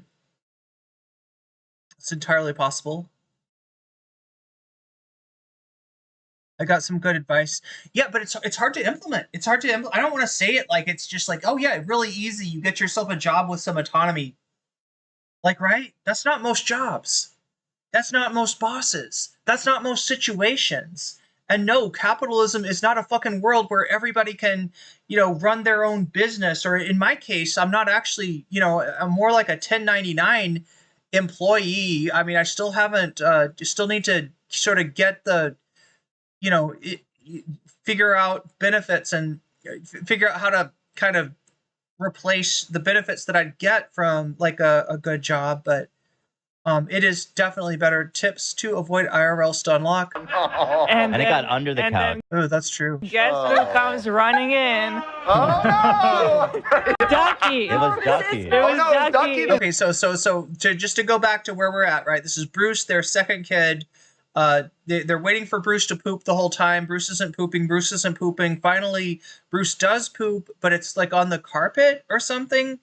And Theodore is old enough at this point to come in and let the parents know, the younger brother has done his business. Only problem is it's all over the floor.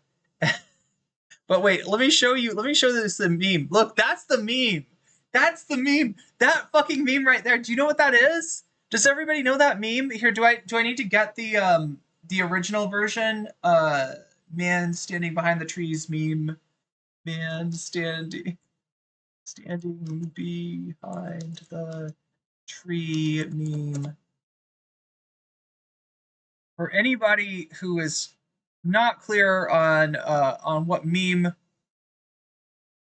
we're doing here.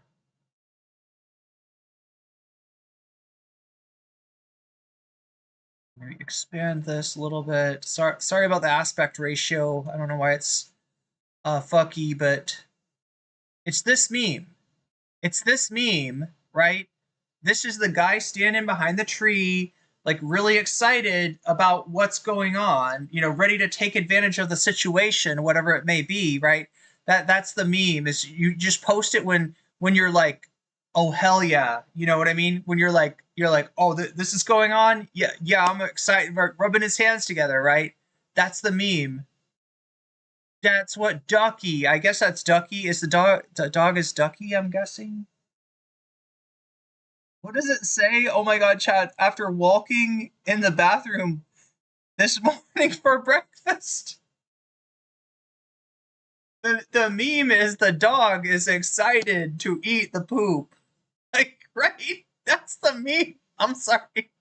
I just wanted to point that out in case anybody missed that. And the couch. Oh no! And it got under the couch. And then guess who comes running in? Oh no!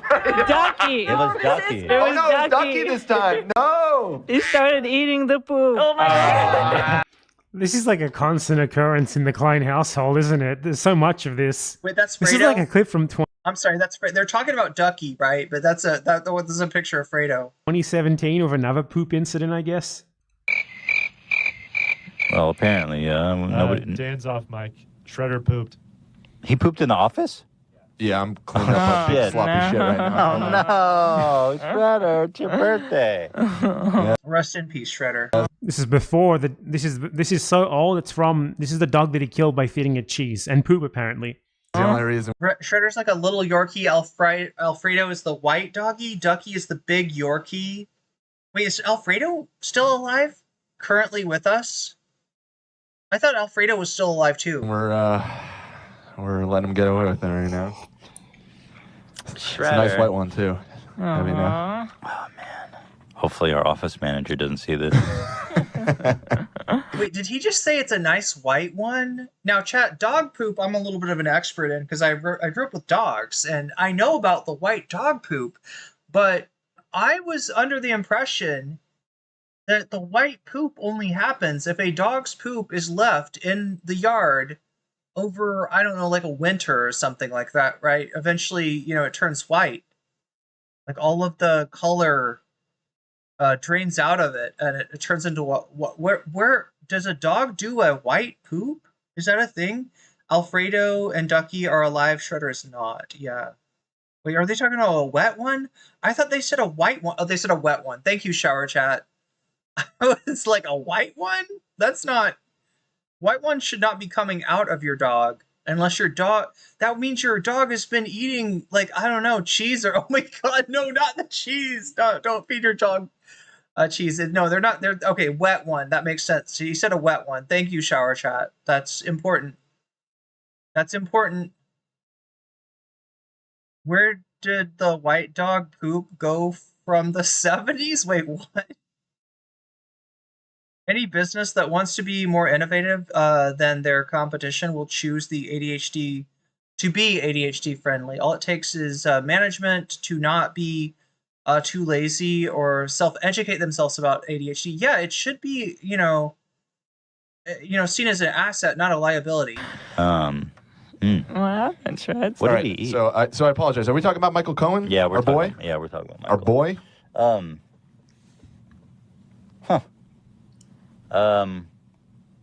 Yeah, we wanted some sad music. Yeah, pipe us in with the. I'm sorry, Shredder. I feel bad for poor Shredrick. Oh my god! These are the guys that Irene Klein has recently been trying to cancel because they're associated Link and Rhett from Good Mythical Morning with Matt Lieb. Yeah, these are Matt Lieb's bosses. And now I'm thinking, okay, Ethan, maybe the reason these guys don't give a shit about what you have to say is because if the dog's poop is coming out white, you definitely probably should see a vet, right? The dog might have eaten something that it shouldn't. The white poop normally is seen if it's been left out over the winter and could be from fat or something. Yeah, that's because your dog pooped and ate it on your podcast with them. Maybe that's why. But it could, Chimera's right on it. Yeah, white poop means can mean liver issues. Yeah, it would mean that the dog's not able to digest fats. That there's, either the dog ate something that was way too fatty, or the dog is not is having trouble at the. There's issues at the duodenum. The driving force. Oh, Shredder pooped and he's eating it. Oh my god. Are you serious? All right, let's. Dan, help! Why do you guys eat it, man? I mean, I understand doing it. He has this awful Why don't your dogs wait to go outside? habit.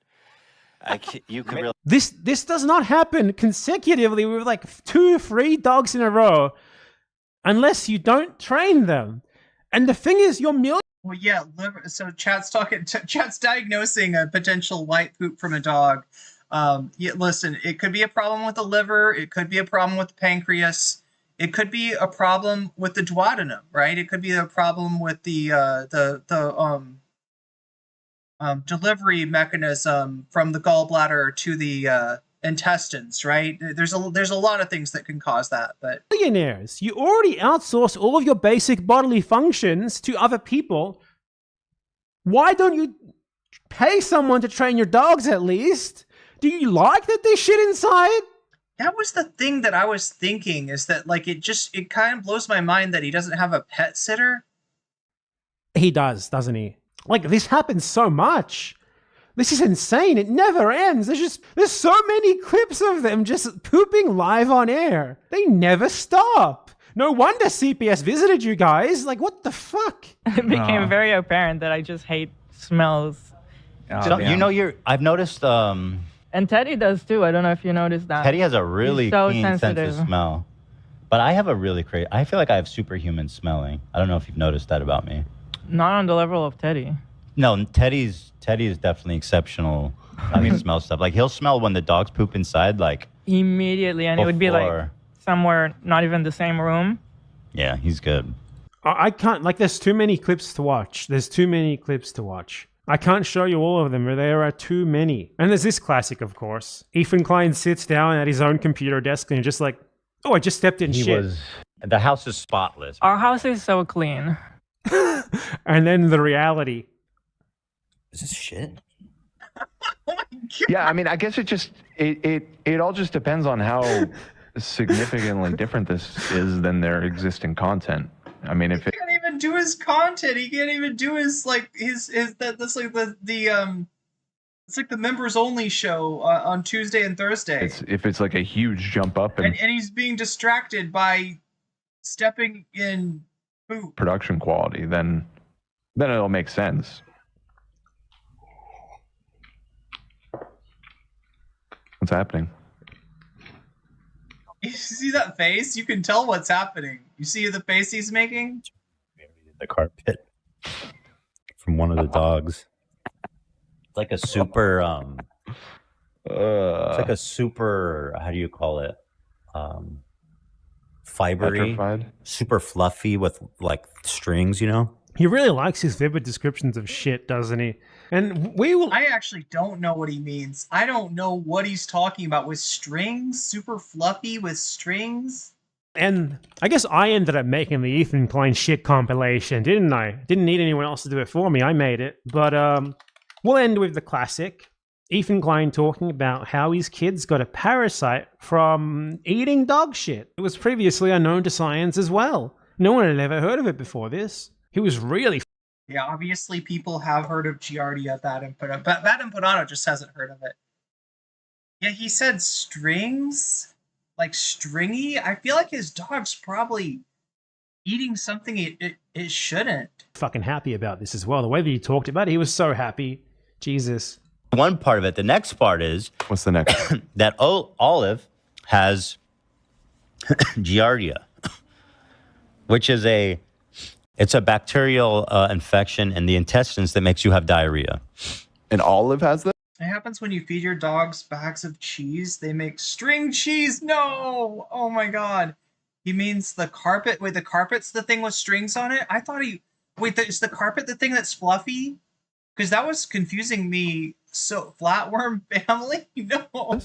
Olive has this. Yeah, she came to us with it. Oh. Okay. She had diarrhea. She came to us with it. Yeah. Fluffy diarrhea. And oh, poor baby. Ducky came to us with that too. And I just wonder why. He's like, so strange. It seems like all our dogs, have smelly diarrhea. Oh wait, that's right. Smelly diarrheas. It's relatively common. It should be. They should have found it already. But anyway, so she has Giardia. So we have her on. He was describing the texture of the carpet with the shit stuff. Oh no. An antibiotic, but we had to wait until Monday, which is today. We just got it today, and well, Sonny's crawling around. He's putting everything in his mouth. He's at that age. He has Giardia. Oh shit. Oh, did I say bacteria? Yeah, you're right, Snow. It's definitely a parasite. It's a worm. Oh, and now Ela has Giardia. There's a worm. It lays eggs. You test for it. You look for the eggs, or you look for the worm. For real? You got to kind of microscope it, right? I believe that's how the diagnosis is made. You got to actually, take a stool sample, do like a scraping, put it on the microscope, and search out that worm or search out its eggs. And now I think this morning I had diarrhea. Oh my god. Jeez, what can I do to not get it from you? I'm trying to... Because I'm not trying to get it. No, crank the AC, maybe? George Jackson says, I hate this clip. We've seen this clip way too much, haven't we? It's extremely ridiculous to get. You have to ingest my poop. Are you planning on that? Never. Not really. So then you're fine. But unfortunately... So the problem is... you just told us that your poop is flowing out of your mouth. It's like in the air, bro. That's not what I said. That's literally... That's what you had said. caca breath. No, that's what you said I said. Well, anyway, so let me continue, please. Okay, I'm sorry. So he wants to continue because he wants to vividly describe the texture of the diarrhea now. So watch. So you'll see that him describing the texture of the shit that he's just stepped in is not an isolated incident. He does this constantly. Because, it can go on surfaces and stuff. So, Olive chews everywhere. She's there. So, Sonny, it makes sense why he got it. Then once he starts having these crazy diarrheas, like in the middle of the night, all day. I just want to know, I've never heard anyone use the word diarrheas, like plural diarrheas. That is, but Ethan Klein's inventing new language, and I just think it's very funny. Diarrheas. Yeah, we usually use the partitive, right? It'd be like some diarrhea, right? It wouldn't be diarrheas. It wouldn't be the diarrhea describing, because it's not really something that, it's not a solid thing that we're describing here. It just kind of flowy. It's a more fluid type of orders, I guess. Time he's having these crazy diarrheas. Then when me and Hila start having to get in there and changing his diaper, obviously you put him down, you wash your hands as best you can, but these are really nasty diarrheas. And they put their hands into the poop. So I mean, literally, he does that. That's not a joke when the host does that. I haven't been diagnosed with it. Neither has Hila. Sonny went to the doctor today to get a poop evaluation, but I'm pretty sure he has it because the symptoms. Ethan is like a mid-level boss from Resident Evil, but instead of being infested by Las Plagas leech creatures, it's Giardia. Symptoms is like frequent and then extremely foul-smelling diarrheas. And the first night, it happened last night in the middle of the night. I walked into his room. He was crying in the middle of the night. And I was immediately struck by the foulest his whole room was just wafting and the foulest diarrhea smell. And I was like, here we go, So and first of all, he doesn't want to get changed. He's in the middle of the night. He's tired. So you put him on the changing table and he is thrashing like a fish out of water. Who is this podcast for? And meanwhile, he is covered in viscous. Viscous mean not flowing or flowing or non-viscous? Well, come on, guys. I need very descriptive language here for this shit. Please help. I think you have to phrase it like it either is highly viscous or it has low viscosity. Which one is very flowy? Flowy is low viscosity. Yeah. So free, appropriate public education. I'll have to look that up. Very, very low viscosity. Hold on. I think yeah. Is that right? I always get those backwards, Viscous so I'm doubting myself. Having a thick, sticky consistency between solid and liquid. Imagine your job is to Google the correct terminology for which the host can use terms to indulge his entire audience and you to force his scat fetish upon you. That's your job description. That's literally her job. What else is there to say? The more viscous it is, the thicker it is. Okay. He's describing his child like it's a poopy magic card. So he had a very low viscosity diarrhea, and he was thrashing all around. So you can imagine it was not an easy task. Ethan, you could have just said liquid. It's a very liquid. Cleaning that up, and in the dark too, mind you. Right. And then it's like, okay, I get him changed. I put the diaper on. I put him back in his sleeping sack. And I want in a sack. to put him on the ground because I didn't want him to, suffer. So I carry him into the bathroom to wash my hands. And, I try to do a one-handed wash, which isn't good enough. So I'm holding him in this hand. I'm trying to do two hands. Point is, I wash my hands. Oh my God, Ray, falafel sounds delicious. As best as I could. Yeah, he kind of ruined it, didn't he? Oh my God. And obviously, after I put him Also, Baba Ganoush not sounding great. down, I washed him again.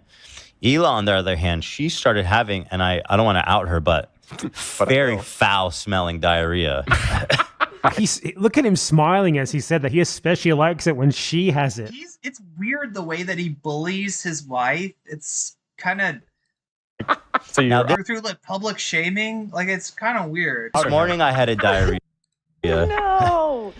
Look, okay, that's enough. We don't need any more in the Ethan Klein poop compilation. It's long enough. That's like, what, 15 minutes at least? I'm okay with that. That's the Ethan Klein poop compilation, okay? But I wanted to play that all as context for what comes next, which is a tell-all interview with Ethan Klein's former housekeeper. You're going to want to stay tuned for this one, let me tell you. Okay, everyone. Are you all ready for the interview with Ethan Klein's former housekeeper? The secret interview. Ethan Klein is not going to want to know. Chat, you got to tell me, what do you think about this? About this one. He's going to be I think I've seen a clip of this, what he's about to do. Really quiet after this one drops, let me tell you. Ethan Klein, we see you. We see you, creep. You're about to be exposed. Well, not really. I mean, this is all stuff that everyone already assumes, so it's not really exposed. Hello, Ethan Klein's lawyers. I know you're watching.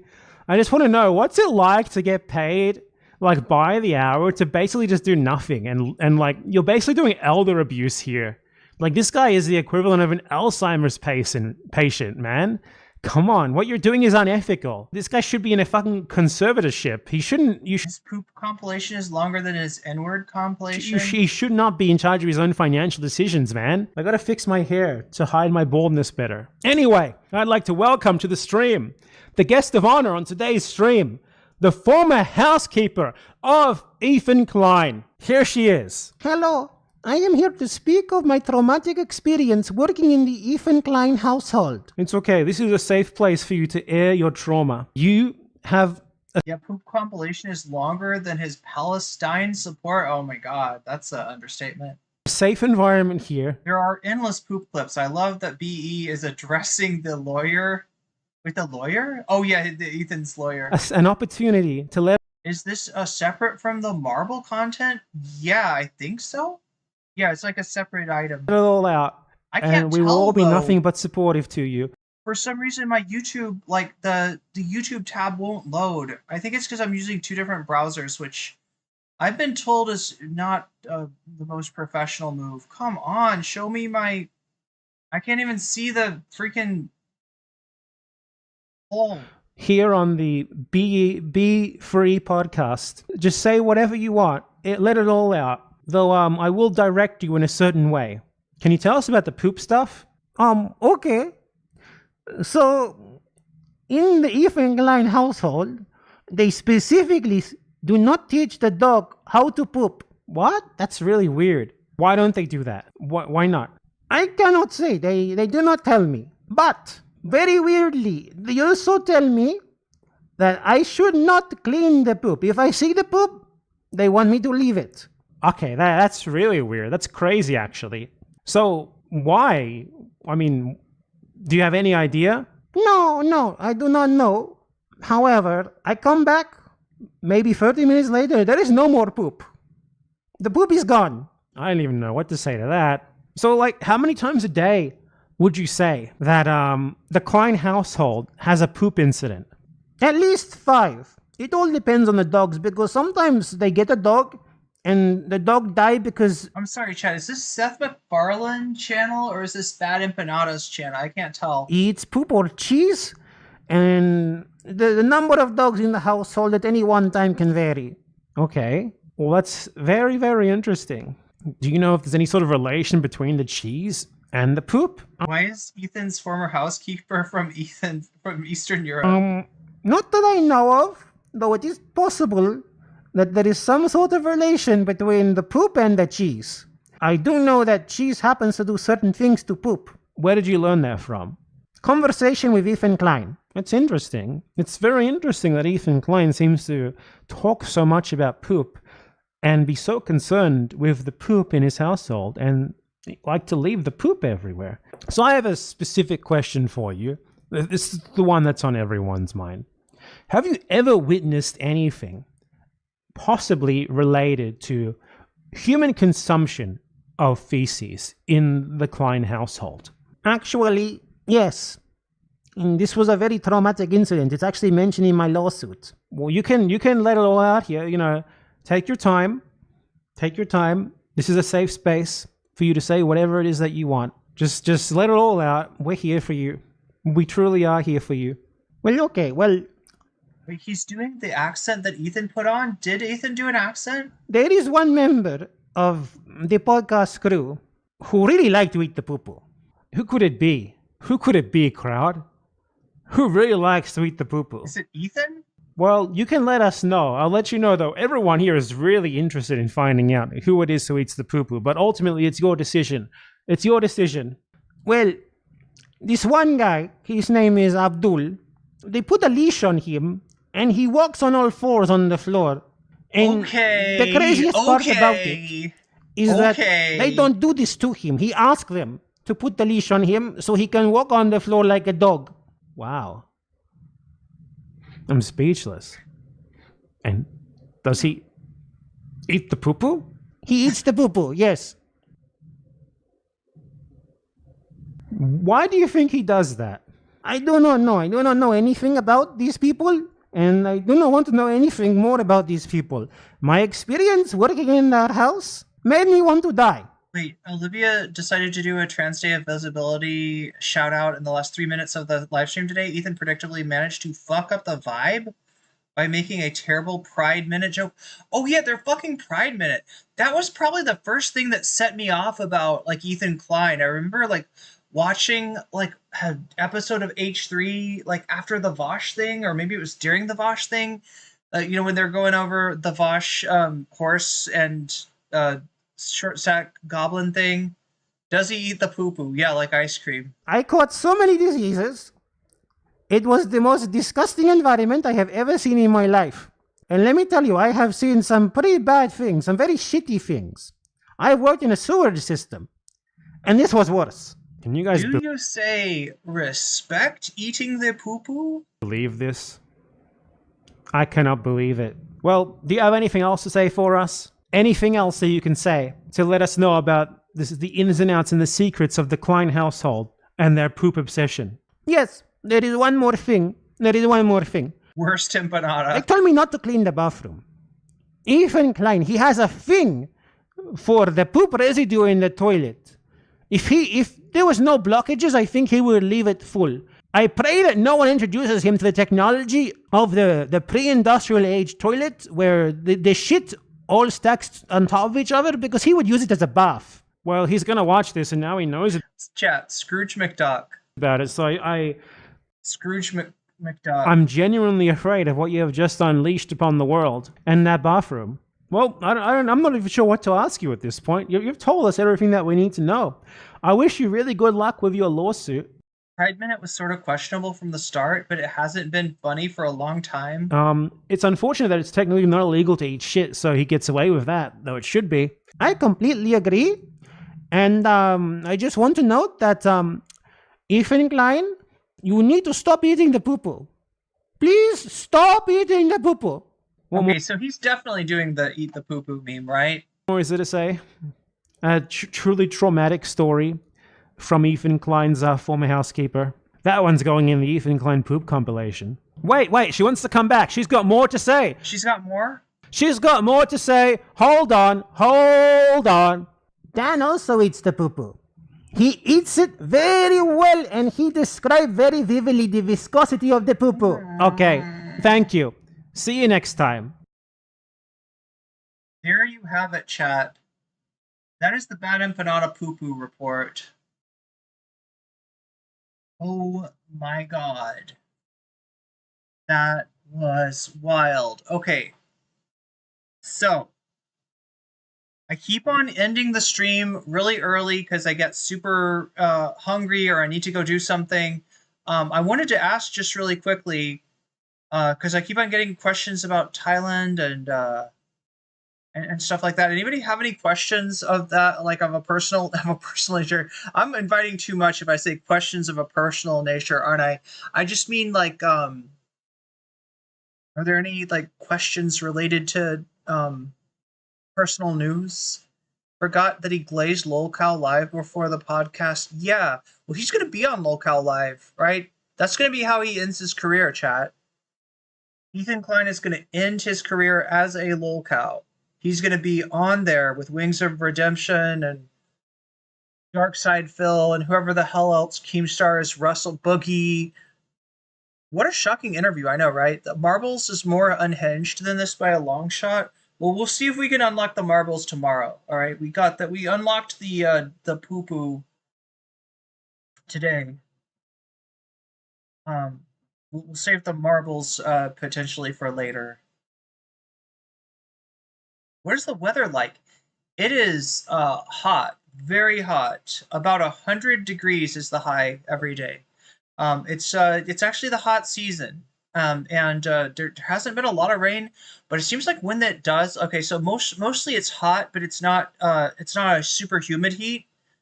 There has been, I think it rained yesterday, so it's a little bit more humid today. But yeah, it's very hot. I don't mind it that much because I'm like acclimated to the heat. How do I get around? I try to walk whenever I can, but actually the taxis here are really cheap. Like their version of Uber is pretty cheap. Can I hear about the fuzzy cuffs? I mean, they're not really, I don't think they're supposed to be cuffs. What are they actually supposed to be? I'm trying to remember where these came from. I feel like it was some kind of cosplay thing, right? But I can't remember what it was. I can't. Yeah, they're on my wrist, so I guess that's why they look like fuzzy cuffs. But I why don't I remember where this came from? And chat, I've left my cosplay like behind. Like I actually threw, with a very few exceptions. With very few exceptions.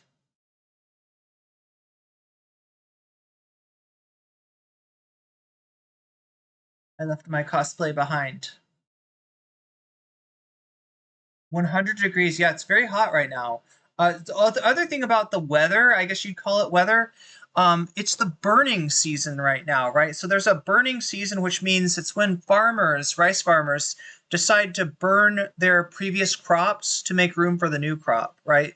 So they're burning their rice fields. They get very dry, and that's when they set them on fire in order to burn the fields for the next harvest. And so because of that, there's a lot of the air quality is pretty low, and you kind of should maybe wear a mask, right? The air quality is pretty bad right now, but that'll be ending towards the end of April. So we have less than 1 month, of the burning to put up with. I like warm weather. Swimming in warm weather. Oh yeah, it's really nice. Yeah, absolutely. Wings got kicked off the show for pushing his wife. Oh, over a coffee table on camera. Ethan was like, he gave a really nice apology. Yeah, Ethan loves to review apologies. Flying Purple People Eater cosplay? Wait, this came from Flying Purple People Eater? I don't remember, chat. I'm trying to remember what this actually was. What part of what was this? What did this go along with? I don't remember.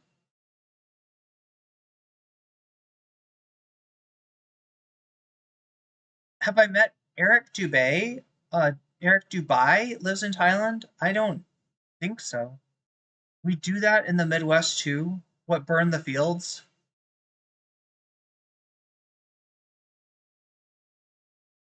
A YouTuber that also has a Wing Chun is also a Wing Chun instructor. And an English teacher living in Thailand. Nice.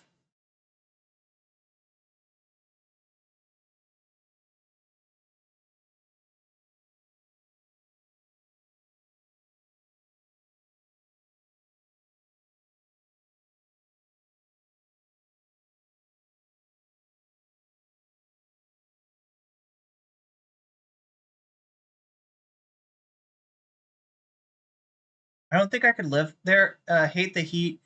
Yeah, I mean, I could see that. It's a little bit of getting used to, but I guess compared to, look, I lived in a cold, wet area, so living in an area that, at least for right now, is kind of hot and dry. We do burns each summer here in the Midwest, so it's not, yeah. And look, where I'm from, we have forest fires every summer, so I'm kind of used to this exact smell. It smells exactly like forest fire season.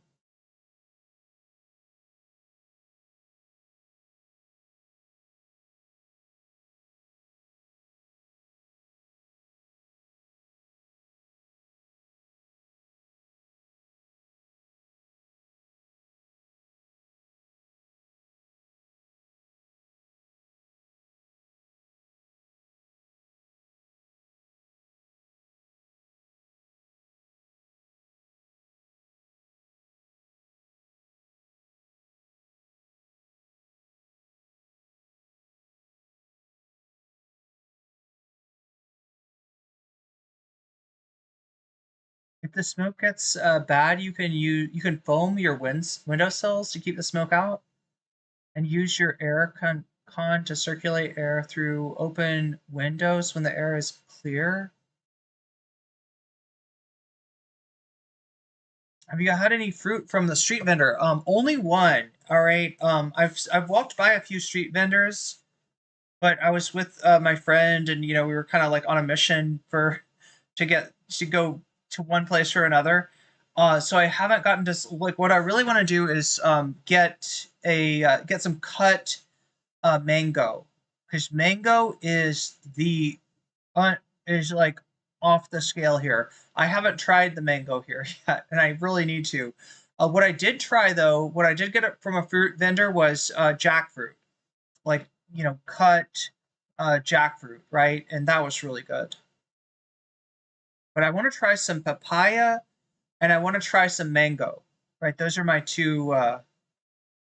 Those are the two things that I'm. Hope you go to some Muay Thai fights. Yeah, actually, probably will do that sometime soon. Actually, I want to start. I want to find a place and get do some Muay Thai lessons, or even I don't even know because like right here's the whole thing. I'm not living where I'm going to be living. Like right, I'm in a hotel right now, and I'm probably going to be living in a different part of the city. So I don't want to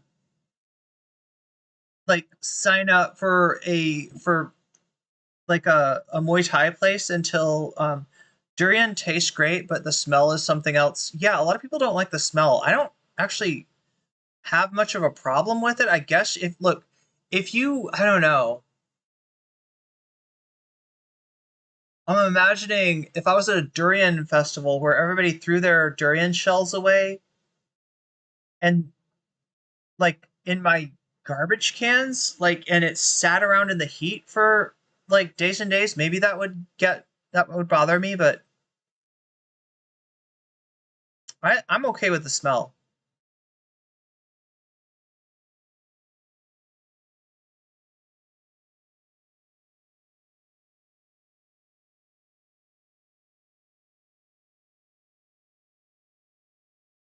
All right, well, chat. I might take a few days off here. It is like what, the 31st of well, for me it's the wait, I'm trying to figure this out. For me, it's actually the 1st of April. It's already April Fool's Day for me, but for you, it's the 31st. So I'm going to take maybe a little bit of time off to get some stuff done, get some stuff in place, but I'll be back in a day or two. I'm not going to take a lot of time off because, I gotta stack that. I gotta try to do the, look, I gotta try to get a certain amount of money in the bank in order to get the visa that I want. It's weird. Like they charge you for the visas, but the price of paying for a visa isn't that much. But like for the one that I want, you gotta show like a certain amount in your bank. So I'm gonna be looking into that next, and so I will be streaming a lot. I will be trying to stay on my grind, and hopefully when I get into a place where I can set up my computer, I'm gonna start making putting out videos again. I'm even thinking about if I can make it work, getting an editor. So look forward to more NCC videos in the near future, and hopefully higher quality streams too, because once I get my computer set up and everything, I will be able to we'll go back to the quality that you're used to. And I'm going to try to get a nice apartment that has a good background. Does durian smell like papaya? Because I hate papaya. No, durian smells very different. How is apartment hunting? I haven't done it yet, but I haven't like gone to places to look. But I have seen places like on Facebook and stuff, and yeah, the prices are actually pretty good. I'm a day ahead. That's true. I always forget that. People compare what durian smell to rotting meat. I don't know about that.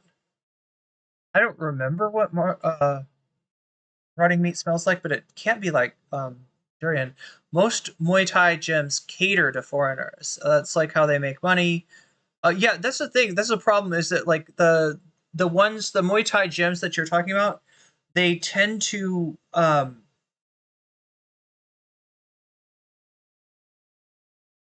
be a lot like less like they don't emphasize cardio and stuff as much as the Thai gyms. Thank you for the stream, Irene. Thank you, BCat. Good to see you as always. You take care of yourself too, Narwhal. All